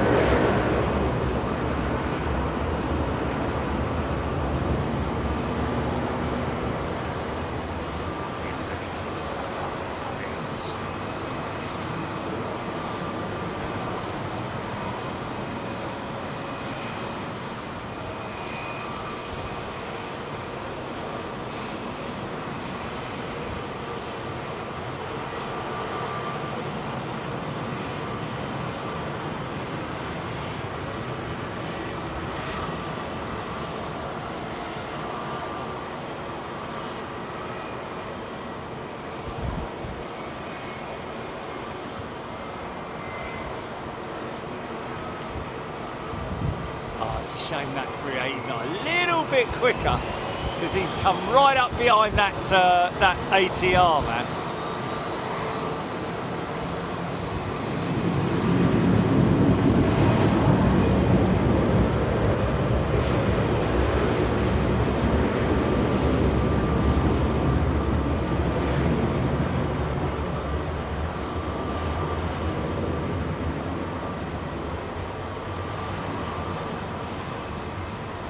Autopilot, yes. Many 777 operators are having to refurbish aircraft which they would hope would be retired by now due to the delay with the 777-9. And yes, you're right that they do have the option of turning to the A350, because let's face it, if we were to order A350s now, they'll probably get them sooner than the 777-9s, to be honest, because there's going to be a humongous backlog of 777-9s, although they are still making them, aren't they? They are still making the 777-9s. I just think they've run out of space to park them at Painfield, haven't they? I mean, when we were there were bleeding tons of them there. Good. Was it at least a dozen 777-9s parked up there, wasn't there?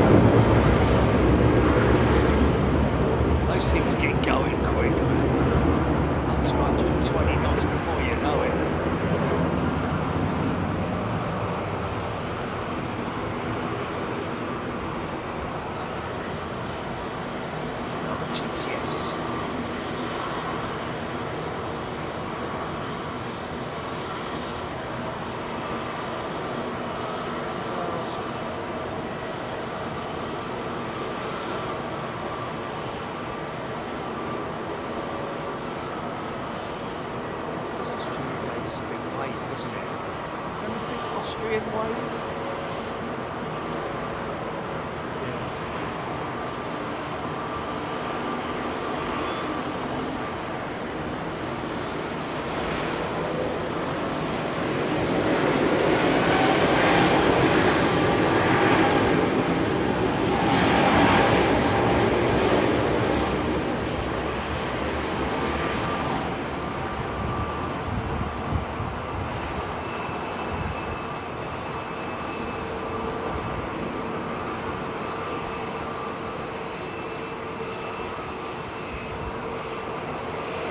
Done.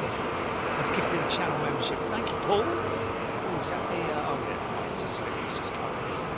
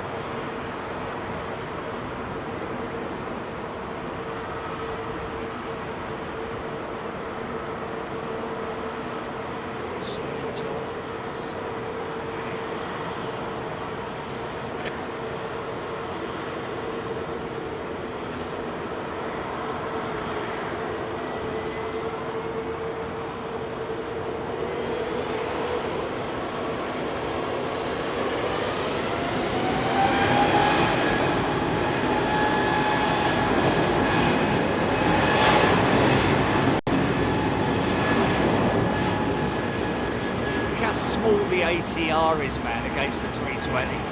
Look how small he is, dude. Wow. And you walk up to that ATR and I'll tell you, it's a big aeroplane, man.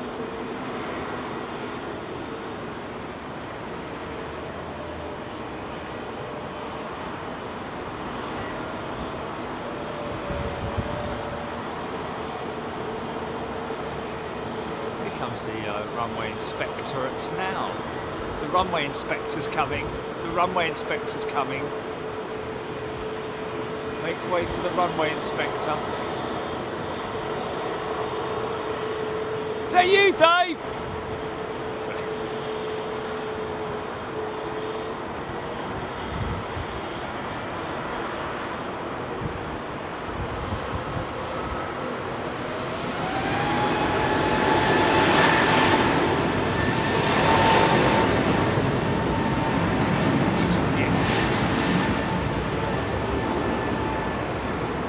On the line at Clapham Junction. Yeah. Your dog ate the my homework or whatever.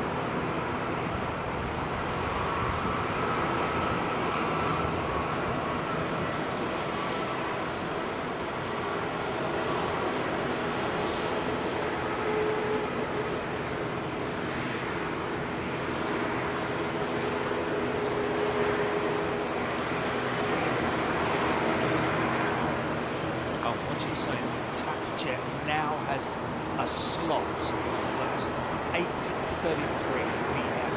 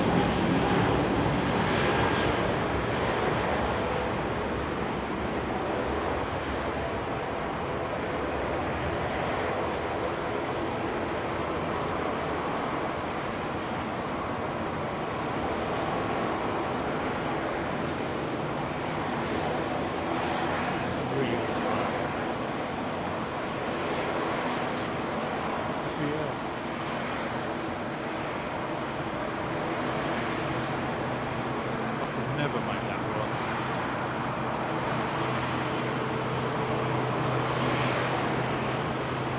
Thank you, Ian. Ian R has gifted a channel membership. And Gurney.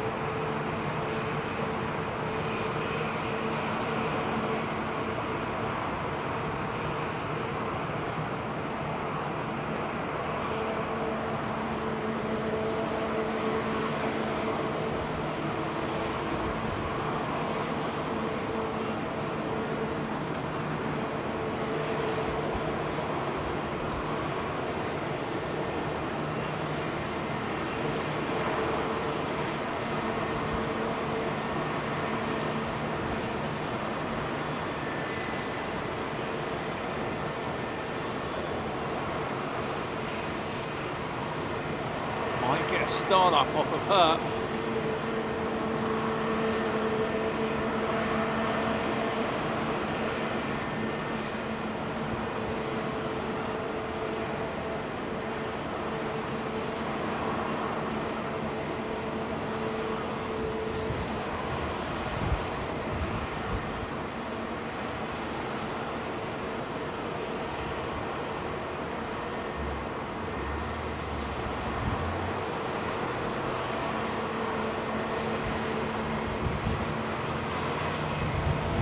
Edward Breyer tuning in from Houston, Texas.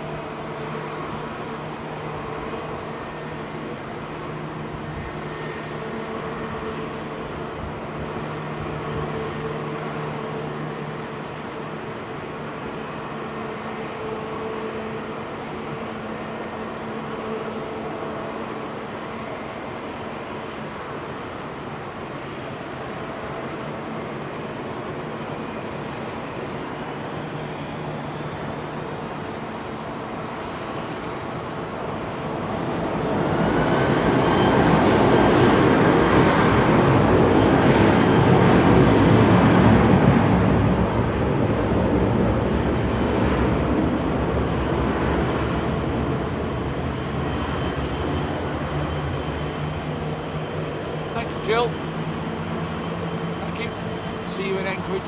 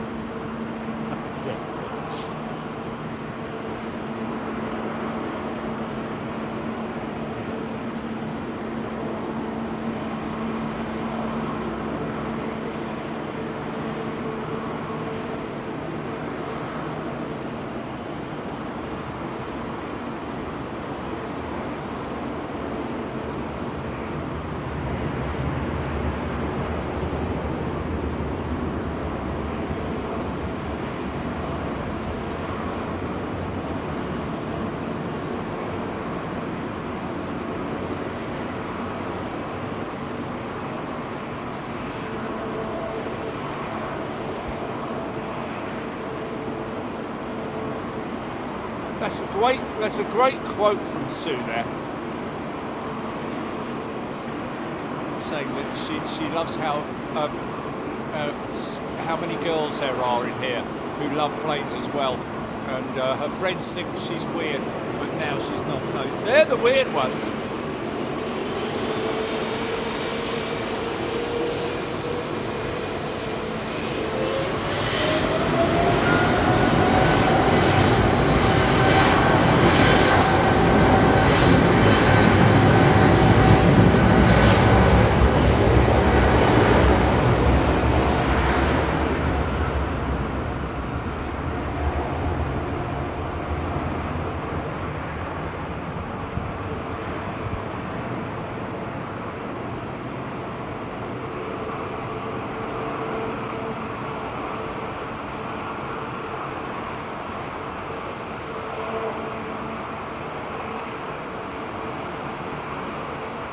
Oh!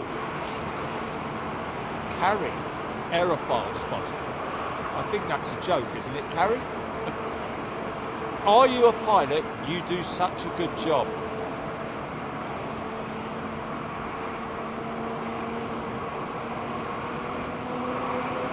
Red Dog has gifted a channel membership. Thank you, Red Dog.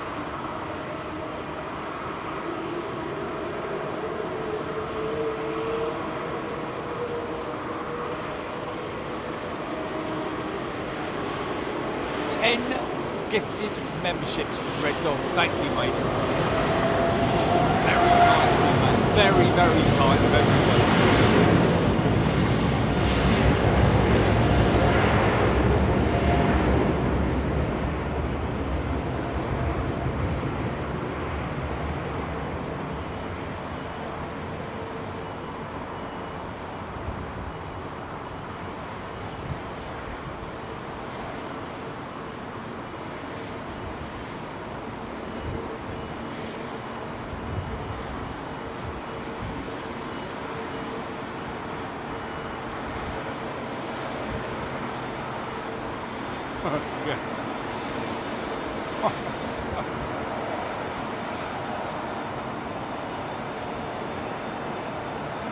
No, in her defence, she did say I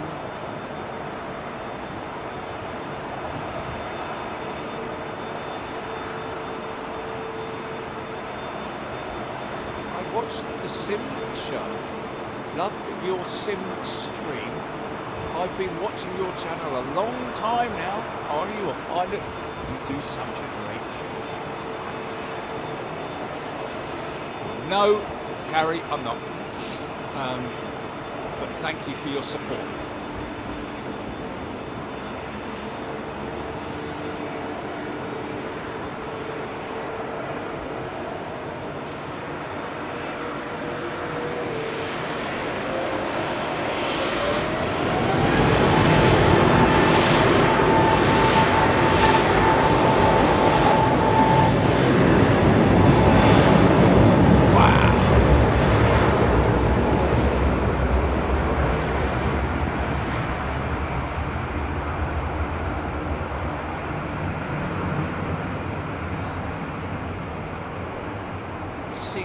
wing, the end of the wing starting to flex up. There it is, noticeable. Look at it now.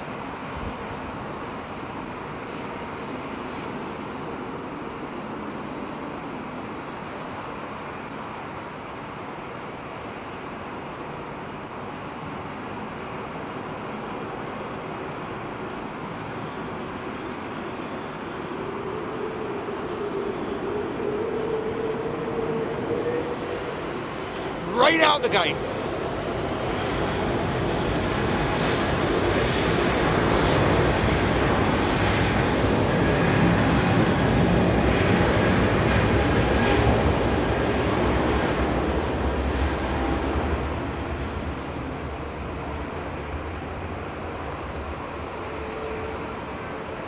Kelly Philby is a brand new member. Welcome, Kelly. Lovely to see you. Thank you for your support. And enjoy the ride.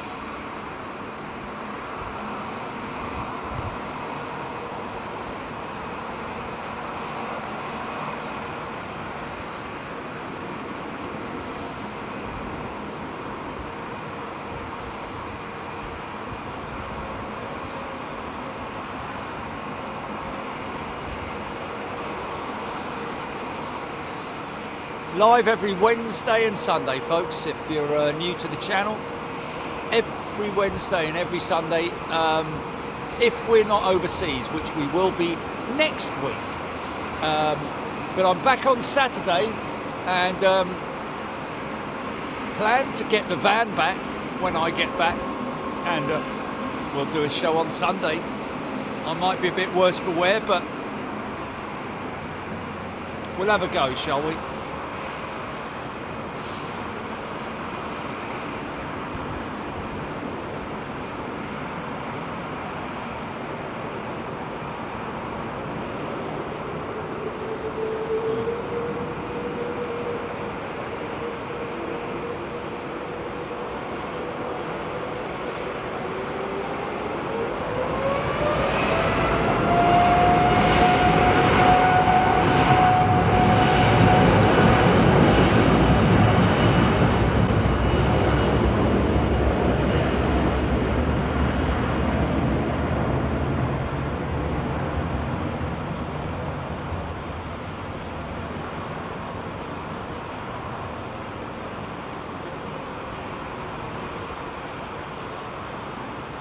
Paul Doan has gifted another channel membership. Thank you, Paul.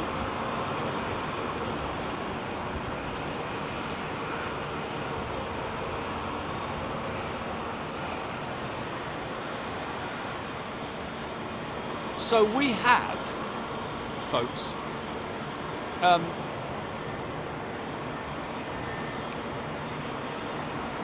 Captain Chris with Virgin Atlantic. He's flying with Captain Ian Faulkner on VS 412 this afternoon, and Ian Faulkner is going to be landing the aircraft, so we're hanging around for him.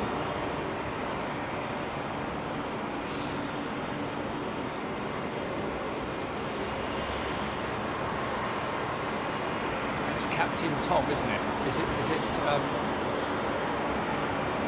36 minutes out.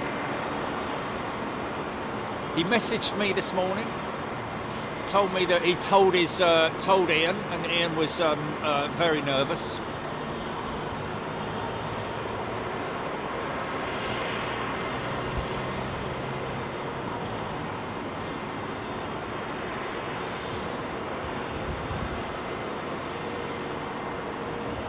Imagine so, yeah.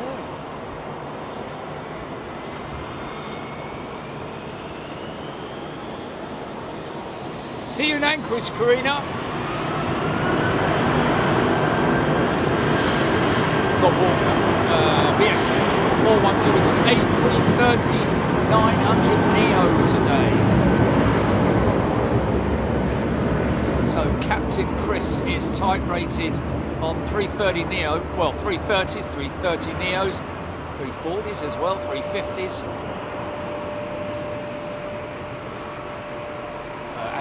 Heathrow VS412 just passing Paris now.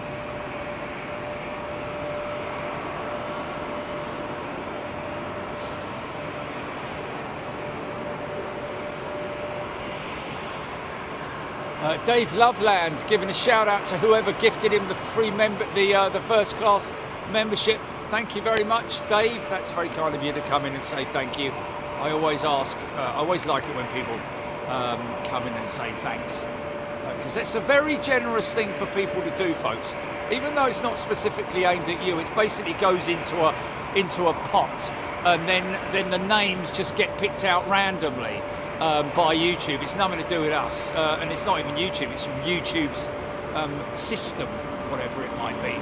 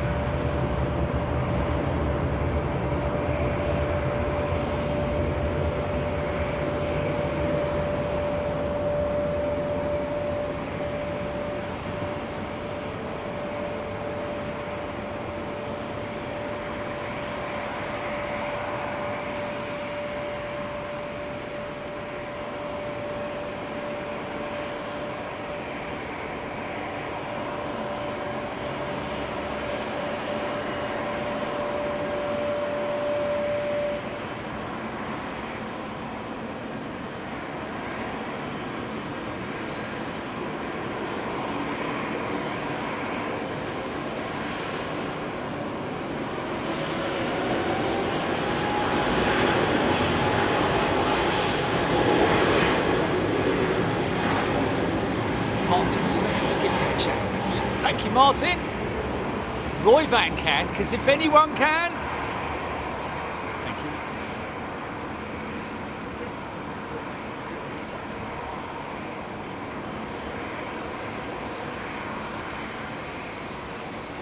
Finish the opening of the Big Jet TV. That's quite nice, isn't it? I like the way that's that envelope has been. It's nice, isn't it? It's your address if you want to apply for a free sticker, folks.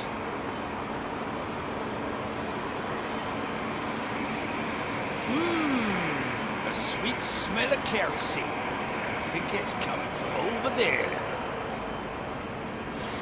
Oh yeah. So lovely. Those engineers that go home with it stinking on their overalls. It's brilliant.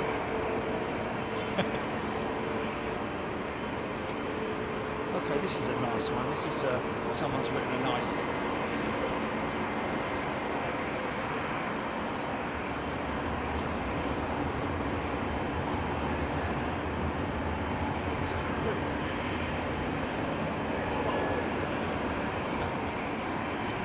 Now this is from Luke.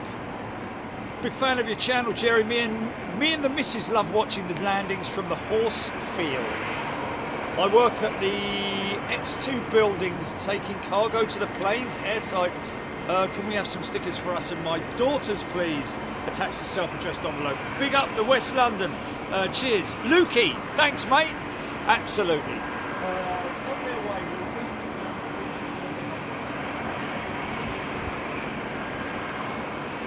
No, dearie. Sorry. Yeah, sorry, Lukey, yeah. Thanks, mate. No way to you.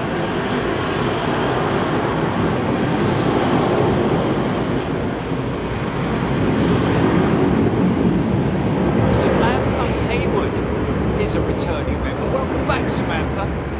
And a big shout out to all you folks in the background there, behind the scenes, who've supported us for so long, who don't chat very often, but obviously enjoy being part of the channel, and thank you, really appreciate it. The fact that you support us, even though you don't, you prefer to sort of like stay there in the background, watching and listening to the show, the shows. It's lovely to have you with us, folks. All of you, each and every one of you, we're very grateful. and lovely to have you with us. Even if you do come in only every now and then, just to say hello, or give a factoid, or copy a bit of information in there. I always like to see that.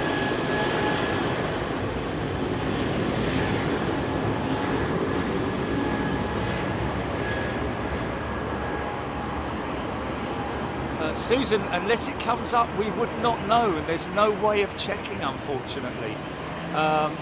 There is no way that we can check. It's just, if it's...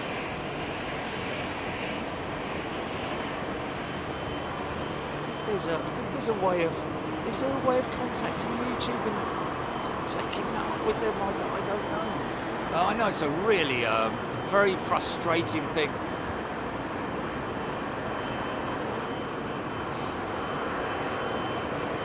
There is a way of reaching out to, I think it's under your settings, and then help, and then contact them, and if you've got proof that it's come out of your bank account, then if it's showing on your statement, then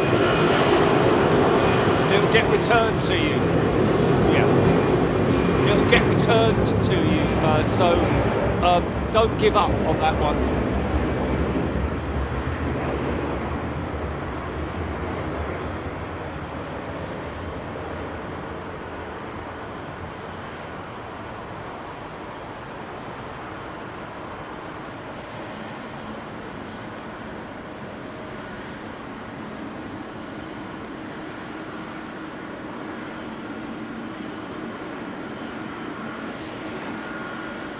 Listen to that lovely 767 purring away, man. Those old Pratt & Whitneys. Listen to them. He's up next. He might pull into line. Here we go. Hold on. Compared to the modern jets, 350. The plastic fantastic. You know what I used to? You know I called the 350 the plastic fantastic.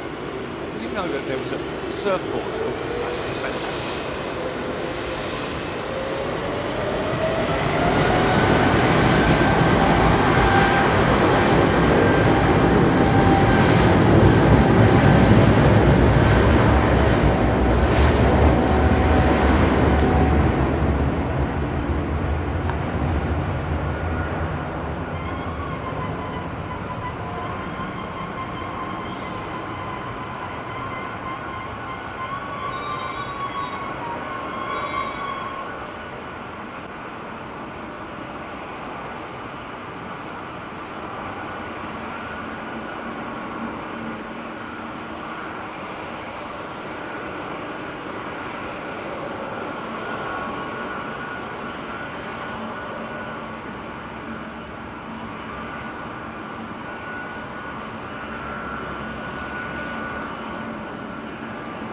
Susan, thank you so much. But yeah, obviously, sorting that out your end first is probably a good idea. I don't want it to be a continuous problem for you. So sort that out with YouTube first. Thank you.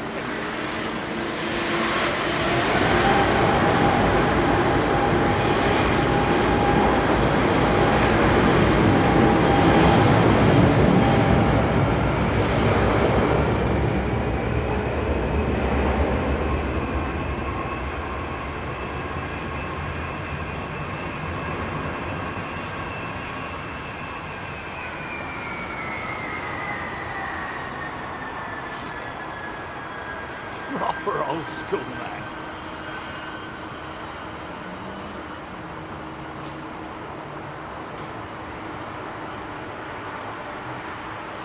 Thank you, Karen.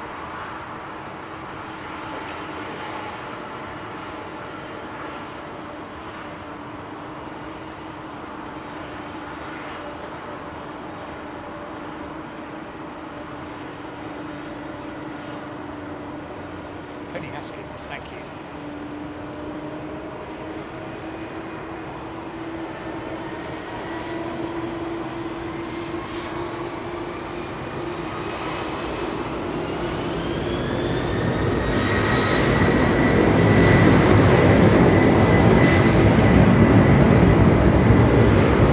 Martin Smith. The channel is maturing with age, like a fine wine. or a cheese, perhaps. I've got smelly in my old age, but enjoy me with a nice glass of Pinot or whatever. There you go. How about that?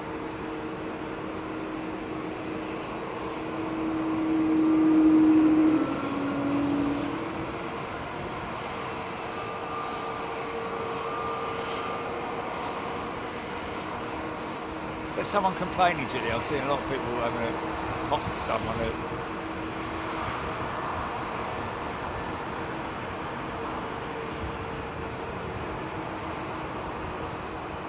Oh, Alan, sod off, mate. Sod off, mate. Yeah. Nothing's changed. In fact, if anything, it's gotten more and more variety, isn't it? See, just leave it. Just leave him. Let him wallow in his own whatever. Aaron Thomas, 767, must be 30 years old. Arrow, 20-minute free views in some of the oldest things. Yes. We tried all different things. Anyway, I don't want to go about it.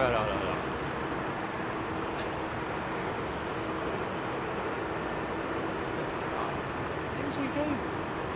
Effort we put in. These positions we have around Heathrow.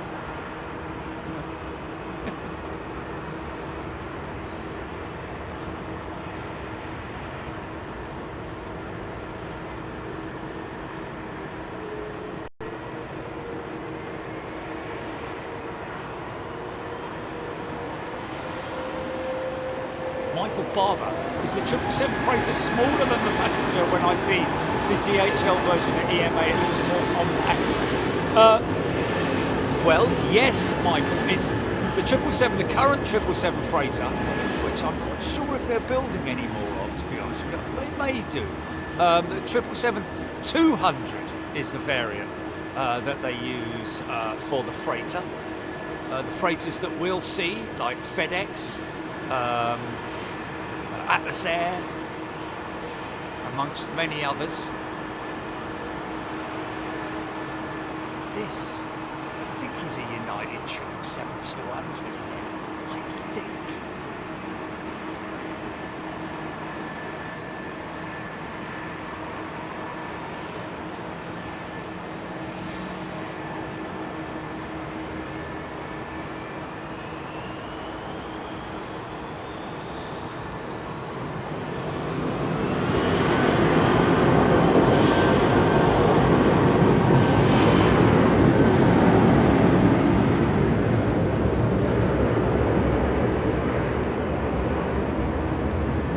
Chirping Bird VS412 crossing the channel soon. Mighty UK.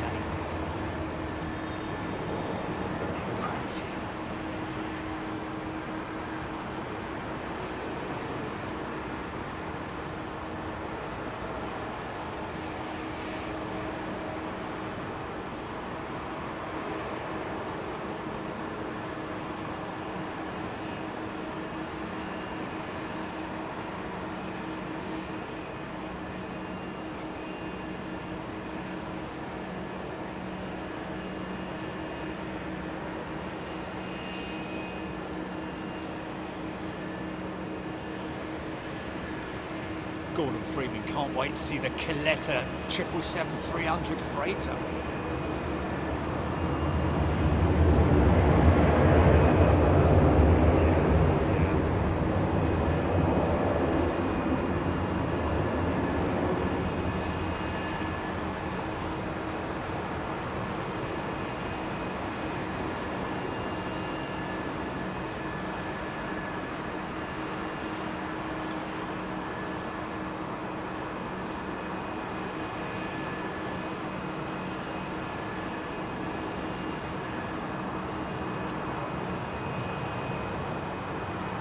Pocket rocket.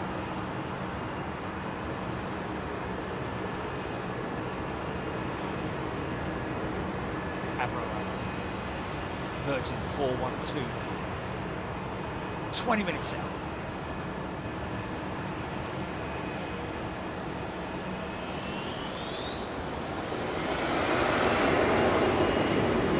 Jim Thompson. Welcome, Jim. He's a first-class member.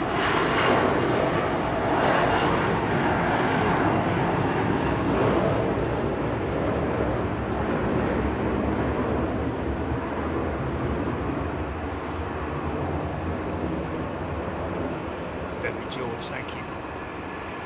Carol Crozier.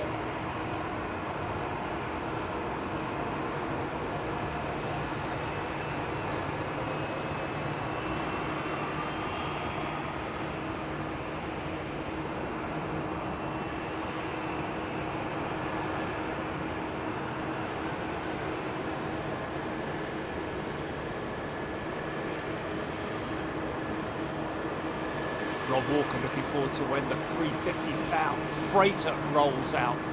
It's not the 1000F, is it? I think it's just the A350F or A350 freighter, because it's not actually based on the airframe, the 1000 airframe or the 900 airframe. I mean, obviously it looks the same, but it's just been specifically designed. I'm guessing they will be able to double up on the assembly lines, I would imagine. They won't have to have a specific 350 freighter assembly line. I'd imagine that they would be able to, a bit like they did with the 330 and the 343, I'm guessing.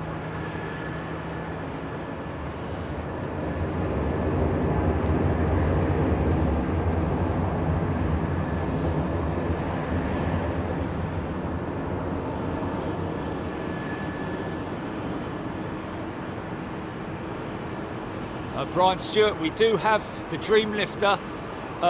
We're going to see the Dreamlifter at Anchorage on Wednesday and Thursday, I think it is.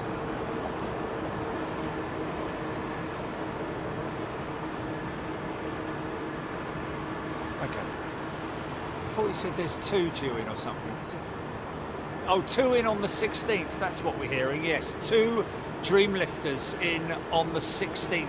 So next Wednesday, that is, at Anchorage. So that'll be a great one to see. Always love seeing the Dreamlifter, man. We fell in love with her last time we were there.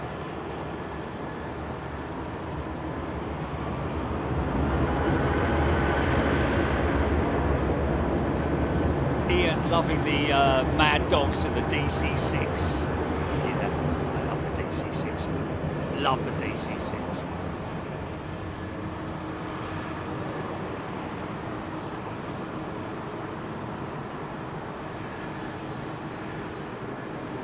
Jules Harris.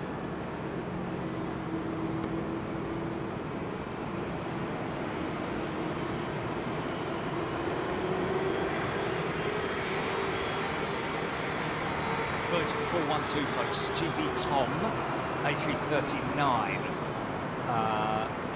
Flown by Captain Ian Faulkner with Captain Chris in the left-hand seat.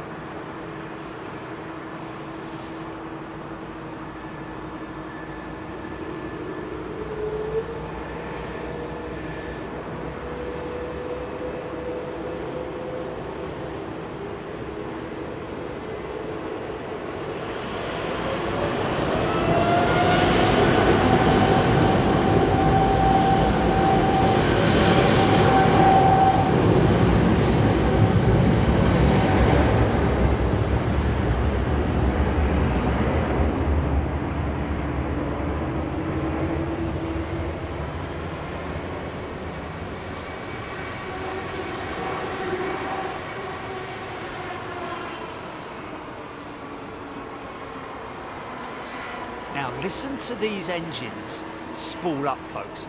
Sounds very odd, almost like metal to metal in some ways, but I think it's just the valves closing off, the breathers under the engines.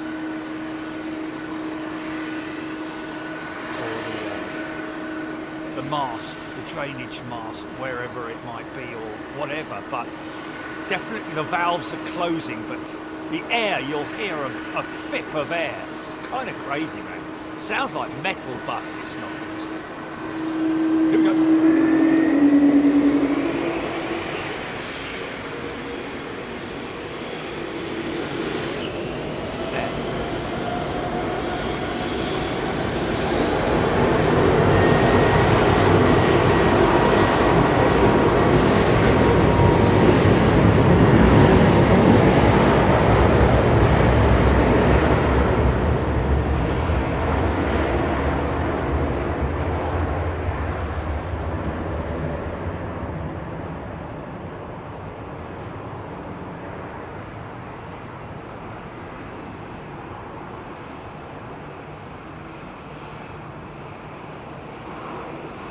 John Palmer's gifted 5 channel memberships. Thank you, John. It's very kind of you, sir. Thank you so much.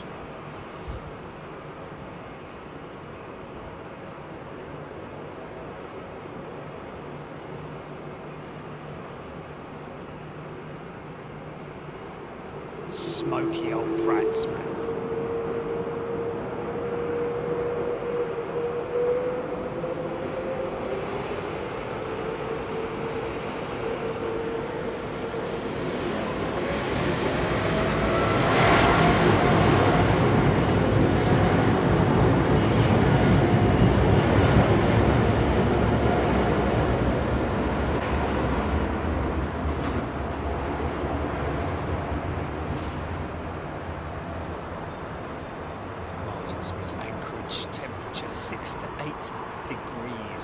Possible light rain, wind 12 mile an hour Wednesday and Thursday. Oh, blimey.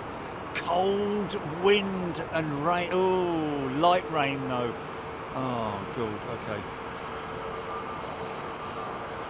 I'll be prepared, folks. Don't you worry about it.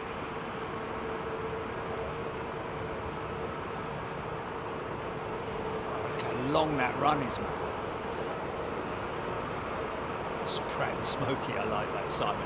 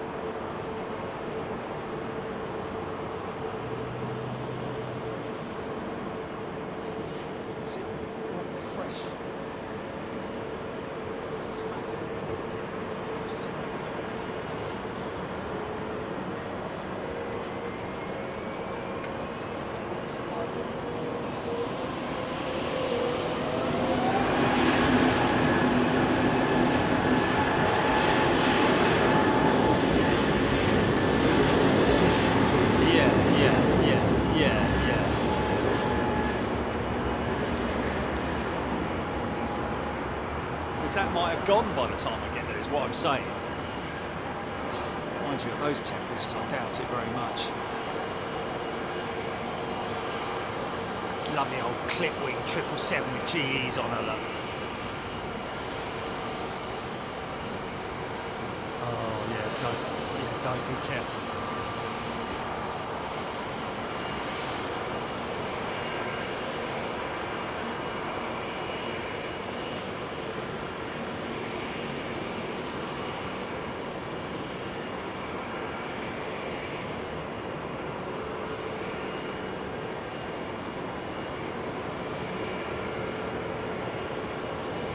Jets have an outstanding 1/200th JetBlue 190.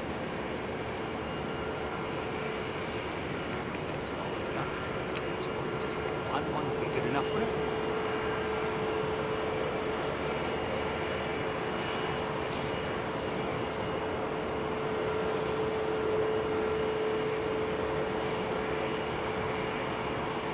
Simon Hardy, G90, still giving me bumps on takeoff, sheer ground shaking madness. This isn't it?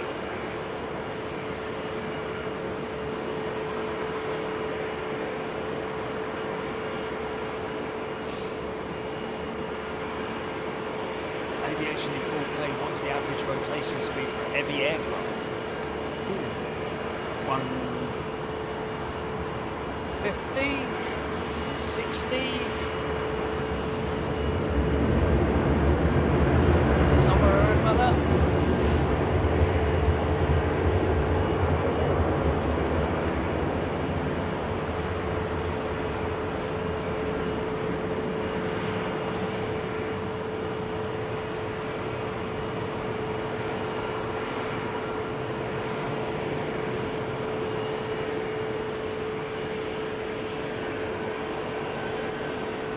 Do they?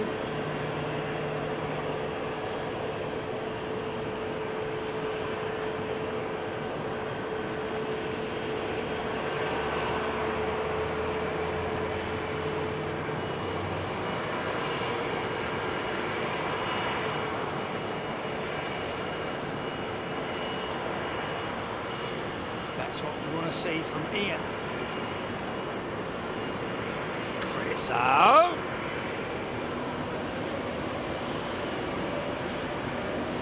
Oh, okay, he's screaming all airplanes, even heavies, are rotating between 130 and 150 knots, give or take. There we go.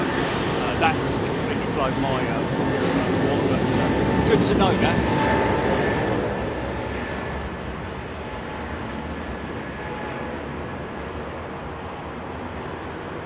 Roller VS412, 11,500 feet at the top of descent. Well beyond the top of descent, obviously. On descent.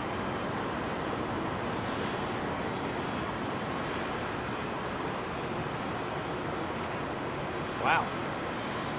Seung Hyun Lee have had a 190 plus knots rotating speed out of Seoul. Wow. Scream Lima, yeah, 737s use a ton of runway, sometimes very faster rotation speeds than anyone else. Wow. Lovely old four-door special here. She's might be one of the younger of the 777-200 fleet.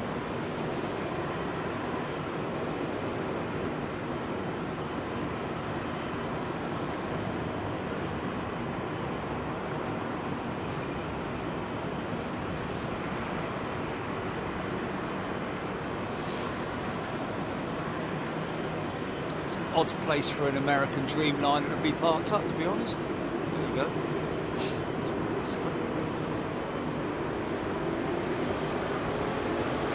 CX-7 38 minutes out.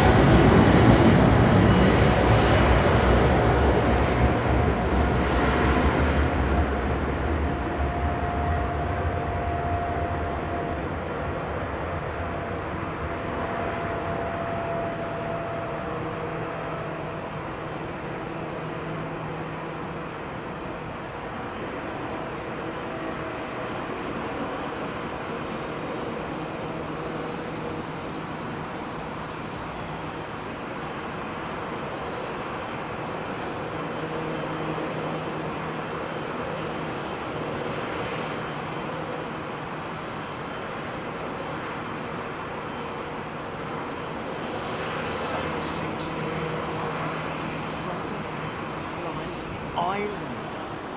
The Islander. It's an old aeroplane, isn't it? Wow. Because they had the Islander and the Trilander as well, didn't they?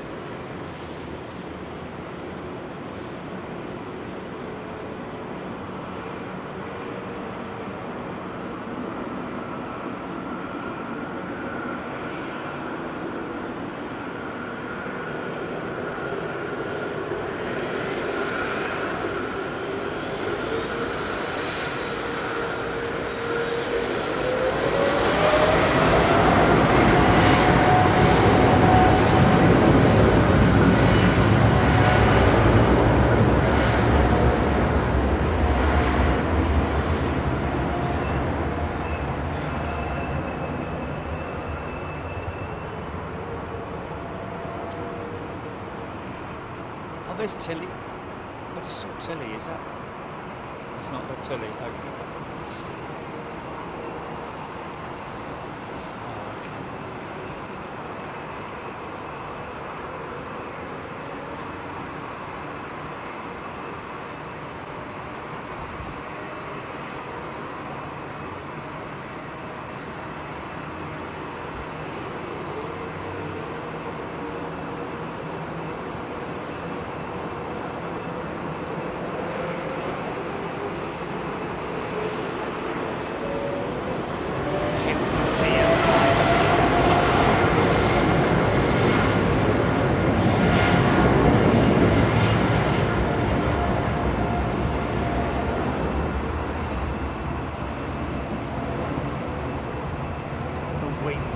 Build up its flex on the Dreamliner.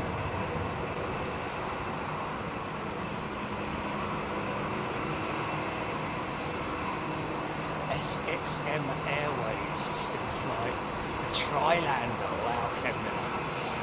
Wow, where's that?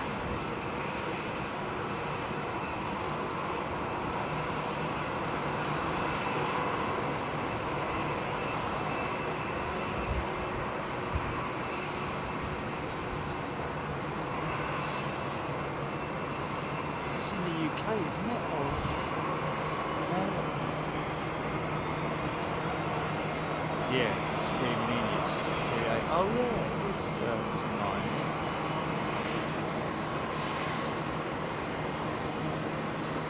Wow, Trilander out of St Martin.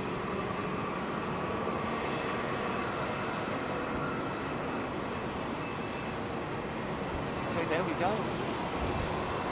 Sounds like a bit of an island hopper, doesn't it, the old Trilander? It's the kind of aircraft that it is, isn't it?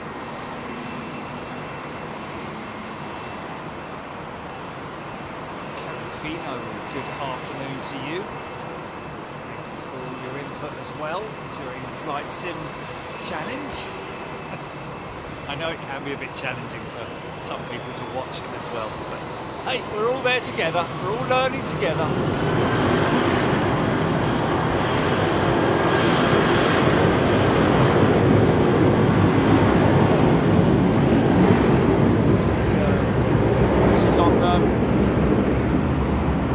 Turned on? Is he established?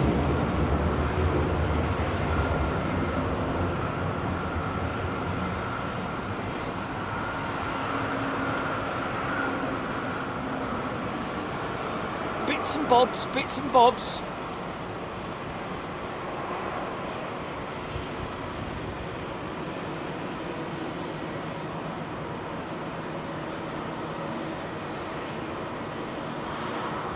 Chernoff has flown the old BN-2AA Islander. Wow.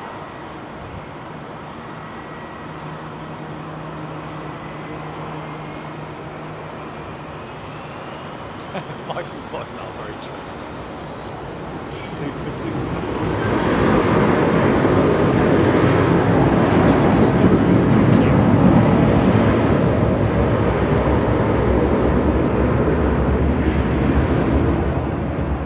Don't you worry about it. I will be landing. I will be doing landing challenges all over the place. Once I get completely linked up with the whole thing, then especially, you know,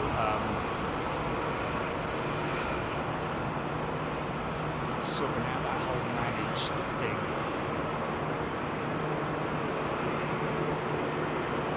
Jeremy Bird, thank you. Wow, steep climb out for that jet. Look at that. Wow. Like a rocket, man.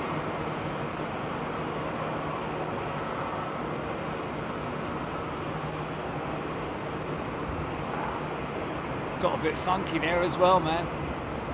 We had a bit of funk there. Kind of missed out on it, Jerry.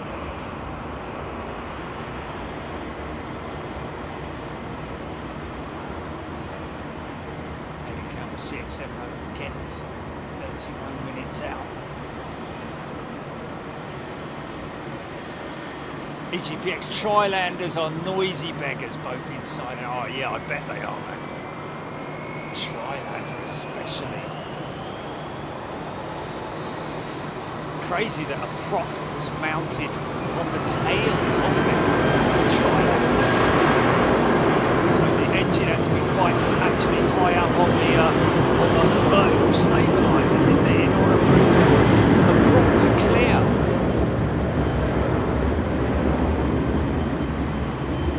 Carol H tuning in from the Isle of Man.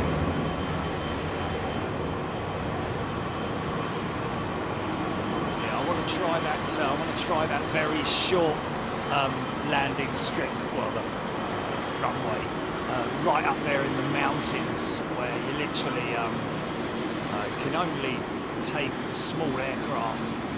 But I've seen you have to run it up on the brakes and then release the parking brake and pray. Mind you, I'd say landing is probably a lot trickier than taking off.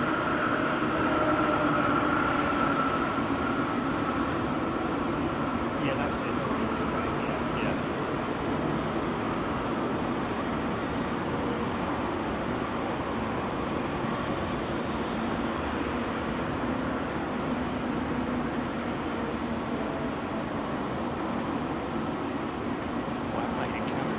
Rotate speed was around 220 knots. The speed was necessary to achieve liftoff and climb, ultimately reaching a maximum cruising speed of Mach 2.04, which is roughly 1,350 miles an hour.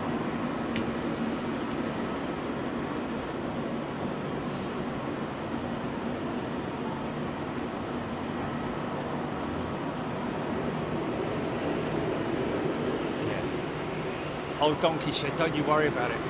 I will definitely be doing the skiathos, 100%. Fire it up! Nepal, yeah. Ian Bones, thanks mate, Virgin 412.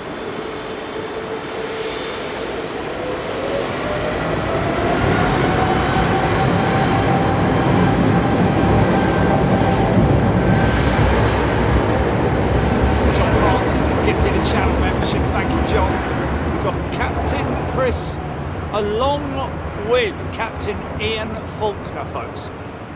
This is Captain Ian Faulkner's landing. Captain Chris is on the flight deck, but overseeing Captain Faulkner. Overseeing him, but... and here they are now.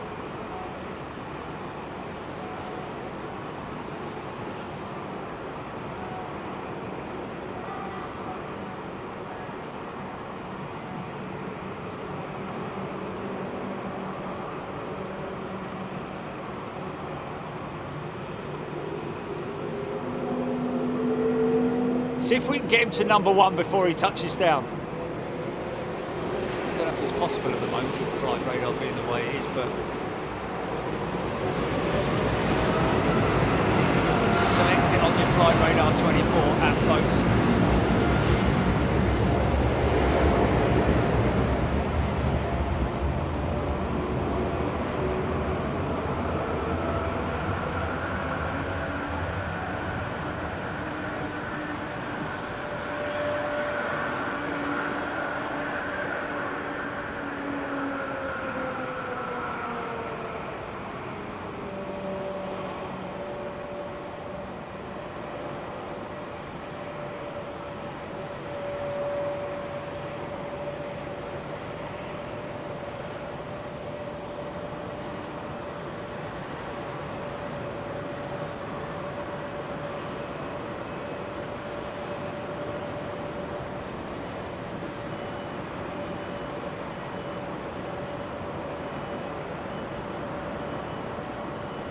Nice.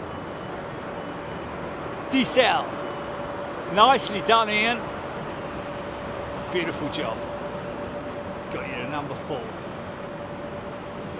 Awesome. Now hang on the runway and stop right there. We can get a go around for the 380 behind you.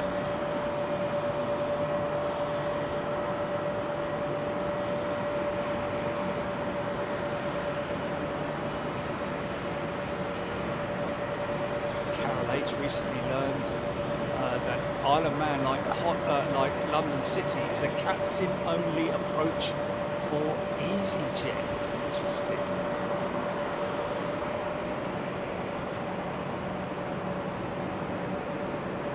Ellis Chernoff, absolutely right on the money.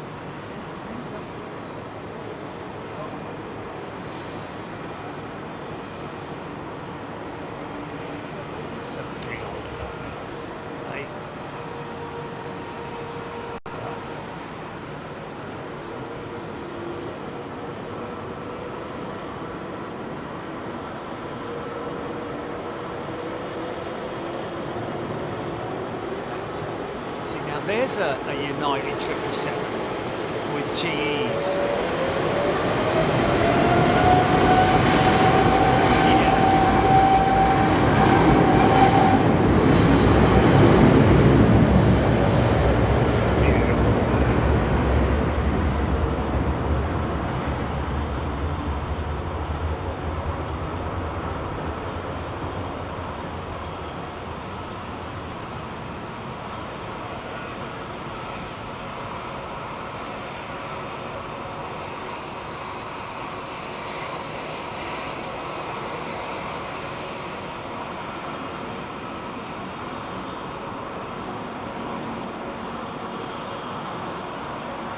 Thank you, Louise Harris. See you in Anchorage.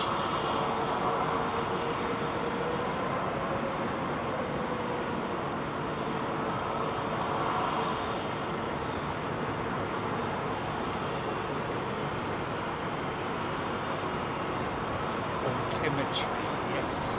You're telling me, GPS said, a confusing subject.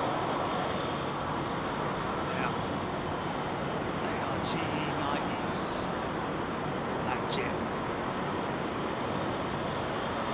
Like I said earlier, some of the United jets are powered by the Pratt & Whitney engine, PW4000. I think these are General Electrics.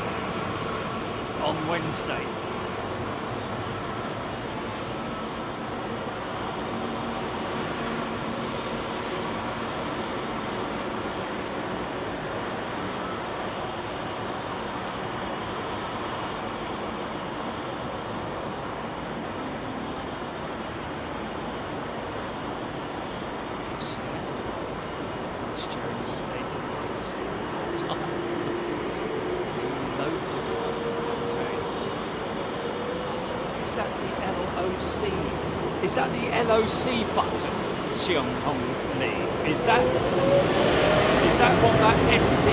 No, the yes, the LOC button.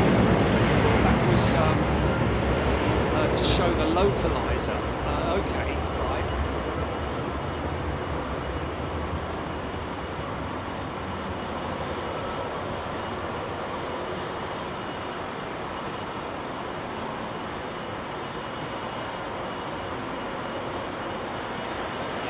Got to make sure your QNH is correct.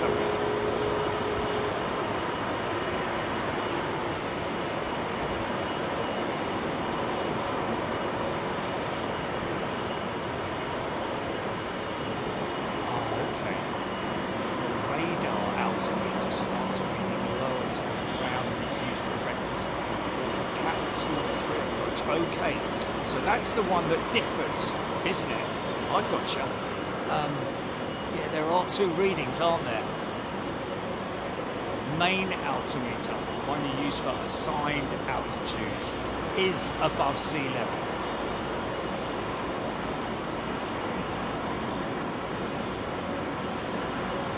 Guys' knowledge is so good.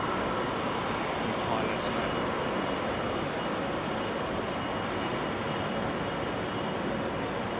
There's a lot of, you know, I mean, Johnny knows his stuff, but flipping it, don't know nothing compared to what a fully qualified pilot knows. Operational procedures are one thing, but, you know, knowing why you do it and its reasons for doing it is another. John Grinham prefer a grey engine on the old United 777-200. Yes, I do as well, John. Yes, than the blue one, of course.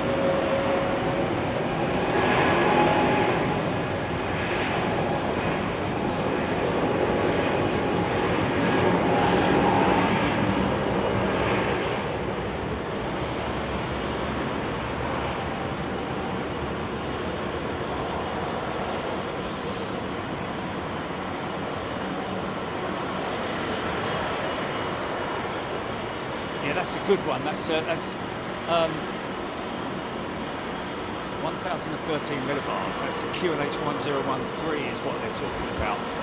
Is the normal setting to account for altitude of an airport above sea level, something like that. He thinks. Okay. Yeah, 1013 I think is the QNH setting. Well, I mean, anyway, it's something that's given in your sim brief anyway. When you plan your flight, you're given the QNH, aren't you? But Tower will give you the QNH as well. His big plaster on his engine. Fire it up!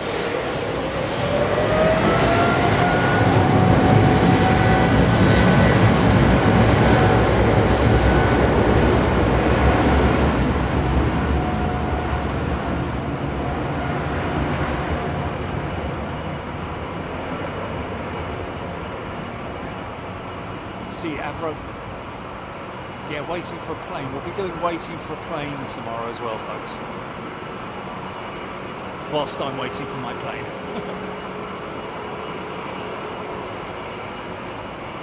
Margaret Burnett.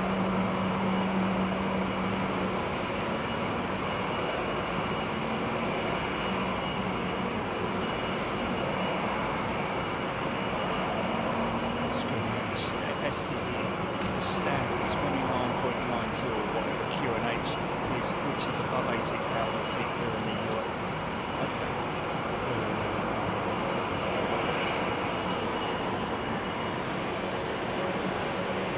Oh yeah.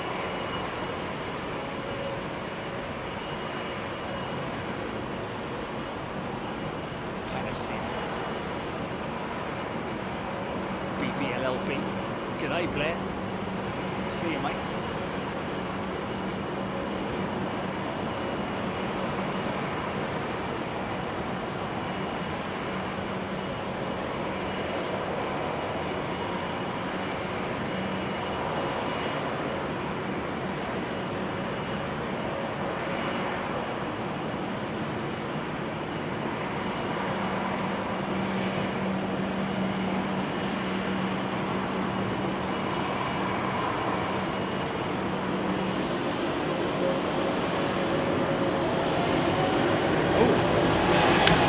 volume gone? Where's the mic gone?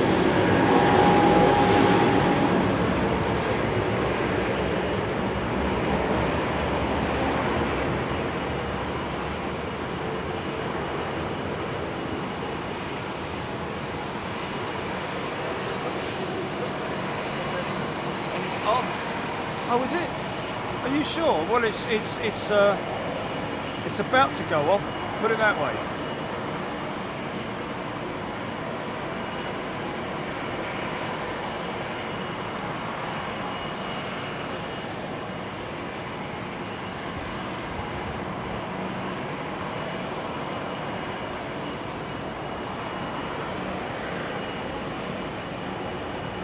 Oh my goodness.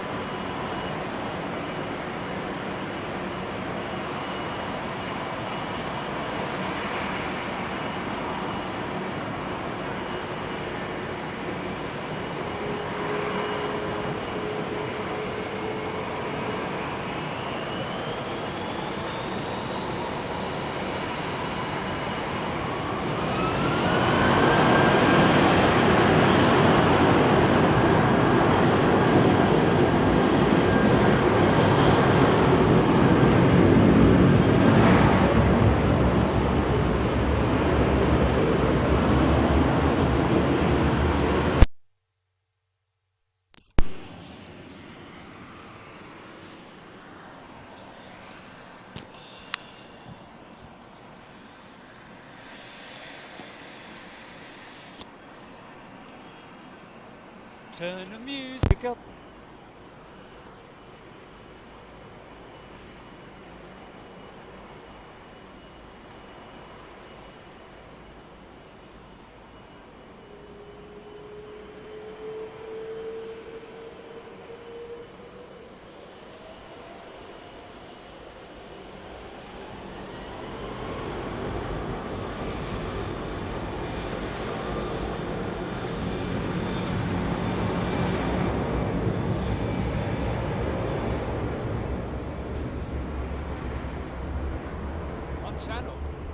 One channel. There we go, sorry.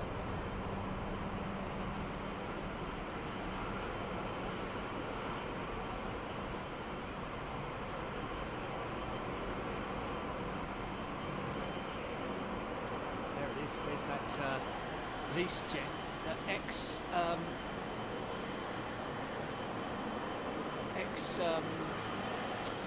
Aeroflot, isn't it? That jet seized off the Russians. Maybe it wasn't seized. What?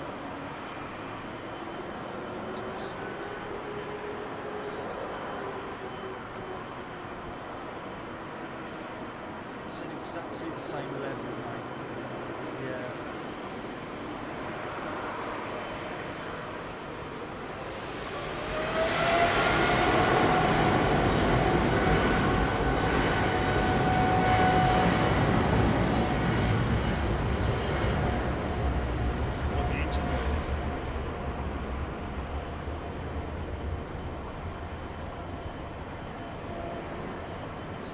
Gifted another 5-channel memberships. Thank you, Steph Bird, very kind of you.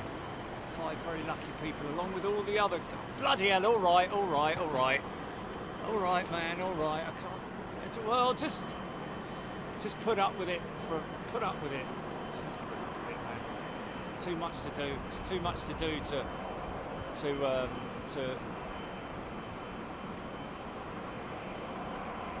I can hear myself perfectly when you played that back just now. This might be a little bit lower, but you know, it's just.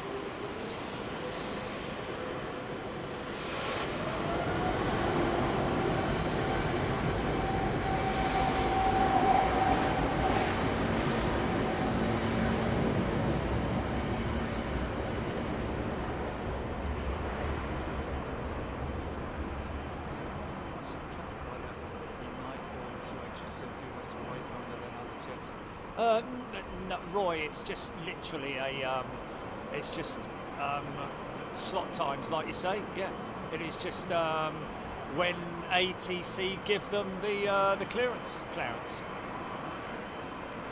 Music up.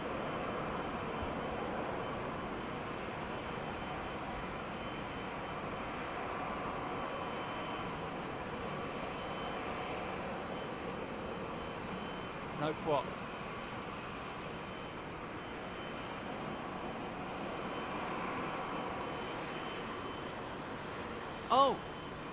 Oh, it's not ex-Aeroflot then. Oh, it's not. Oh, okay. Gulliver is who it's with now, is it? Richard Hall, thank you. So, not Russian at all. Got nothing to do with.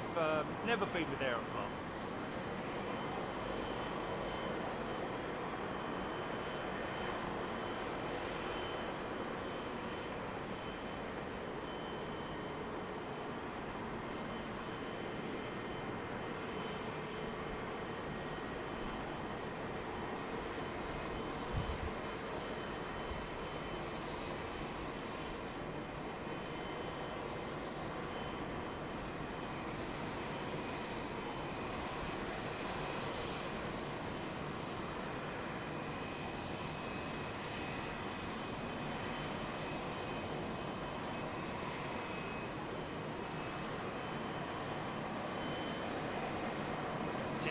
yes. Could be an unpainted SAS.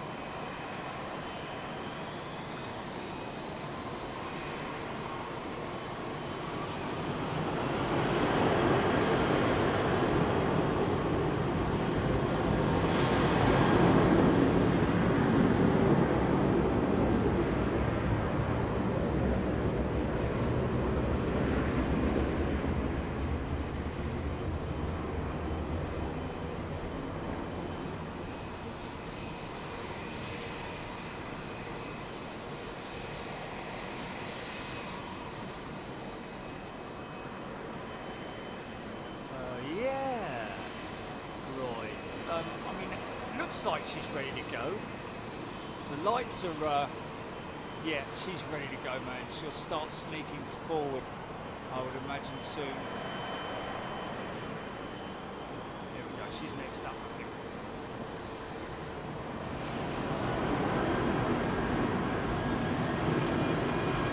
This comes.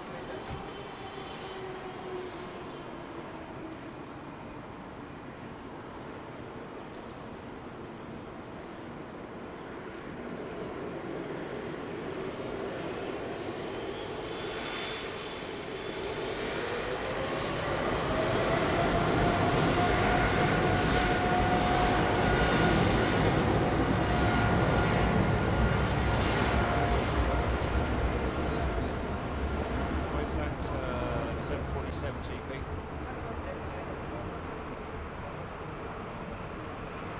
Oh, okay.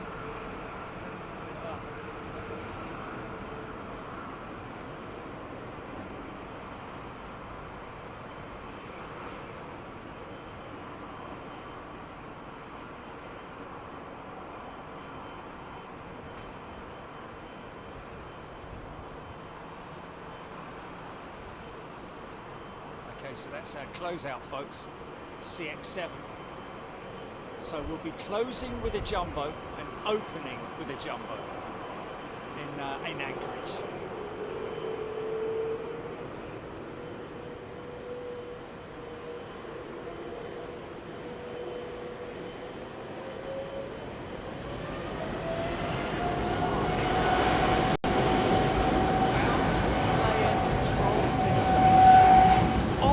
Vertical stabilizer for us. Little inlet that opens around the V1 mark. Interesting. And that's from Ty. Hope you're well, Ty.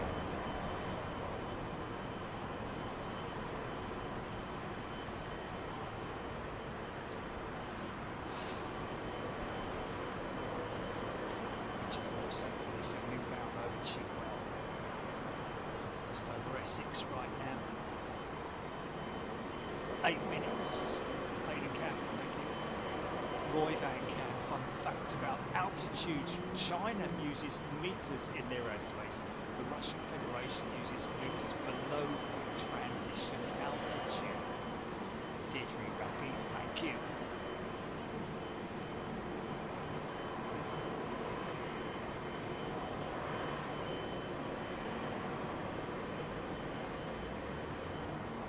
Thank you, Penny. That can make your life a little bit happier. Whenever we're... Don't forget, folks, you can download the app as well. BigJet TV Live. It's very easy to download, and it doesn't cost a bean, and no in-app purchases or anything like that. Subscribe to the channel if you fancy it. If you fancy a little bit more of this, put your notifications on all notifications. I would recommend. Make sure you get that little bell up there as well, so that you get all the notifications that you need. Because it's disappointing for me when you don't get notifications.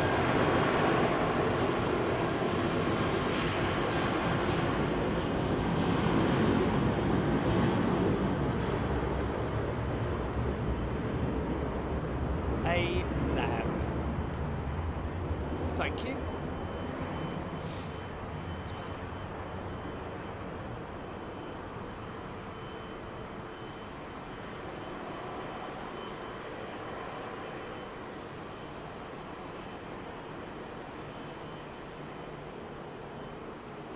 Chances are. David 59, welcome to first class, David. Welcome back, should I say. Thanks, David. Thanks for your support. Make sure we keep an eye out on the reg of this jumbo, because there's a good chance we might see it in Anchorage. Thanks, Beverly.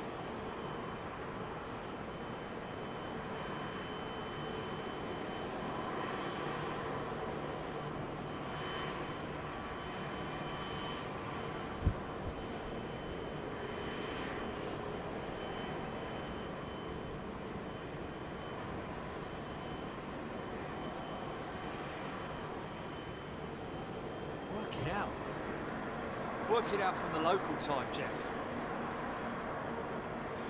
Going to be live probably between 6 and 7 a.m. local in Anchorage. Work it back from there. You can even ask Google, if it's 6 o'clock in Anchorage, what time is it in Massachusetts? There you go. And it will tell you right away. Makes my life a lot easier. I love it. Adding up my scorecards at the end of a golf game. Siri, add up the following numbers. 4 plus 4 plus 5 plus 5 plus 6 plus 4. Is it? No. No. No, no, no, no, no. It's just easy.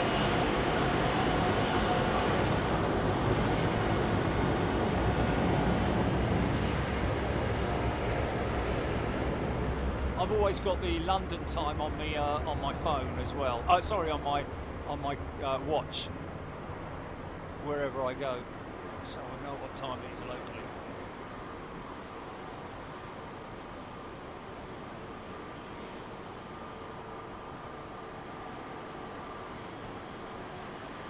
Oh, 8:21 in Anchorage right now. Here we go.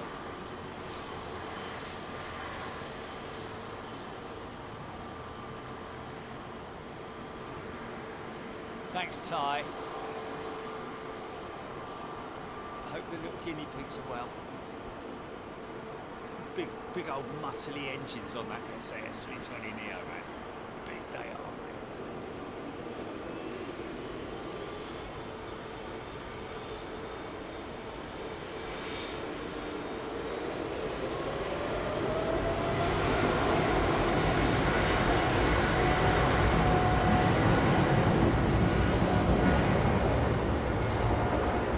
Is it? Oh, okay, all right, yeah. Not the new livery, no.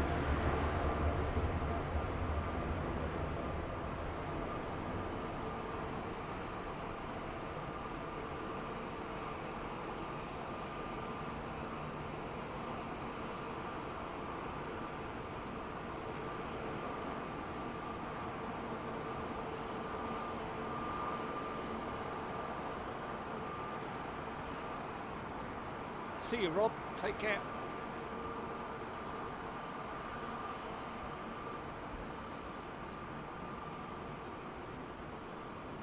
Dan Dare 146 has gifted a challenge. Thank you, Dan Dare.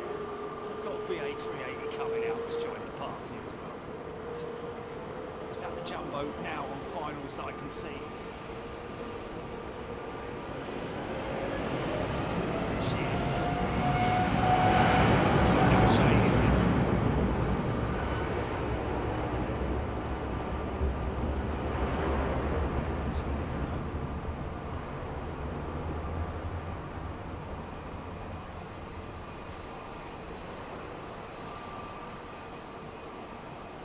Andrew Butler, just a single stop at Seattle. Seattle is my port of choice this time.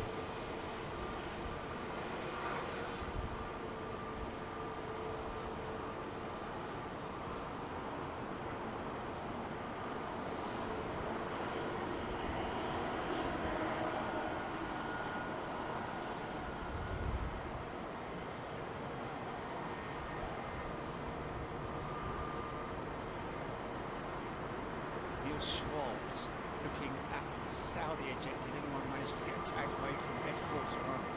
Well, they've got enough of them, haven't they? They've sold out though, you never know.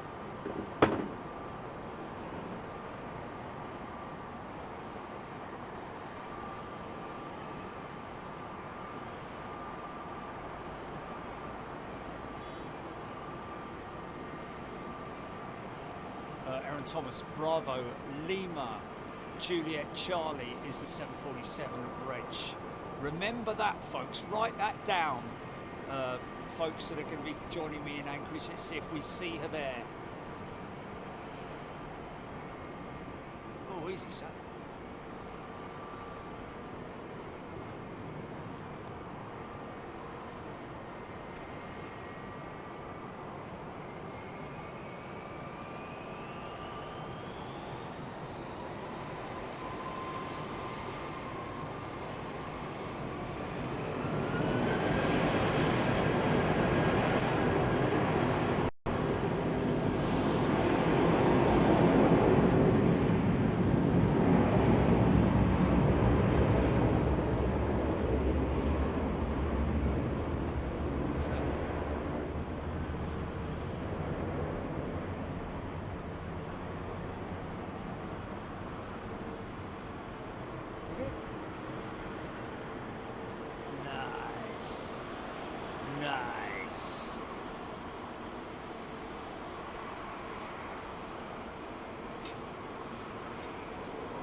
Simon Hardy, only 11 years old.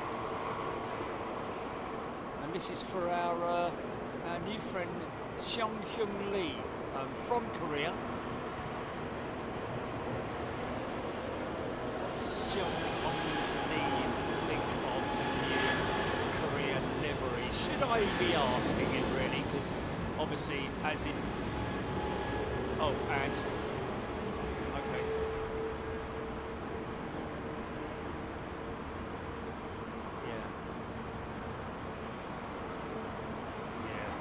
I'm not a big fan of it, I've got to be honest with you. I'm not really, you know, I can appreciate people's thoughts on it, but it's a different blue, isn't it? It's not the same blue, it's a different blue, it's slightly darker blue, isn't it? Yeah,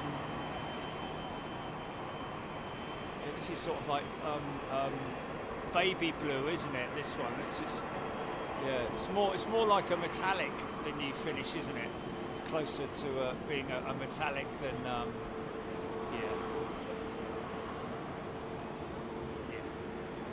Not a big fan of it, man. I don't think it's one of those things that I'll ever go like, oh yeah, all right, I've grown to like it now. It's not one of those things I will grow to like. It's just grow to accept it really more than anything else. Because I'm just disappointed that they've lost the iconic tail livery, you know.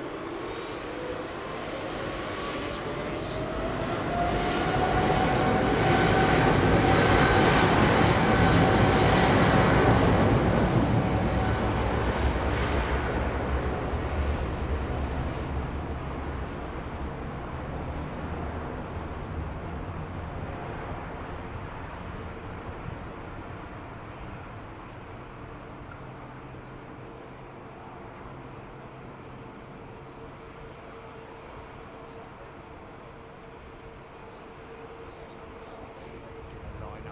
Get the 380 and then that signal off.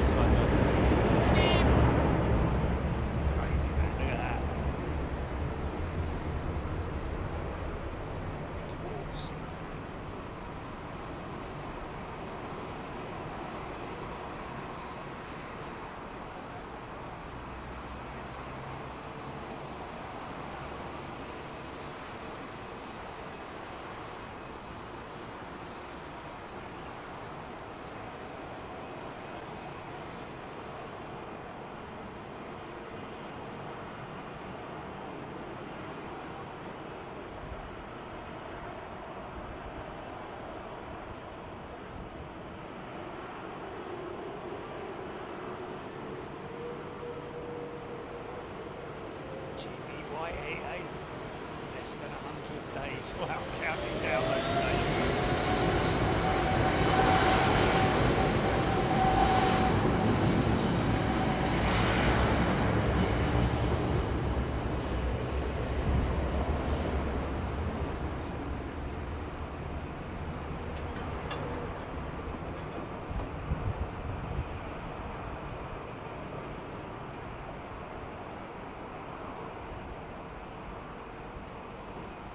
Do what?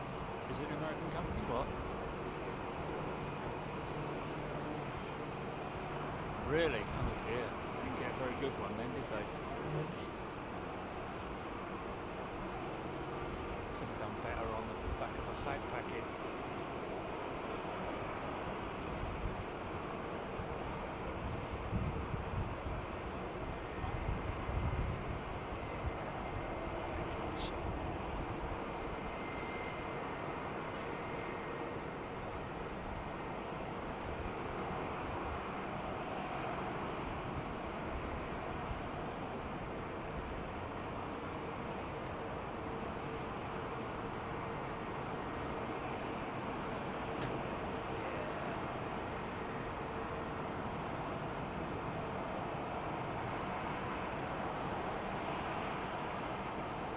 You can see that other side wingtip, even when she's side on, still got a bit of turn in it, but look, still see the wingtip. Shows how far up it flexes, doesn't it?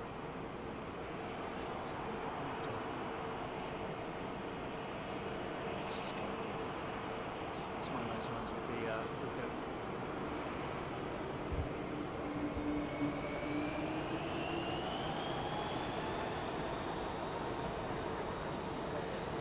See you, John. Take care.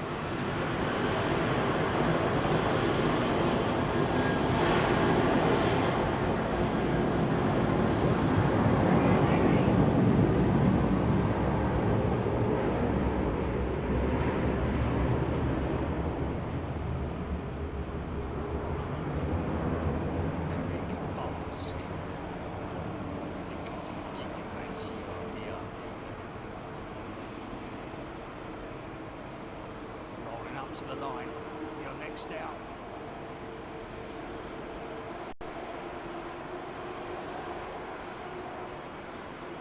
This is it, folks.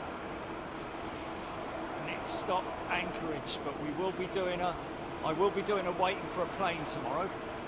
Likely to, anyway. Always give ourselves enough time so that we can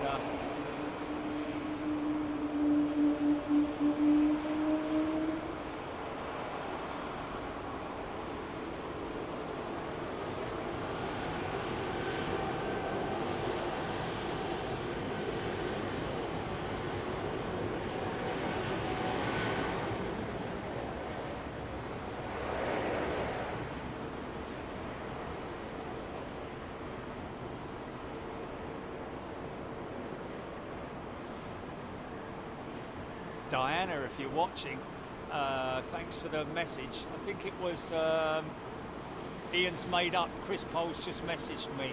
He's made up. Just watching it back now. Good old boy. But yes, thanks for messaging us. Was it Diana, did you say, Julie? Yeah, Diana, whose husband was captain on the Air Canada triple earlier on.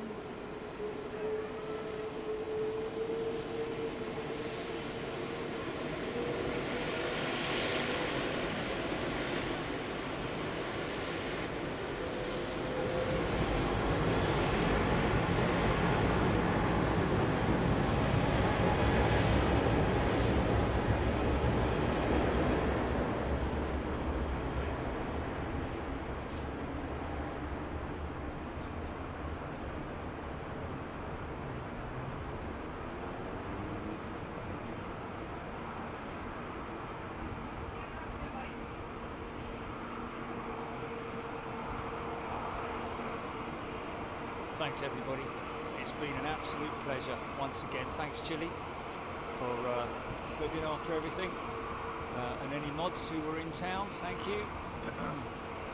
Trish was here, thanks Trish, and thank you to everybody who's gifted memberships. A very warm welcome back to anybody who's come back, and welcome all new subscribers, channel members, and anybody who's first time watching Big Jet TV. We're live every Wednesday and Sunday, folks, unless we're overseas with our members, which we are next week.